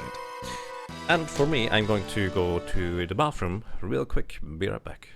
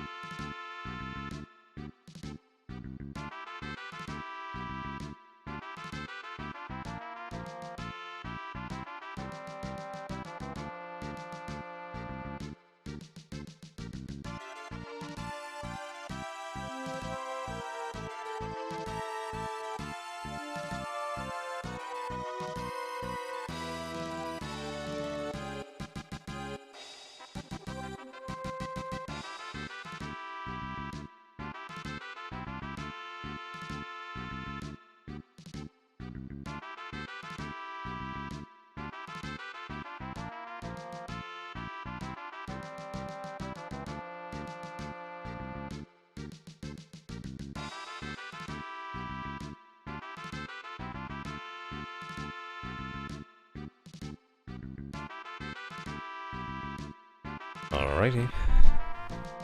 Let's continue.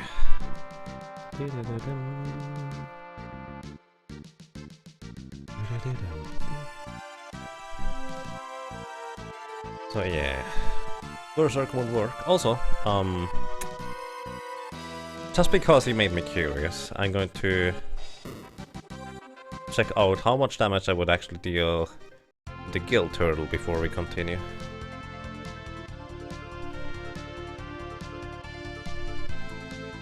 I'm really sure there is no other city that I could go to buy any spells. You cannot go to Moor yet. You need a submarine. Edo's Cave is actually the next place we should go, I think. Yeah, that's it.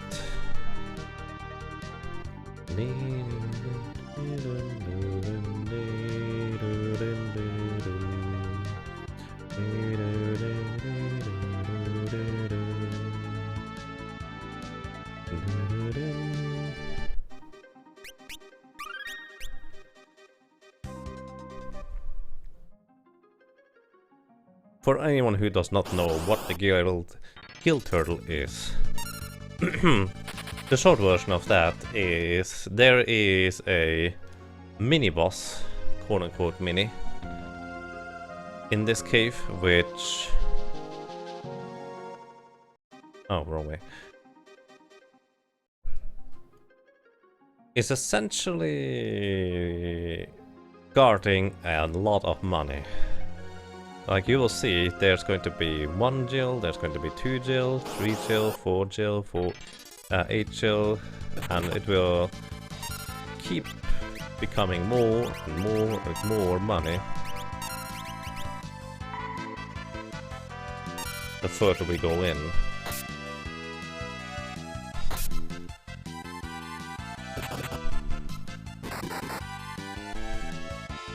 So that's not too bad.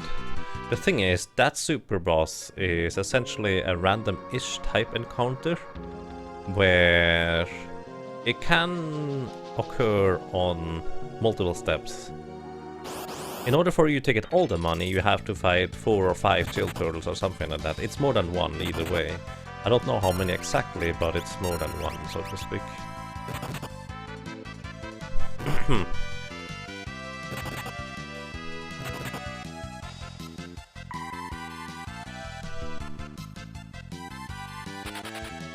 Plus, that thing deals insane amount of damage, just straight up as physical damage. The only weakness it has is ice magic. On top of that, it has a permanent shell and armor status which reduces physical and magical damage taken by half. He's immune against pretty much anything. And it's really a boss that you can deal 20, 40, 80, 160, 320. You can see where this is going. That's a lot of money in the end. Like a lot.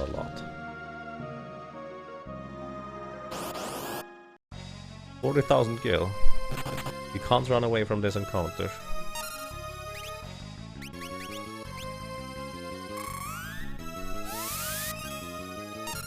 And in the end, the trouble is not really worth it. Let me just scan him, because why not?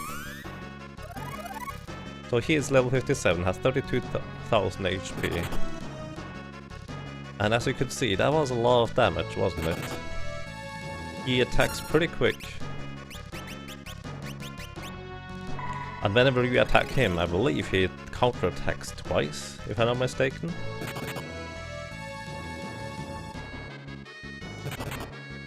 So he gets about 2 turns for me getting 1 turn. 816, that's actually pretty good. So he counters with Turtle Shell, that's 2 attacks. I get poisoned and blinded. Which actually that's interesting.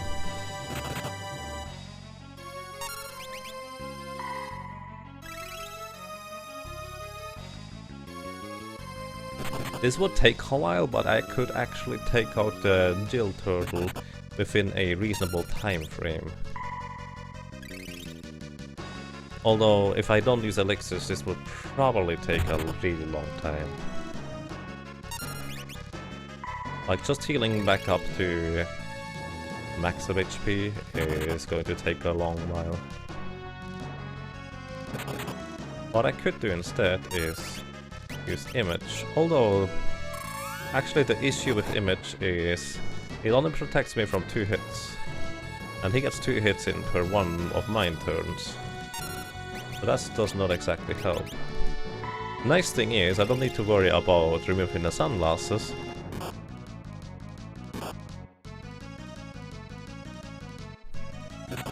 because the healing rod doesn't care about it. Very capable. Oh, that's true. I actually forgot that I could equip the cape. So this would not even be that unreasonable for me to fight and beat. But still, I don't need any money anyways, so that seems kind of pointless. So, by far not as ridiculous as I expected it to be, but this will also still take a long time. A mustache bike! Subscribe for 8 ROMs in a row. Thank you, sir. Welcome back, and I'm glad you enjoyed your stay. Thank you very much for a long time of support, sir. How are you doing?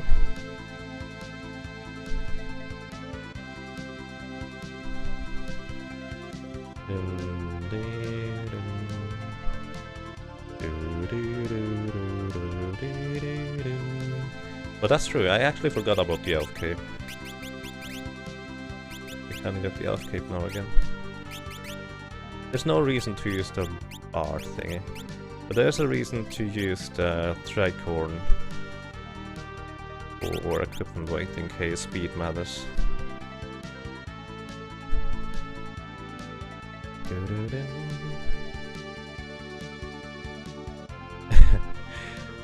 I see, glad to hear that, mustache bike.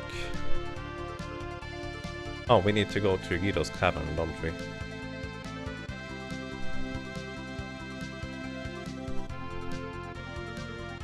Just hope he doesn't do this 3 times in a row, boss. Communist? I'm not sure why that would remind you of communists, but I just don't have any need for money, since there is nothing I need to buy in this game as a white mage. Or at least nothing I couldn't afford already.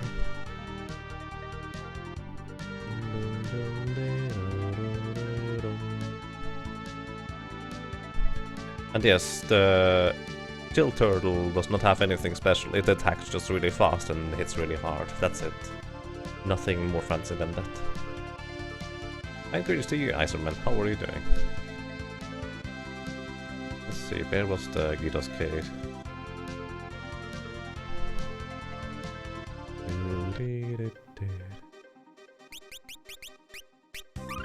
Wasn't there something in Gydos cave that... Oh, I remember.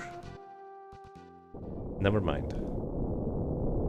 There is, yes, but not now.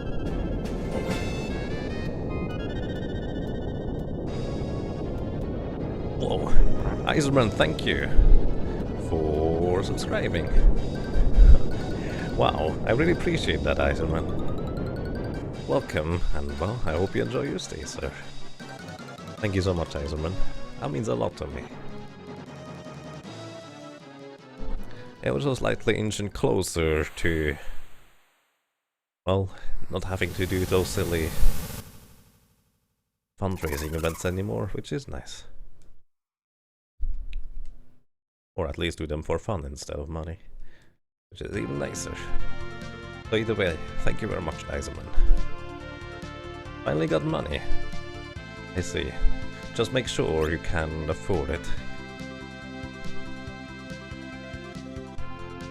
Once again, thank you very much.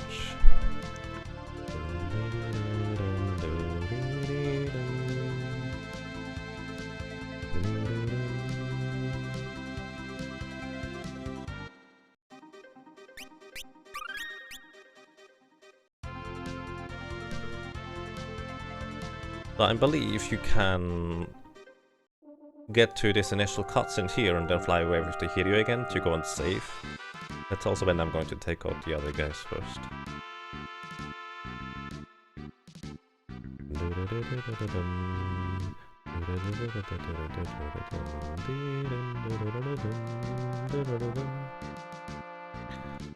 The pipe.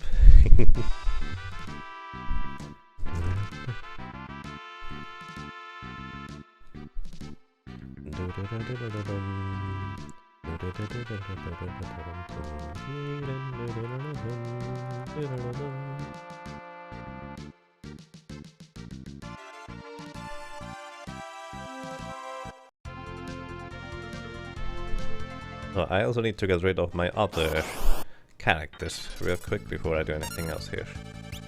So do you have the layout? Let's hit Gallo a lot.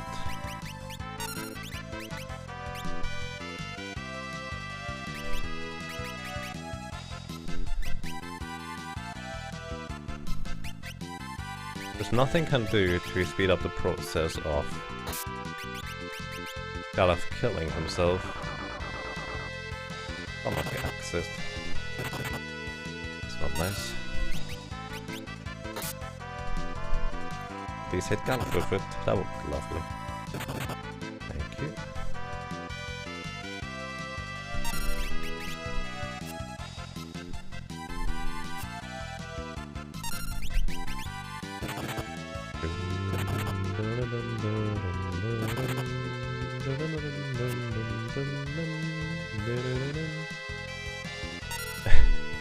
Well, I see.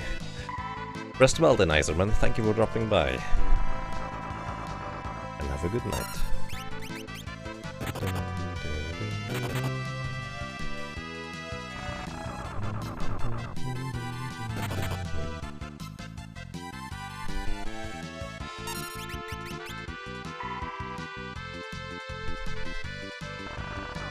Thank you for hitting Gallo, finally.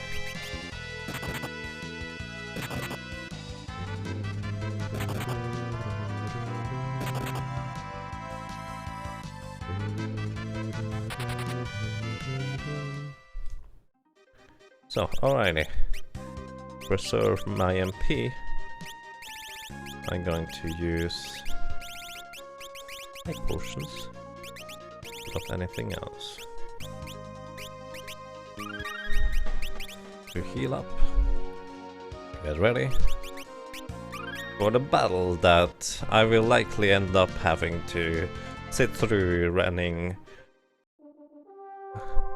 both bosses out of MP.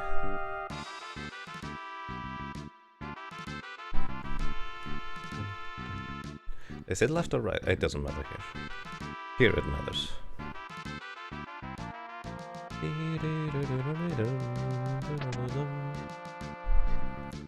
Catch a few sets. Oh! Oh no! I forgot your party gets rested here and they get revived and healed. So my entire effort of taking on my party was for nothing. Derp. I really should have bought a second flail.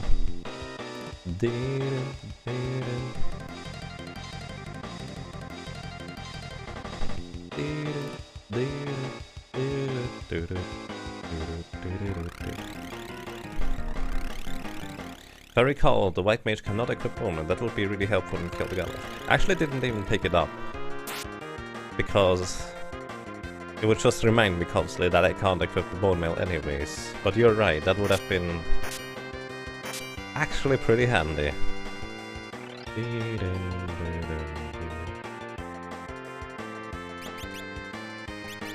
I guess I could turn him back into a bear job.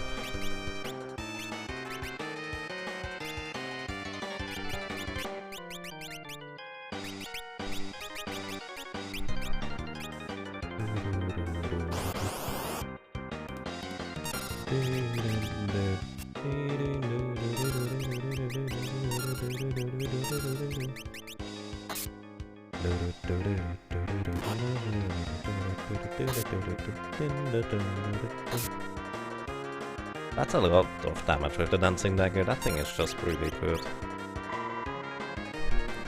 Compare that to the flail, who basically does nothing. Can you charm those? I think you can. Yep, that makes it easy. And greetings, only hope remains. How are you doing? And good evening. Gilgamesh music indeed. The music is really awesome. No, I did not pick up the bone mail armor, unfortunately. That would have been clever. But on the other hand, this works too. Just giving him the dancing dagger instead. The mustard bomb.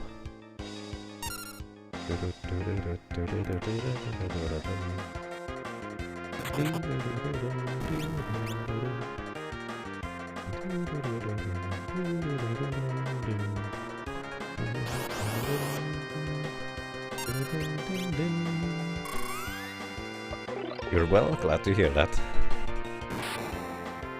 I'm doing quite excellent, thank you.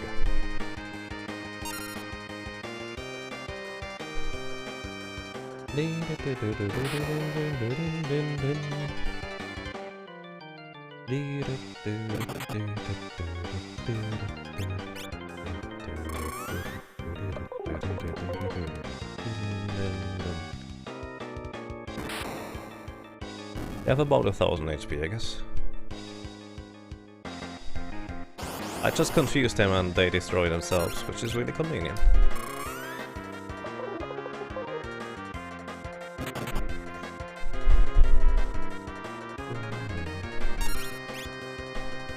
You had to pause your own music when you heard the song come up. Well, I only understand that one.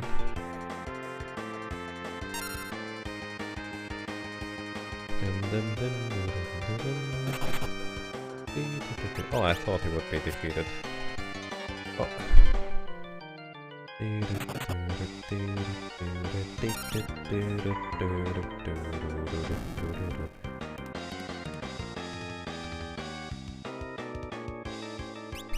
Also, I'm going to actually equip the tricorn helmet here to make fairies slightly faster, since in the upcoming battle I'm pretty sure it actually does not matter.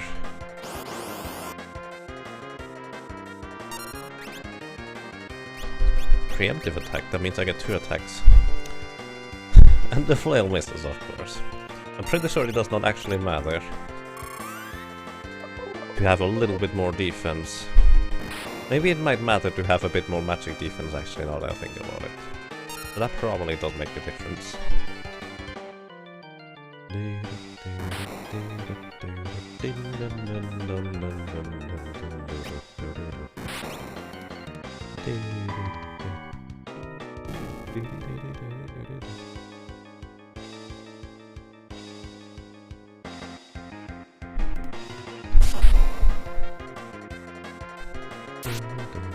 Wow, rude.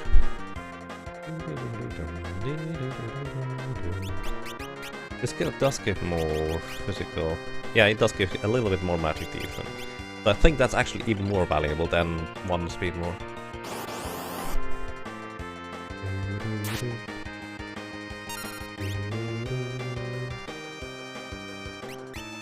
Alrighty, let's see.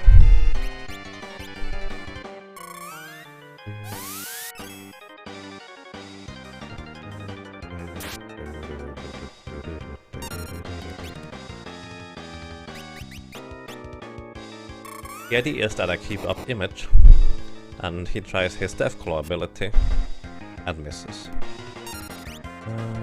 Also, I want to use Shell, because that reduces his chance to hit with the Deathclaw by half. Deathclaw is an ability he can use that paralyzes me and puts me into critical health, like less than 10 HP. So let's hope that doesn't happen. Good dodges first. Other than that, we just whack him. Let me actually bring up his status. Boss information. Let's see. We have Gilgamesh on Zeda's fleet. Once his HP drops below 6000, so once I deal 2888 damage, he will call his companion that will heal him immediately.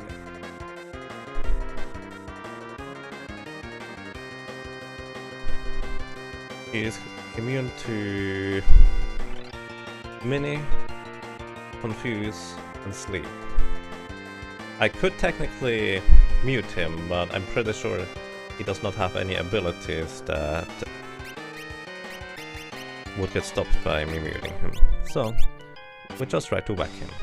We try, because we miss most of the time. 192.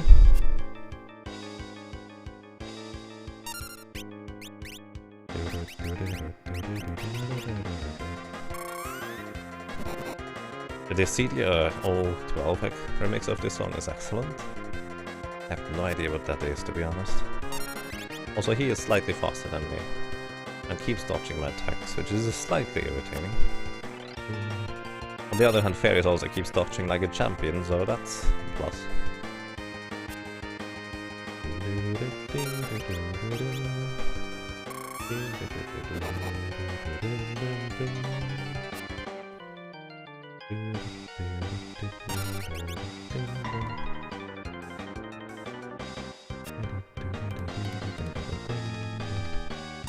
About 430 damage with it so far. Trying to count up to 2888. So that's about 520. Missile. Rude. Missile does 75% of my max, my current health in damage.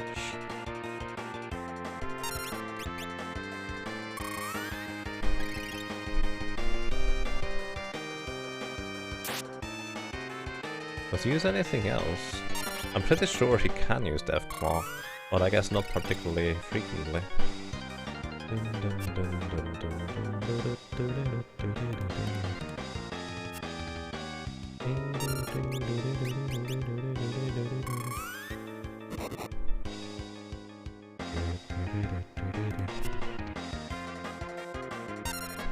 Yeah, Deathclaw is the bad spell that we want to avoid. That one. Thankfully, we have pretty good chances to straight up avoid it. And the main reason why I keep Blink up is because if Deathclaw hits, Blink is my only protection to not get immediately destroyed. And greetings, Sinuyan. How are you doing?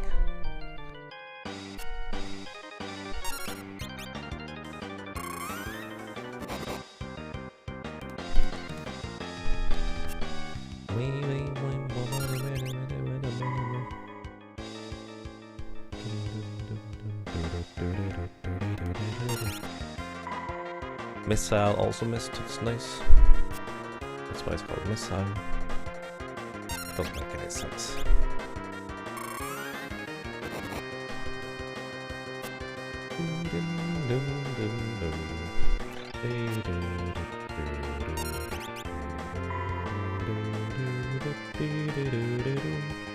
Actually, considering the flow of the fight and him not using Deathclaw a whole lot, maybe I should just straight up count damage instead of doing anything else, and just risk getting hit by Deathclaw until we are close to the phase transition. Ignoring mirror image for now.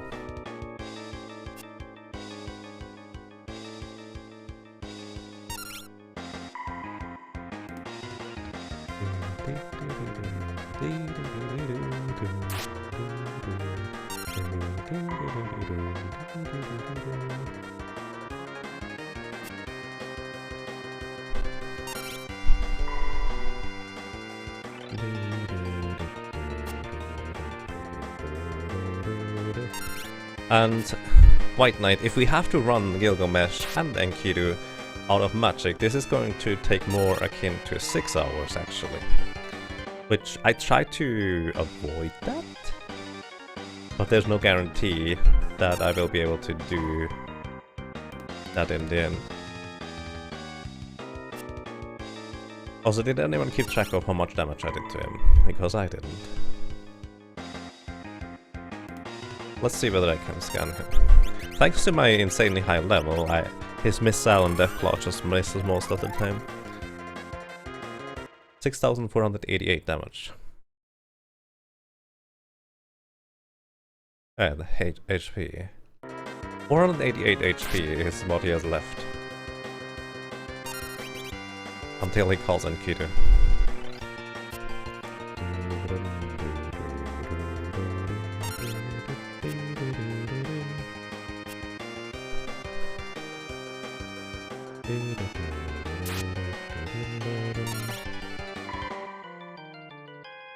So 248 HP left.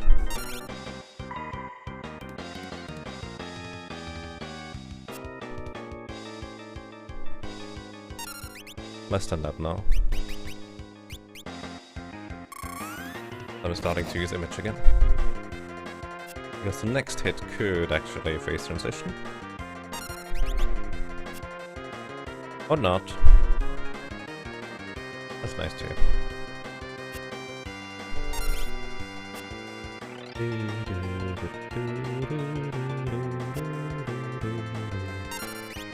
Basically this is a first attempt to see whether it's reasonable to try and not have to run him out of magic and just try to straight up kill them instead. By confusing Enkidu. I don't even know whether you can do that. I'm pretty sure you can, but I'm not entirely certain. Okay, one more hit. And for that I will want to have a full image. Okay, he missed a Deathclaw, that's nice. And greetings to Shiro, welcome back. Done with class and I'm still going indeed. No, come on, don't miss now. Thank you for dodging though. Good job, Ferris.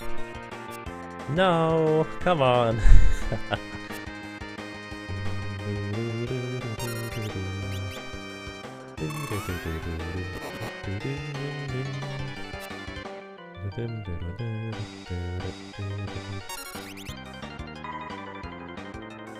There we go. Right? No? Am I wrong? There he is. What took you so long? That old man gave me a bit of trouble. First aid, please. White wind. Oh, and now... Darn. It does work, right? Right? Uh-oh. I think it works. I just hope that Deathclaw doesn't hit. It doesn't work, does it? Vampire.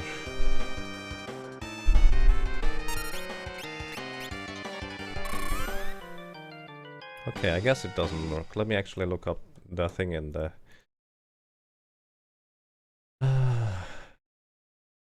thingy. Beast area real quick. So, alrighty. Enkidu. He's immune to Confuse, Mini, Toad, Paralyze, Poison, Sleep, and Stop.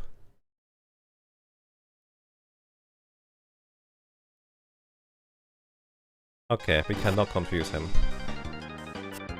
Does not work. That's unfortunate.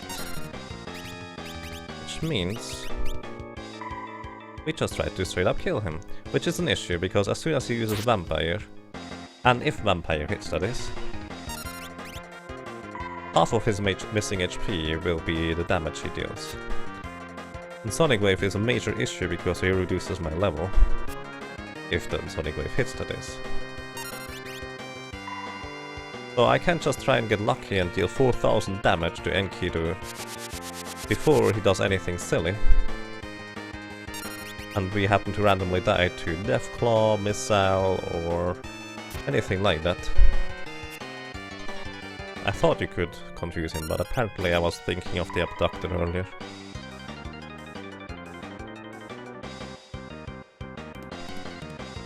I mean... I can mute him. Which does not really help much, because most of his spells will go right through, because it's blue magic.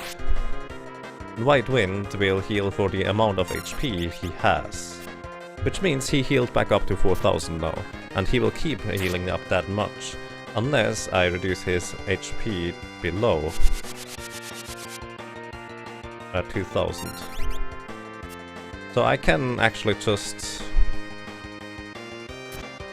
almost conclude that it is highly unlikely that I would be able to defeat those guys with this tactic anyways. Highly, highly unlikely. 264 and White Wind again. To be fair, White Wind costs a lot of MP. How much MP do you have, buddy? Let's see. It doesn't tell me he has MP, that's rude. I think he has 1000 MP. I have no idea how much MP White Wind costs.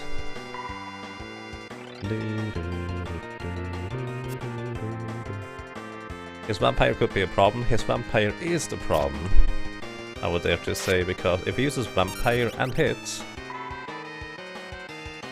and he is like on 500 HP, half of that gets healed up for him, and I take the full damage from whatever that might be.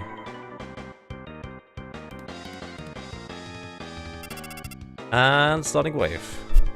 There we go, that's the main issue of this fight entirely. Because of Sonic Wave, my level is halved, I'm now level 32. Everything does more damage to me, and has much higher chance of actually also hitting me. Also I deal less damage too, that doesn't help. Missile now hits.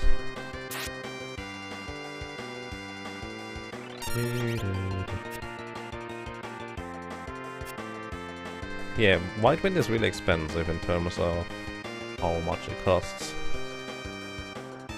But training 1000 MP is still going to take quite a while.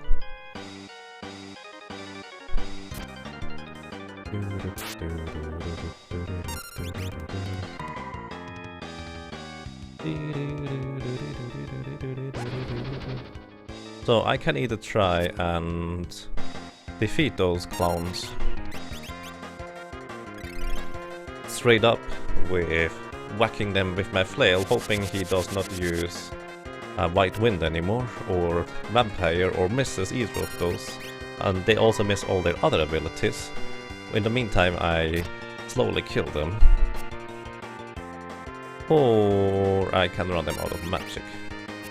For today, I don't have enough time to try and run them out of magic. That would be a fairly lengthy ordeal. I'm level 16. So I will probably just try to whack them.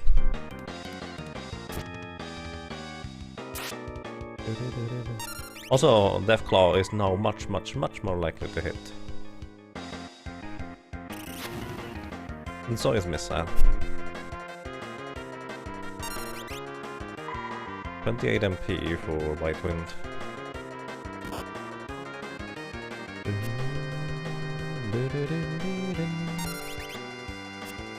Here's an interesting thought. You can't run away, can you? Nah. Here's an interesting thought, though.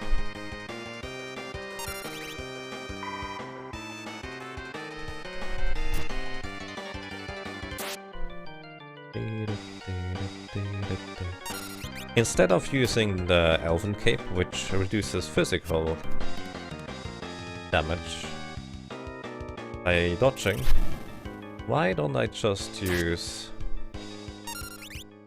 the Angel Ring instead, which gives me higher magic defense, so it's even less likely for them to hit me. To be fair, I dodge a lot of damage too, so that's nice. Also, Thread eventually slows me to a crawl.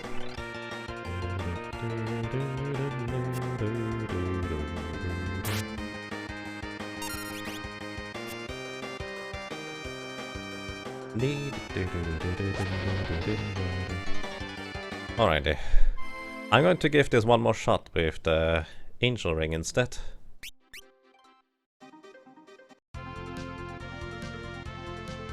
And then we'll see whether this is worthwhile in any capacity. Hopefully, anyways.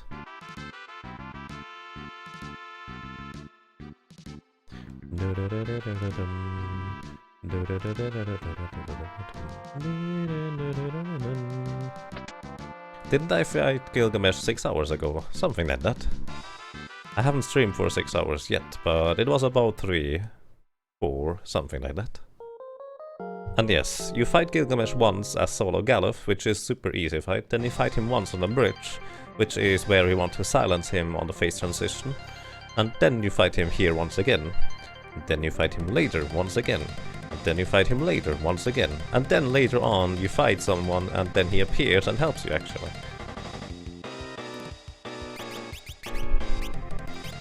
Angel Ring sounds like a worthwhile idea, indeed. Magic defense increased to 24%.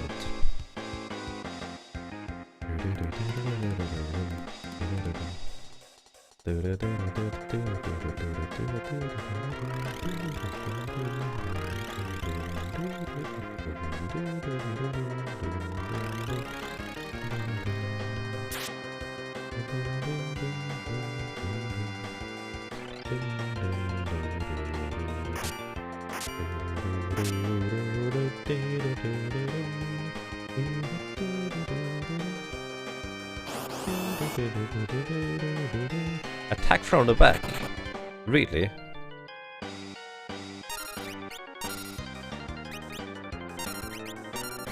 Are you sure about that?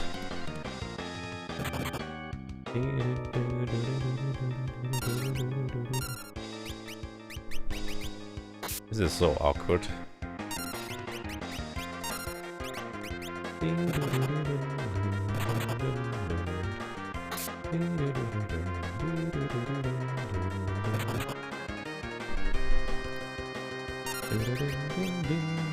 No, not yourself. That's silly.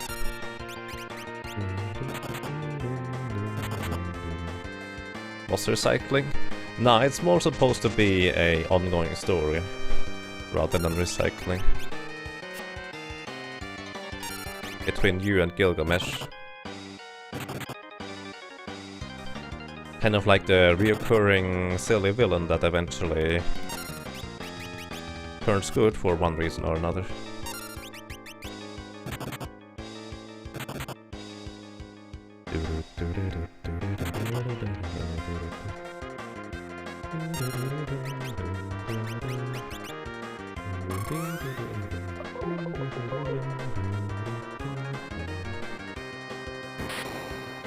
Master Bomb.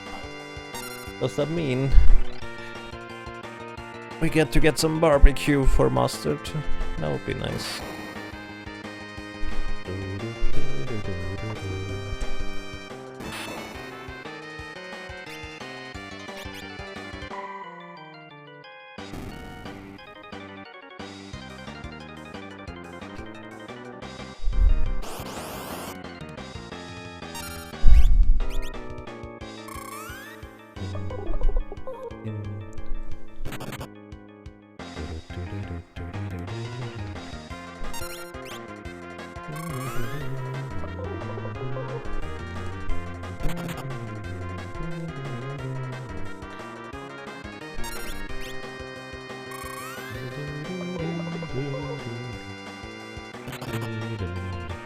Actually, from what it looked like, at least to me, I'm not sure you guys saw that. Trying to kill Enkidu straight up for 4000 HP, you would need to get lucky. But it doesn't seem even that unlikely, does it?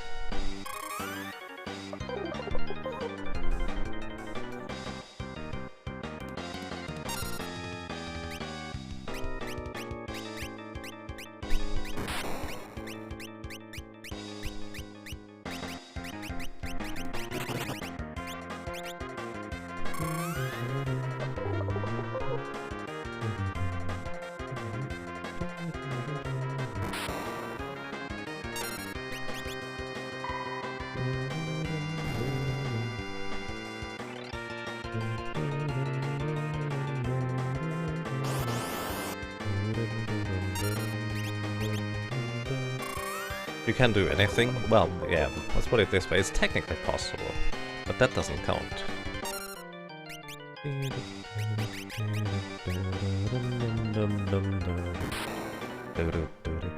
The thing is, blue magic is actually ignoring silence effect. Otherwise, that might be slightly more reasonable to try and silence one or the other. Although silence would likely wear off too quick for it to be worthwhile anyways.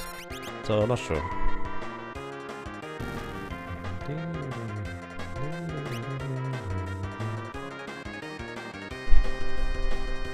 Anything. Yeah, I mean, in theory, you can do a lot. Practically, you don't necessarily have that much motivation to go that distance. Sparkle, sparkle, little twink. I will make your ship sink.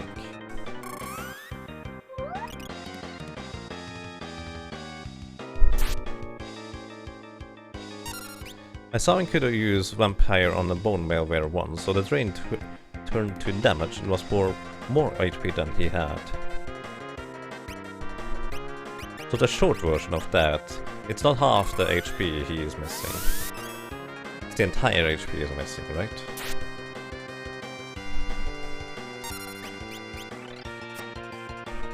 So I'm just holding it until we hopefully defeat him. Eventually, that is.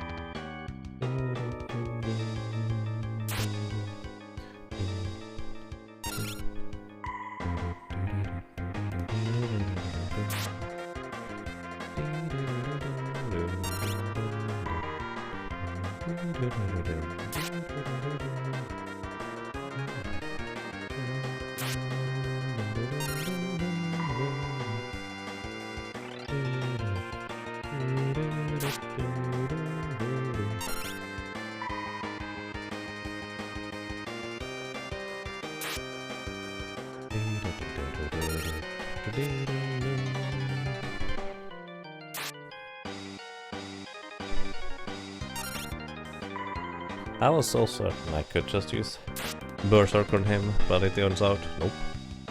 Don't get to use Berserk at all.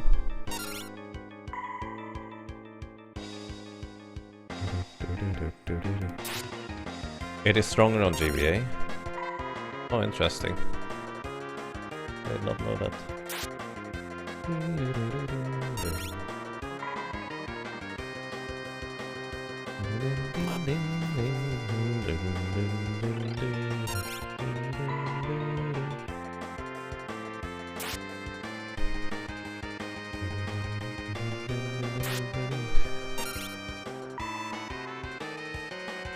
Oh, we have 2112 damage so far. 140.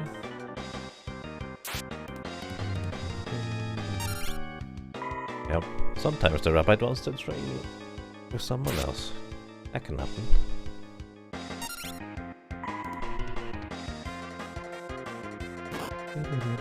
So, about 80 damage more until we phase transition.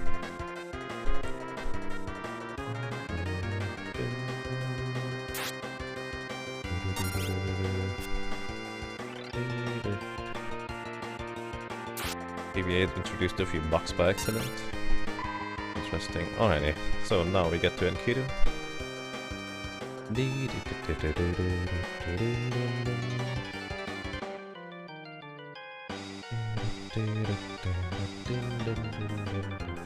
First aid, please.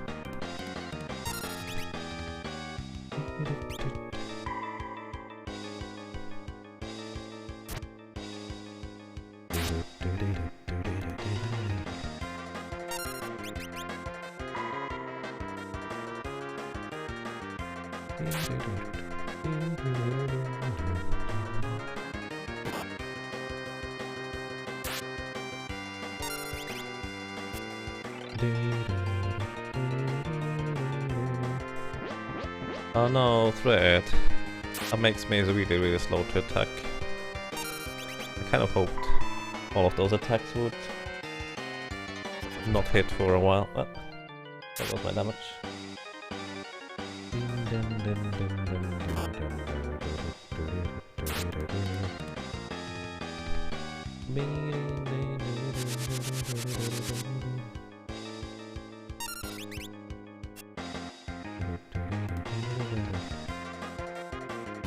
Yeah. They like pets though.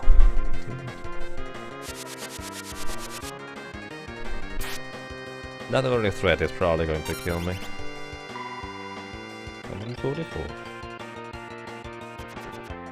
Never mind. All damage gone.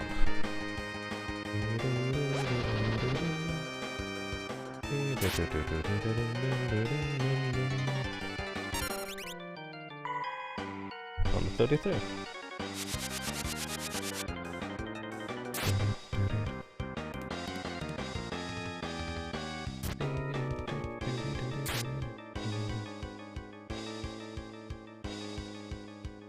Vampire, miss. On the 44. As long as Sonic Wave doesn't hit, we are fine-ish. As soon as Sonic Wave hit, we are basically dead, unless he is almost dead.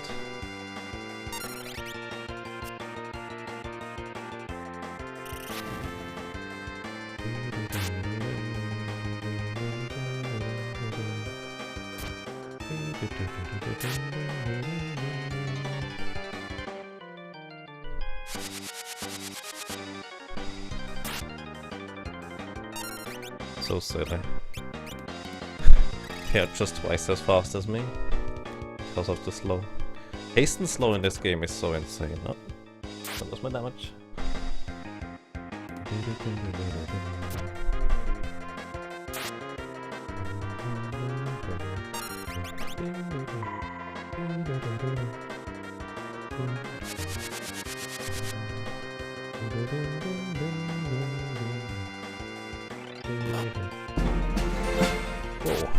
Like us Lekant, subscribe for 5 rounds in a row. Thank you.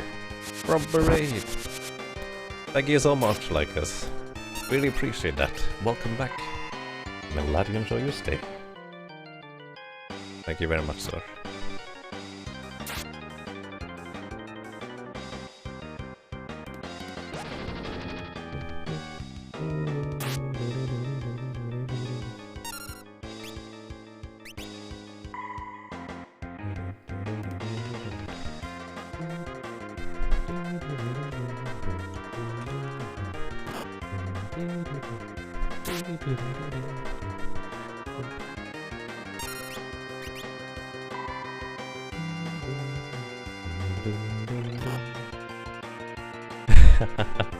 How could you resist?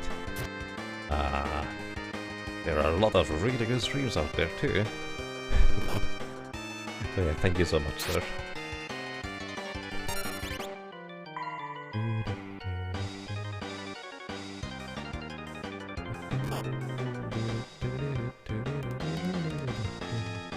From parade! From parade!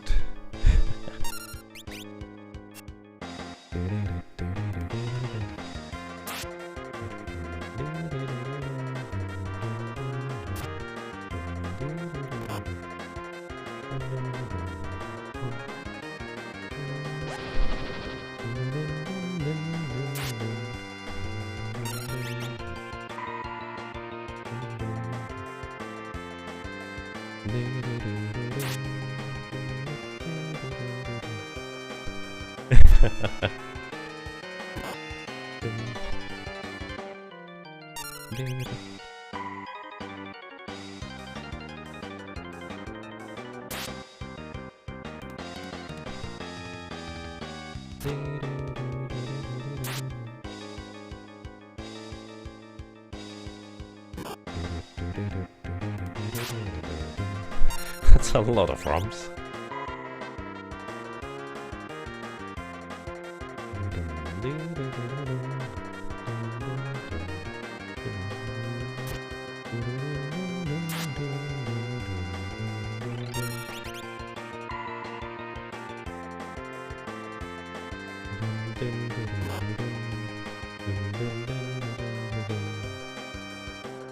No, there goes all my damage.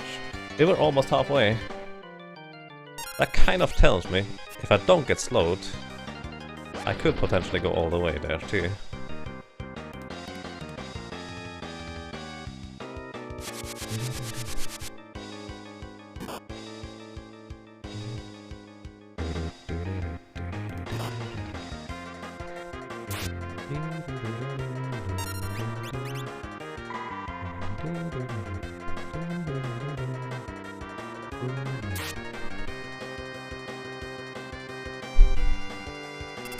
Oh, alright. Let's reset this.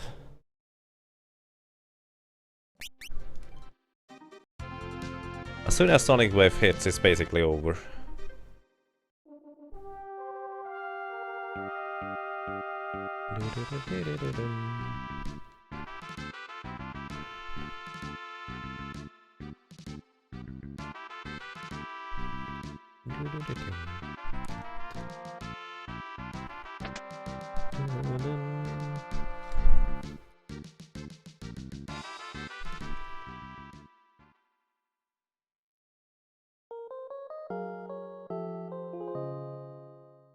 So, I actually have no idea what the chances are of those guys hitting me. Actually, I could calculate that probably. But I'm too lazy right now. It's not even that difficult to calculate even.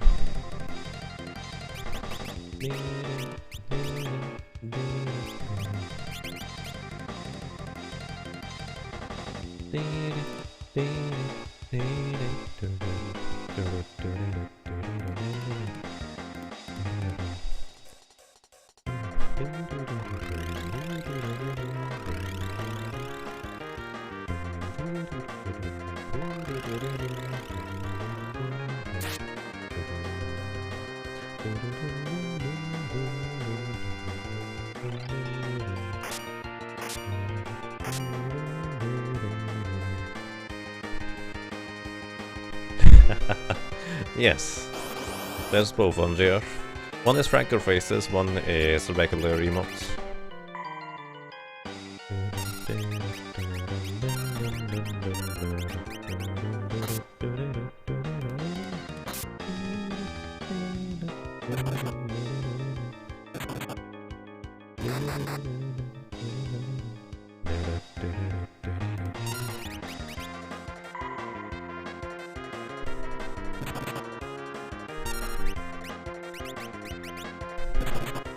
Gilgamesh.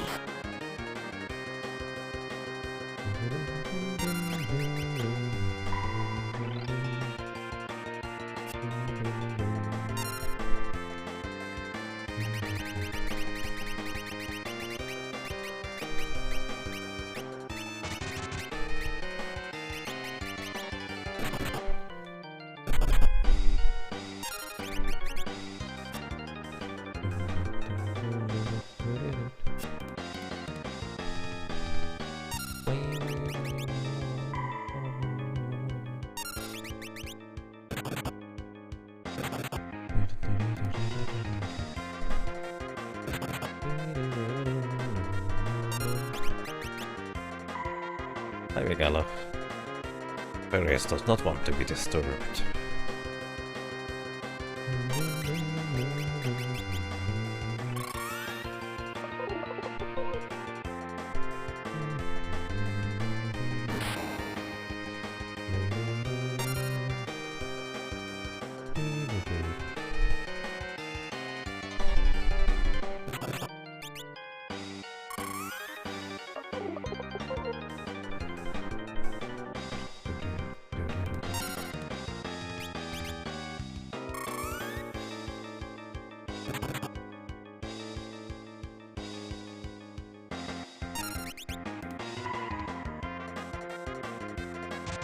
Oh, I bet that should have killed him.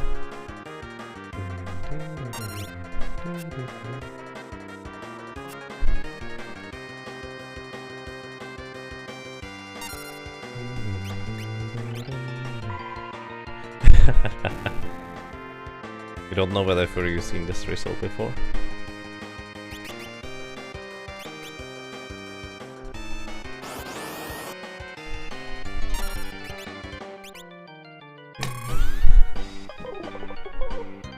I'll have to get buff early for this one battle.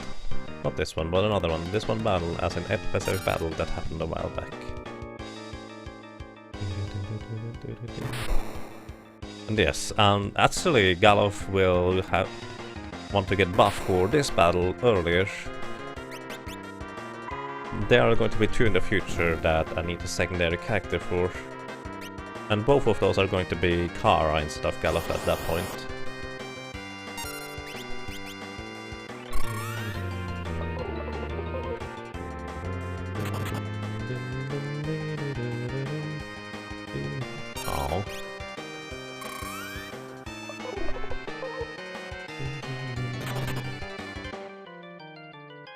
Ouch.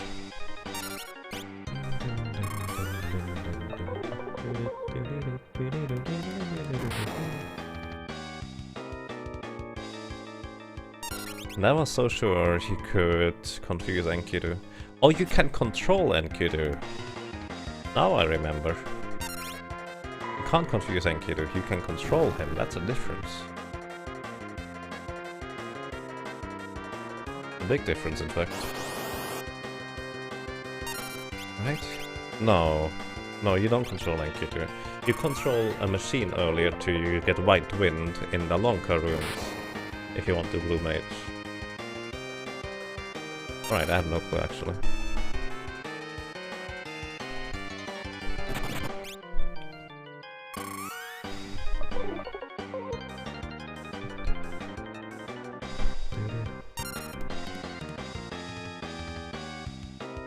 Rabbi just reminds you of Secret Mana going in FFBE right now.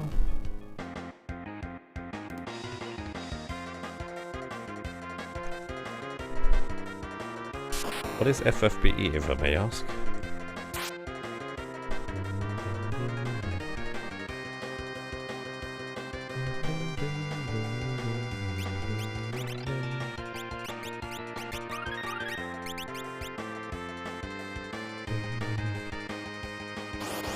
Sparkle, sparkle, little twink. Now it's time that your ship sink.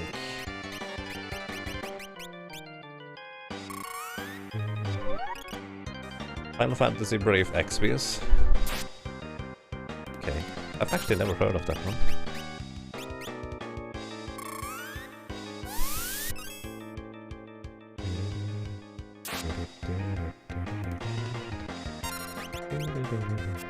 Okay, now we hold A again until Ankyra appears.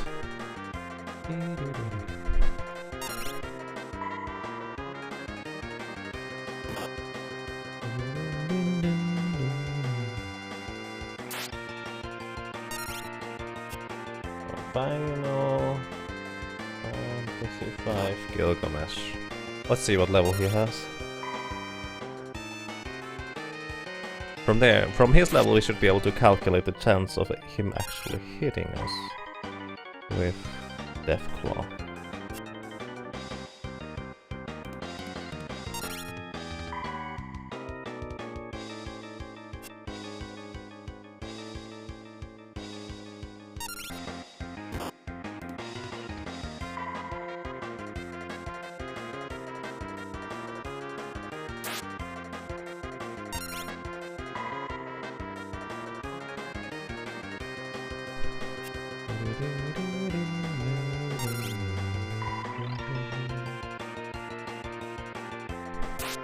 Brave Frontier, Final Fantasy Edition.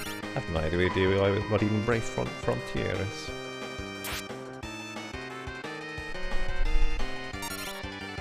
They have a Secret of Mana event going on right now about the end. Features the 3 characters from the first game, along with 7 bosses as well. Okay, interesting.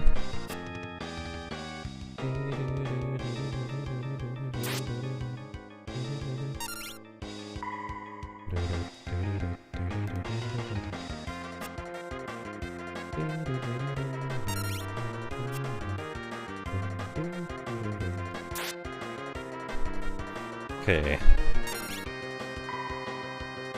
This will take me quite a bit of motivation to actually do this battle here specifically. Because you need to run Gilgamesh out of magic. And then we need to run Enkidu out of magic.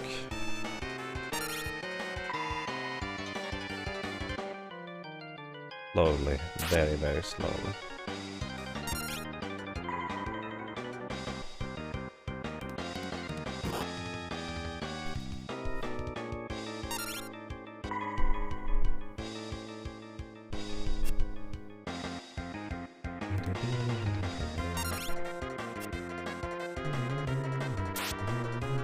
The PlayStation Network version for Final Fantasy V worth playing? I actually do not know.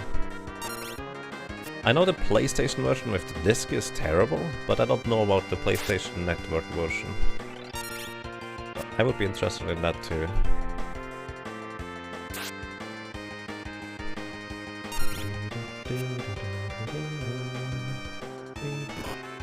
Good points. You need to feed it.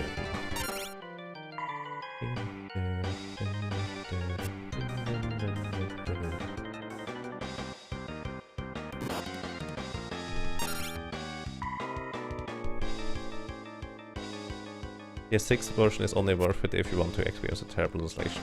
Is it the same as the PlayStation X version? Then I don't recommend it at all. No. I think the Steam version is supposedly be even better than the PSX version. Never played the... And the Steam version has some obvious problems. But I never played either. Oh, well, I actually never played the Steam version.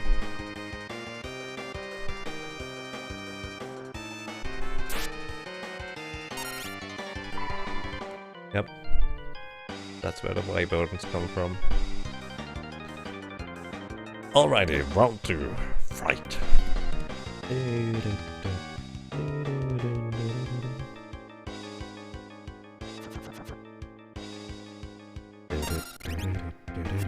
Oh, don't miss, please.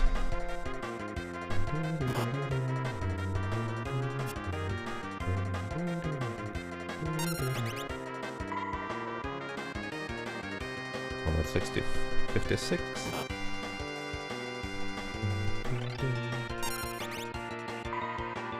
188.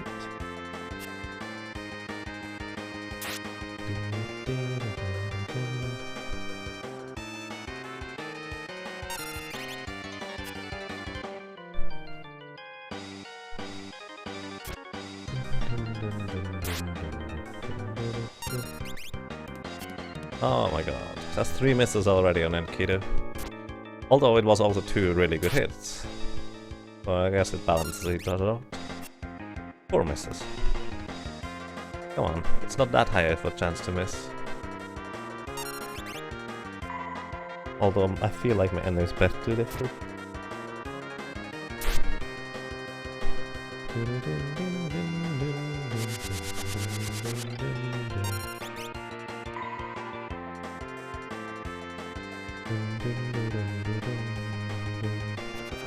No, there goes the damage.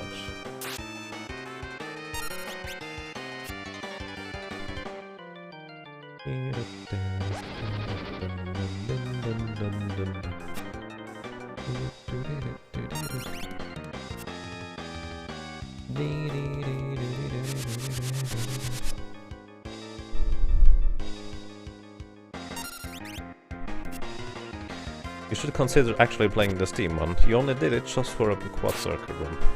Let's see, quad circle seems to be easier on Steam. I don't recommend the PlayStation version for a quad circle run. I played the PlayStation version because I was curious, and I had Anthology. Oh, that's bad, I'm dead.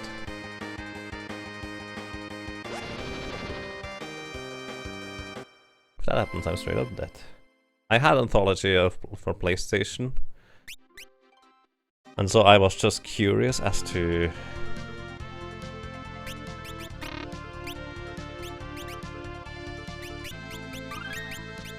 how that version would play. Turns out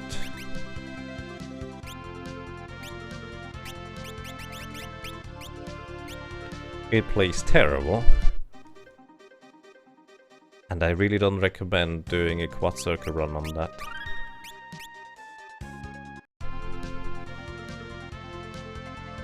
Because that took ages. That took ages.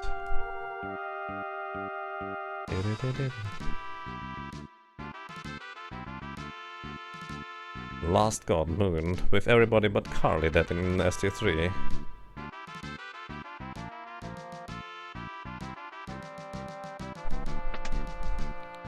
Moon? Oh.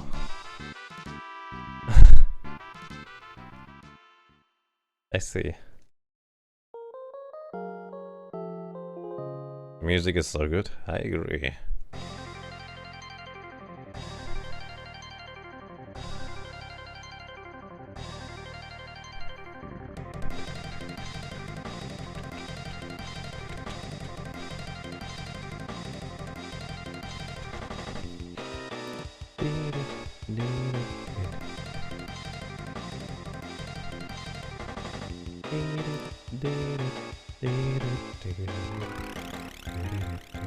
I think the main issue with running Gilgamesh out of MP is that he barely casts any spells that cost any MP. There, that takes ages. On the bright side, he only has 888 MP in the first place, so that's 112 less than 1000, I guess. I wish I had Magic Hammer. That would be lovely. On the other hand, if I had Magic Hammer, I would have a bunch of other spells that would be equally powerful.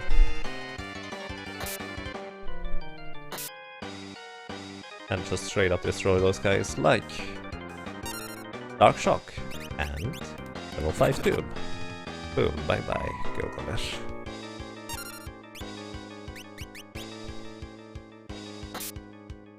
That's a lot of damage. Too bad we can't equip the Dancing Dagger on a White Mage. Oopsie. I did not mean to do that. Goblin Punch still does damage. That's actually pretty interesting.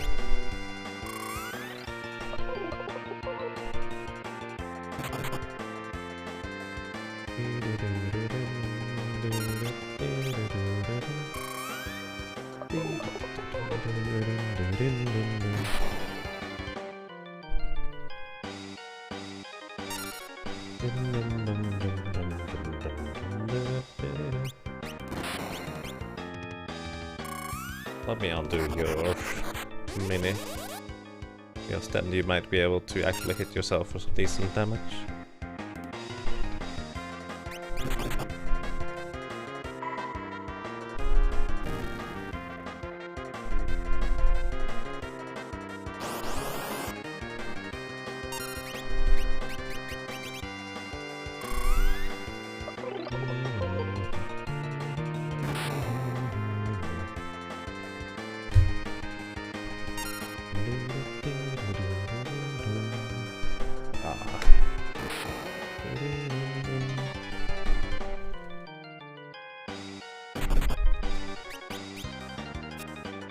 That's unfortunate.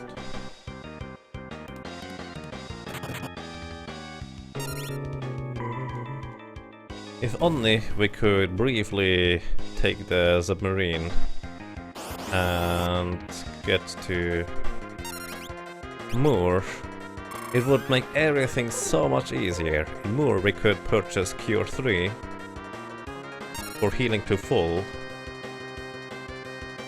with just magic instead of using elixirs. In Moor we could purchase a new flail weapon, or at least get the new weapon in the forest anyways. And in Moor we could also purchase the Berserk spell, which would allow us to Berserk Gilgamesh, and he will become a cake. An actual cake. With cream topping, strawberries, and at least 4 candles. I'm not sure about more than 4.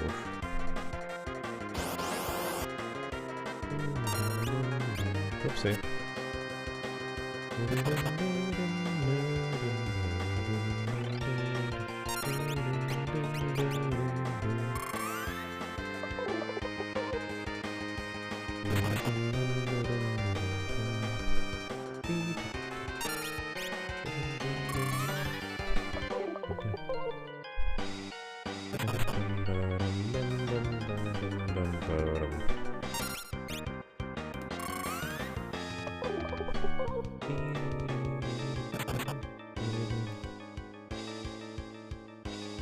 Cakey mesh.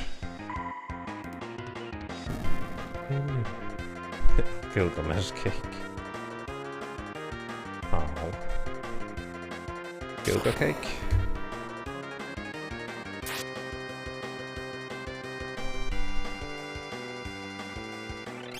I think cakey mesh I prefer. Sounds like something worthwhile.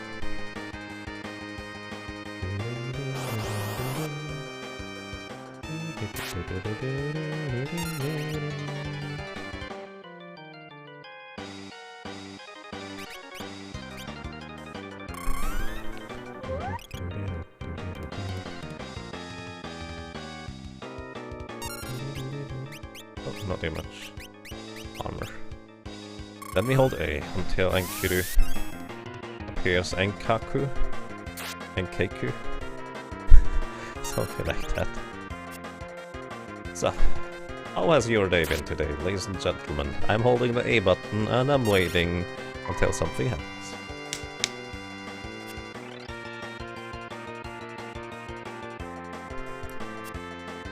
You need that for your birthday? I heard those are kind of difficult to acquire, since last time we checked they seem to have disappeared into the void. Although some claim that it wasn't actually the void, but some weird kind of tree stomach instead. That's kind of silly.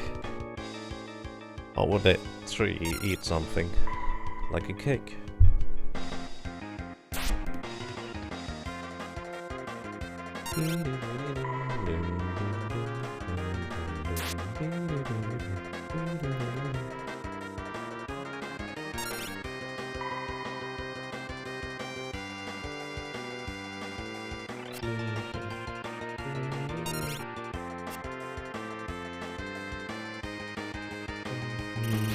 Oh, missile actually hit. That's not nice.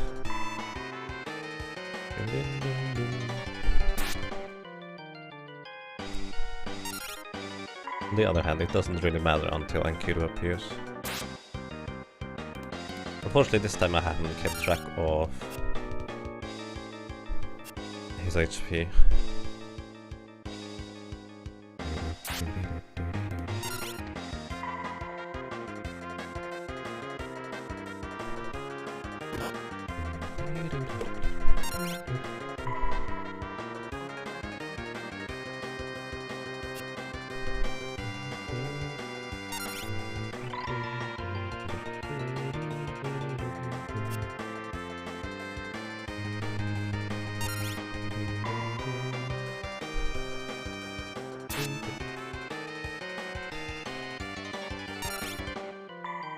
I mean, in the end, the only thing that really hurts me are missiles. What kills me is Death Claw, Slow, and Sonic Wave. So if Death Claw, Sonic Wave, or Slow hits, I'm basically dead. Slow is probably the least bad of the munchkins I can still technically carry on, but it's just makes it super unlikely to succeed either way.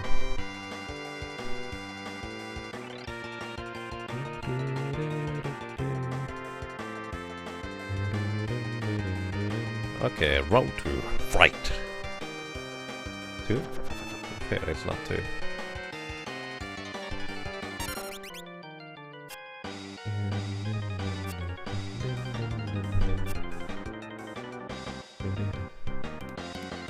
Oatmeal or hamburgers? Oh. If you have bananas, I would go with oatmeal, personally. Because I just would like to have some bananas with oatmeal right now. Maybe a little bit of sugar, just a little.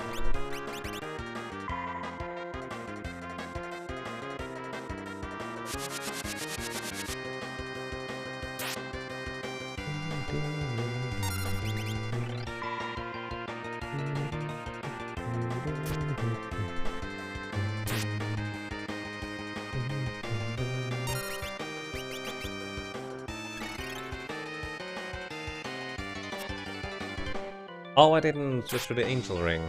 That's silly. And only just now noticed.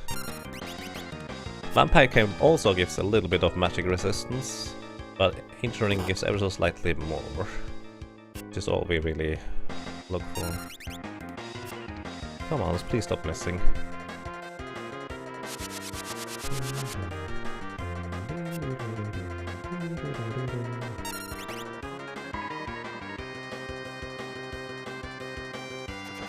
No, all the damage is gone.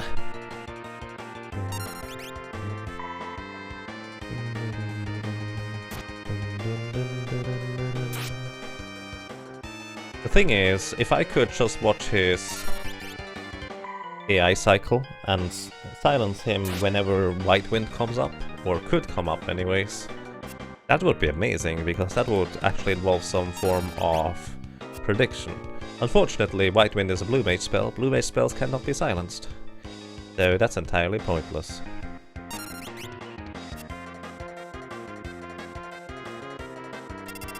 And Sonic Wave hit. They're basically dead.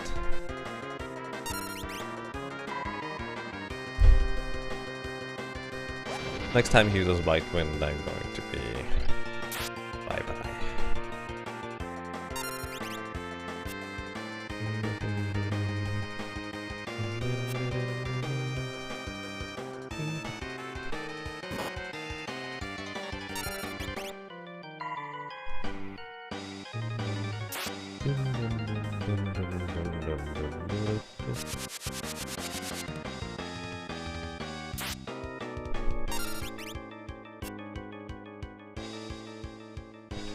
We would need a really lucky streak of hits to bring him below 1000 HP, and then his White Wind would not even replenish all that much HP.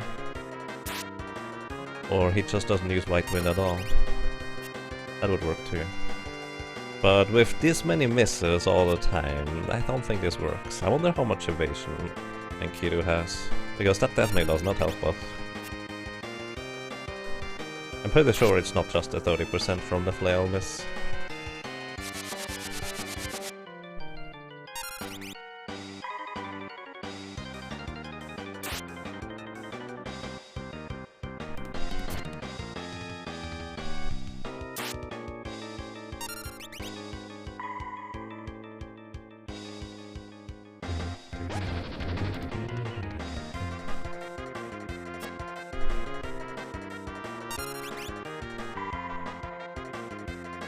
Also, my damage is drastically lower because of having only level 32 now instead of 64.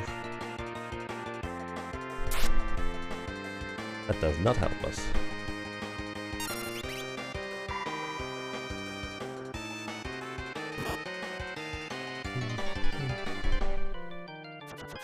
And there goes my damage. Alrighty. Actually, I'm just going to sit here and use size on myself.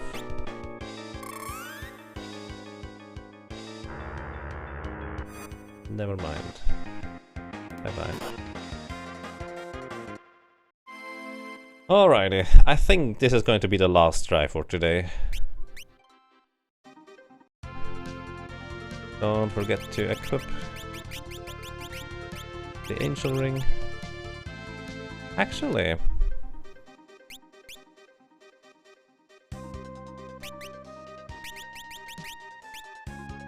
we lose 10 magic defense.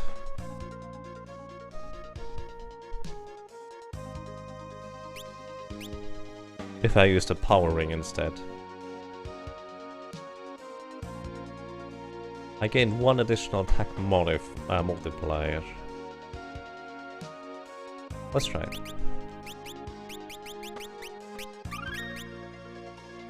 Let's just try it.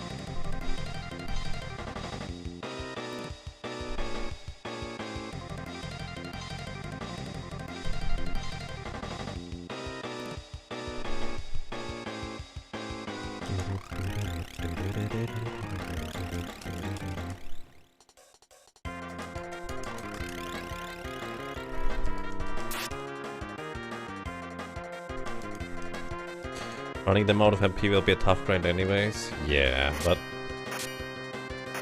in a sense, it is almost guaranteed victory running them out of MP instead, since you just run Gilgamesh out of MP first. And what that does for you is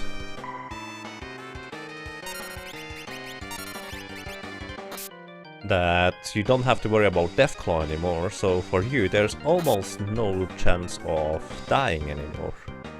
Almost. Wrong guy.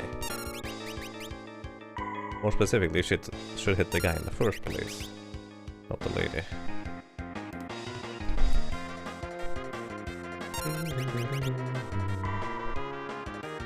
Fun fact, you cannot target yourself with dance. It just doesn't work. You can only target enemies. At least to my knowledge. Last time I tried.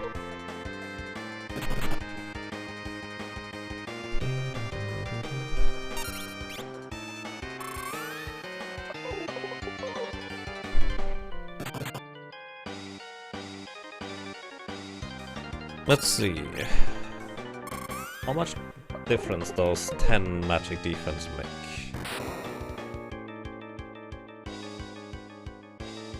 It really depends how the algorithm works out. Let's see. Final Fantasy 5 Algorithms Guide.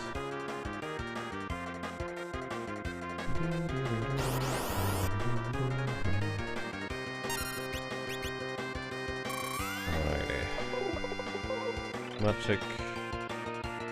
Hit determination for magical attacks.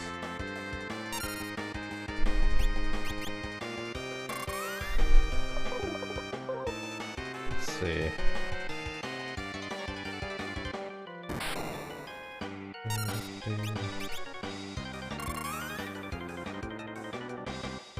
If the target's attack can't evade parameter matches the attacking magic type, right flex. The attack automatically hits.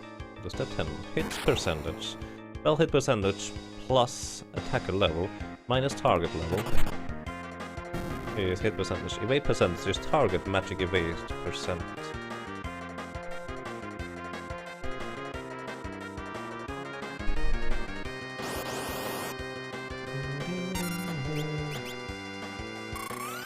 Apply multi-target modifier to hit percentage. Apply target status effect modifier to magic hit percentage. Status effect modifiers to hit percentage. The target shell status, the chance to hit is half.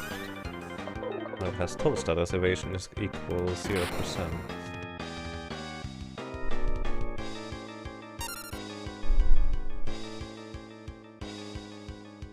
Target modifier, target status effect modifier to magic hit percent.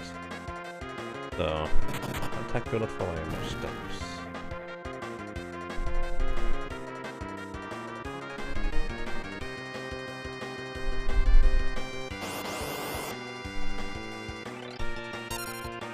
Hit percent, evade percent. Where's the evade calculated in?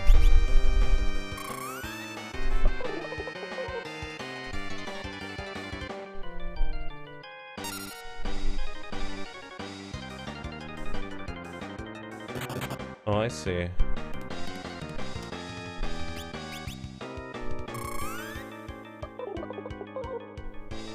That's a separate evasion, so it's multiplicative for the evasion. Essentially, the chance to hit is halved through shell alone. Then evade percentage multiplies the chance to hit again by, well, 14 or 24%. Let's actually calculate that real quick. For 14% and 24% respectively. We divided by 2 anyways. Because we always have shell going. Seems like a stream long affair. Yeah, I'll need a lot of motivation to do that. I'm motivated for Atmos, but not necessarily this guy here. So, alrighty, real quick. Here we have magic, or yeah, magic defense that is 14. I can make it 24 by equipping an angel ring. The question is whether that's even worth it. What is the basic hit chance for a spell like Death Claw? Paralyze, Death Claw, Death Claw, magic evasion, magic. Oh, that's a boss too. And use Death Claw, Paralyze. Mini.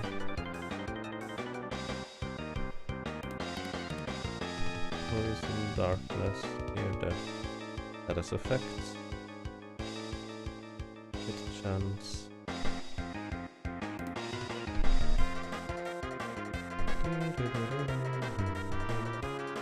I want to know what the basic chance to hit for status spells is. Chance.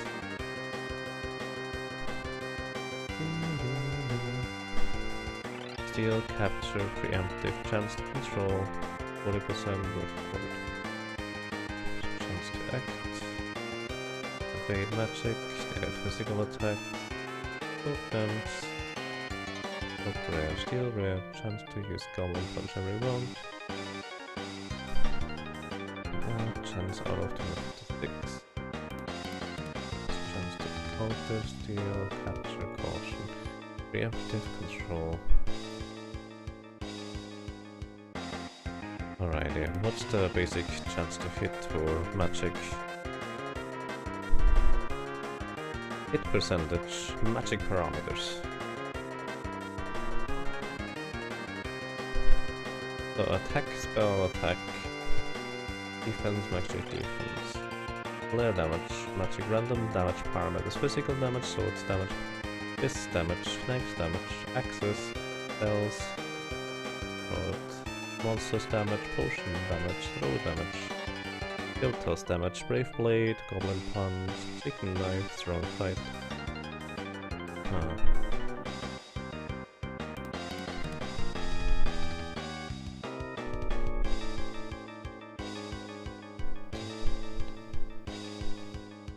So from what I can tell, I'm not entirely sure how much it is, but 10% more magic evasion might not be all that much in the end, but it could make a difference.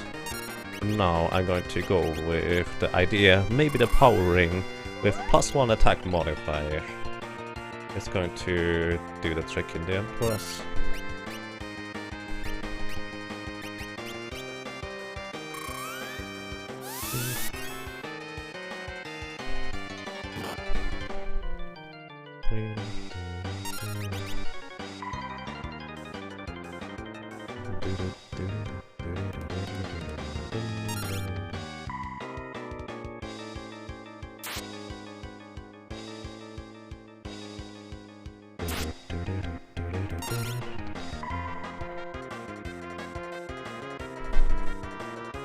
We will need a lot of luck if we want to straight up go through the fight without running them out of MP first. Like, a lot of luck.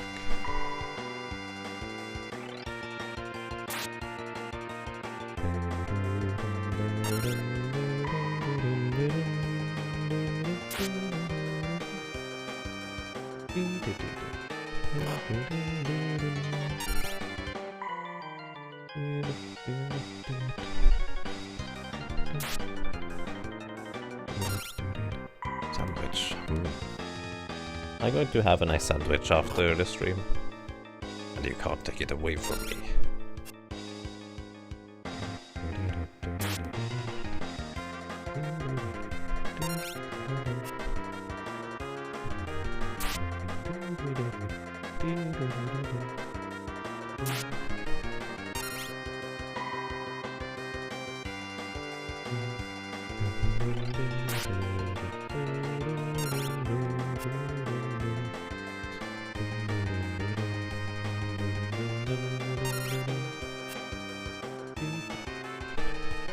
I have the slight suspicion that 10% magic evasion might be more worthwhile than one additional attack multiplier. Actually, I'm pretty sure about this.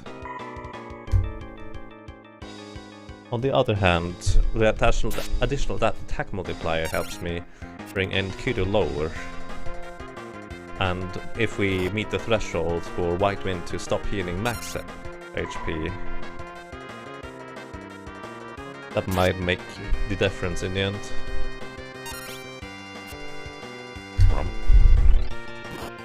We will send the rabbit.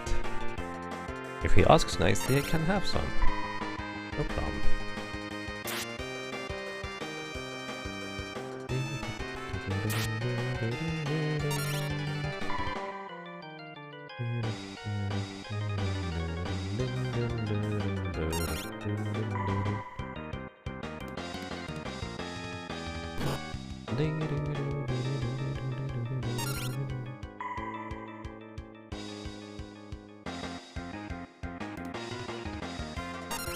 $181 more damage, 281 more. Okay.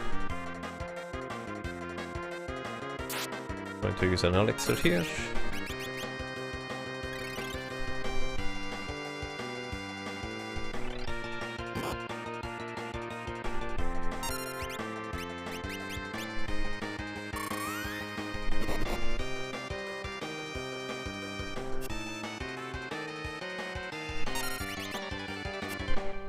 And then we try to push him into the next phase.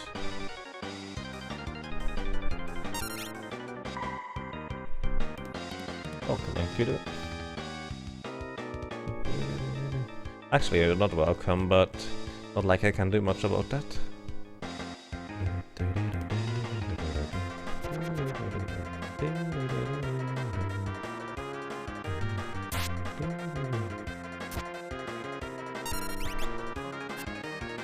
No. Stop missing, please, Ferris. In fact, start hitting, please. That would be great. 104 plus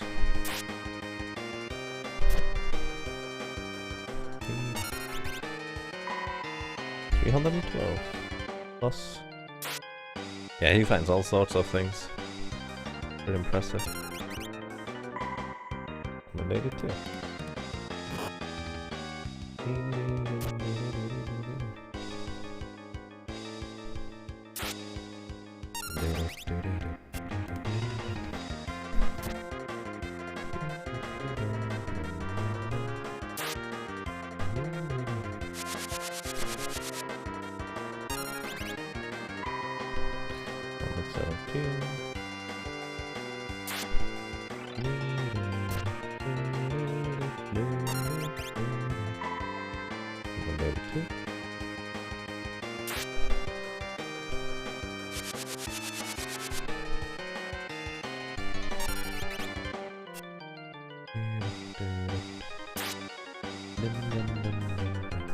Ooh, Sonic Wave Mist, that's good. 312, wow. That's good damage. Can you do that again, Ferris? Like 5 times in a row? Actually, 10 times in a row will kill him. That would be fantastic.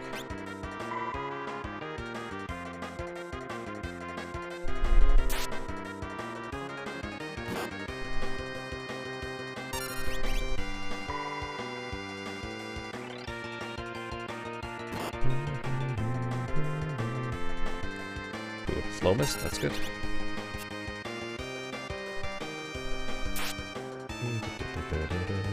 No, all the damage gone.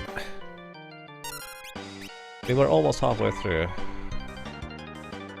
Almost. We start from the beginning again. Greetings RPG Chick, best theme. It's really good. Is it the best? Not sure.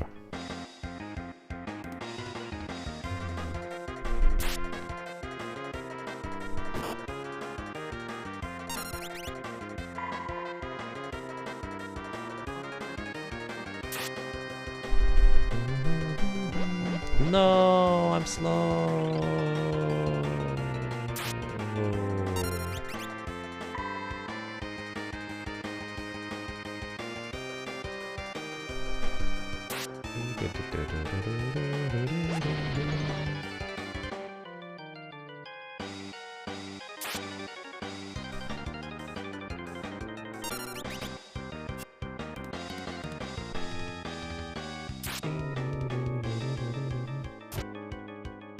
One of the best themes. I agree. I mean, in the end, it's subjective anyways. Ow.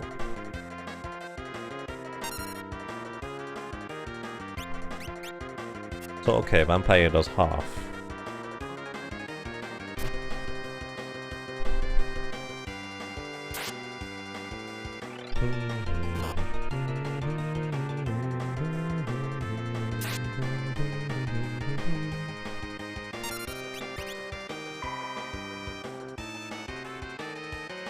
And greetings to you, Adol Bowman.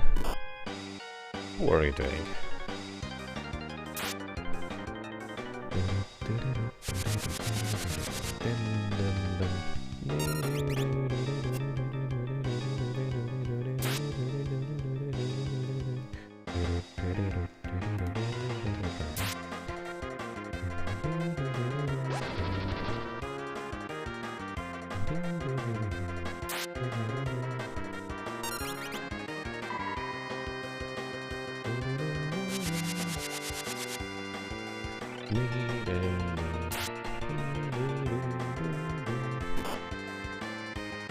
Oh well, probably not today it seems.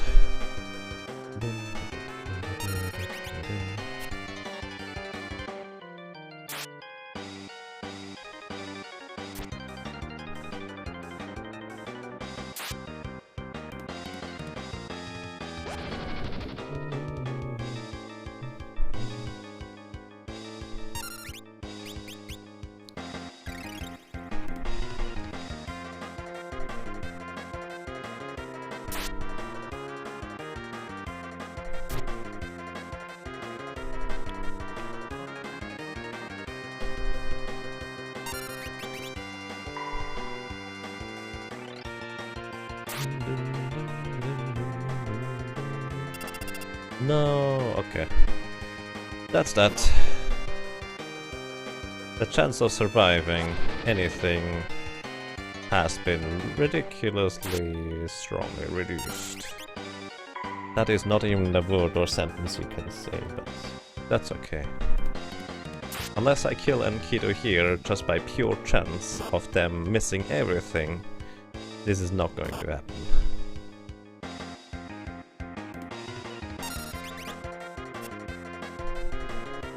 He still has 3045 hit. 35 hits. Never mind.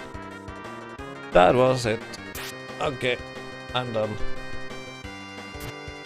I probably will have to run them out of MP.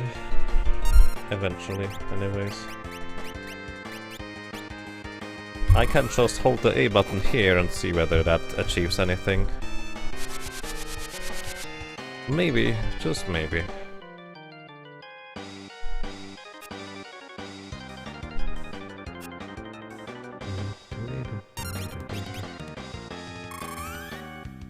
The thing is, the reason why you want to run Gilgamesh out of MP first, and the entire reason as to why this even takes this long, as I mentioned, the report from T-Hawk mentions 6.5 hours in-game time, is because Gilgamesh does not use particularly many abilities that actually cost MP in the first place. So I dare to say this probably takes 4 to 5 hours to run Gilgamesh alone out of magic.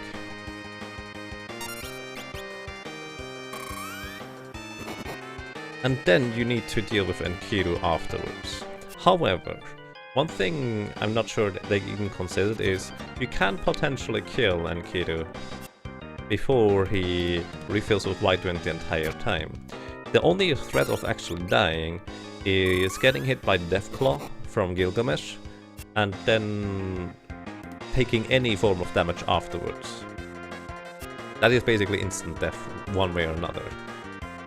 The annoyance is basically Enkidu trying to reduce your level, and once your level is low enough, the chance of them hitting you with Deathclaw or any other ability for that matter is just so drastically higher compared to what it is, well, at the beginning of the battle.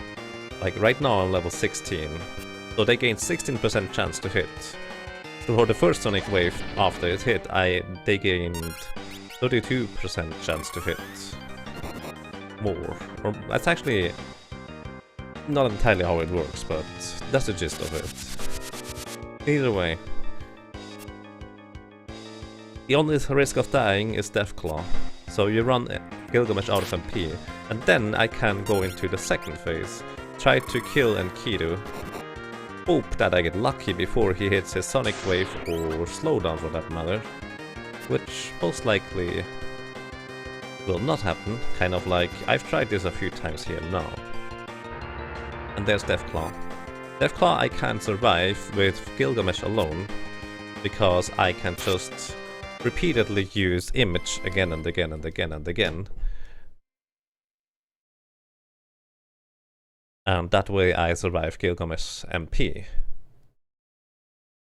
However, if I could kill Enkidu straight up, just getting lucky, we could potentially save that much time. Potentially, but the probability of that happening is not particularly good. I would need to deal more than 2000 damage to Enkidu before he uses White Wind to deal any damage to him at all, because if he uses White Wind, he regenerates as much HP as he currently has. So the more damage I deal, the less he will regenerate. So it's kind of a double dipping effect. And if he avoids, let's see, White Wind until he is at 500 HP, for some weird reason, I can just deal the 1000 HP afterwards and potentially straight up kill him. Potentially. But I don't have no idea how likely that is, or whether it's even worth pursuing that approach rather than running Gilgamesh first out of MP and then running Enkidu out of MP. Each attempt costs us about, I don't know, half an hour-ish? Something like that, 20 minutes to half an hour. So we have a total of approximately 13 attempts to try in order to get the Enkidu kill. After that, we are going to be straight up slower than trying to run Gilgamesh and then Enkidu out of magic.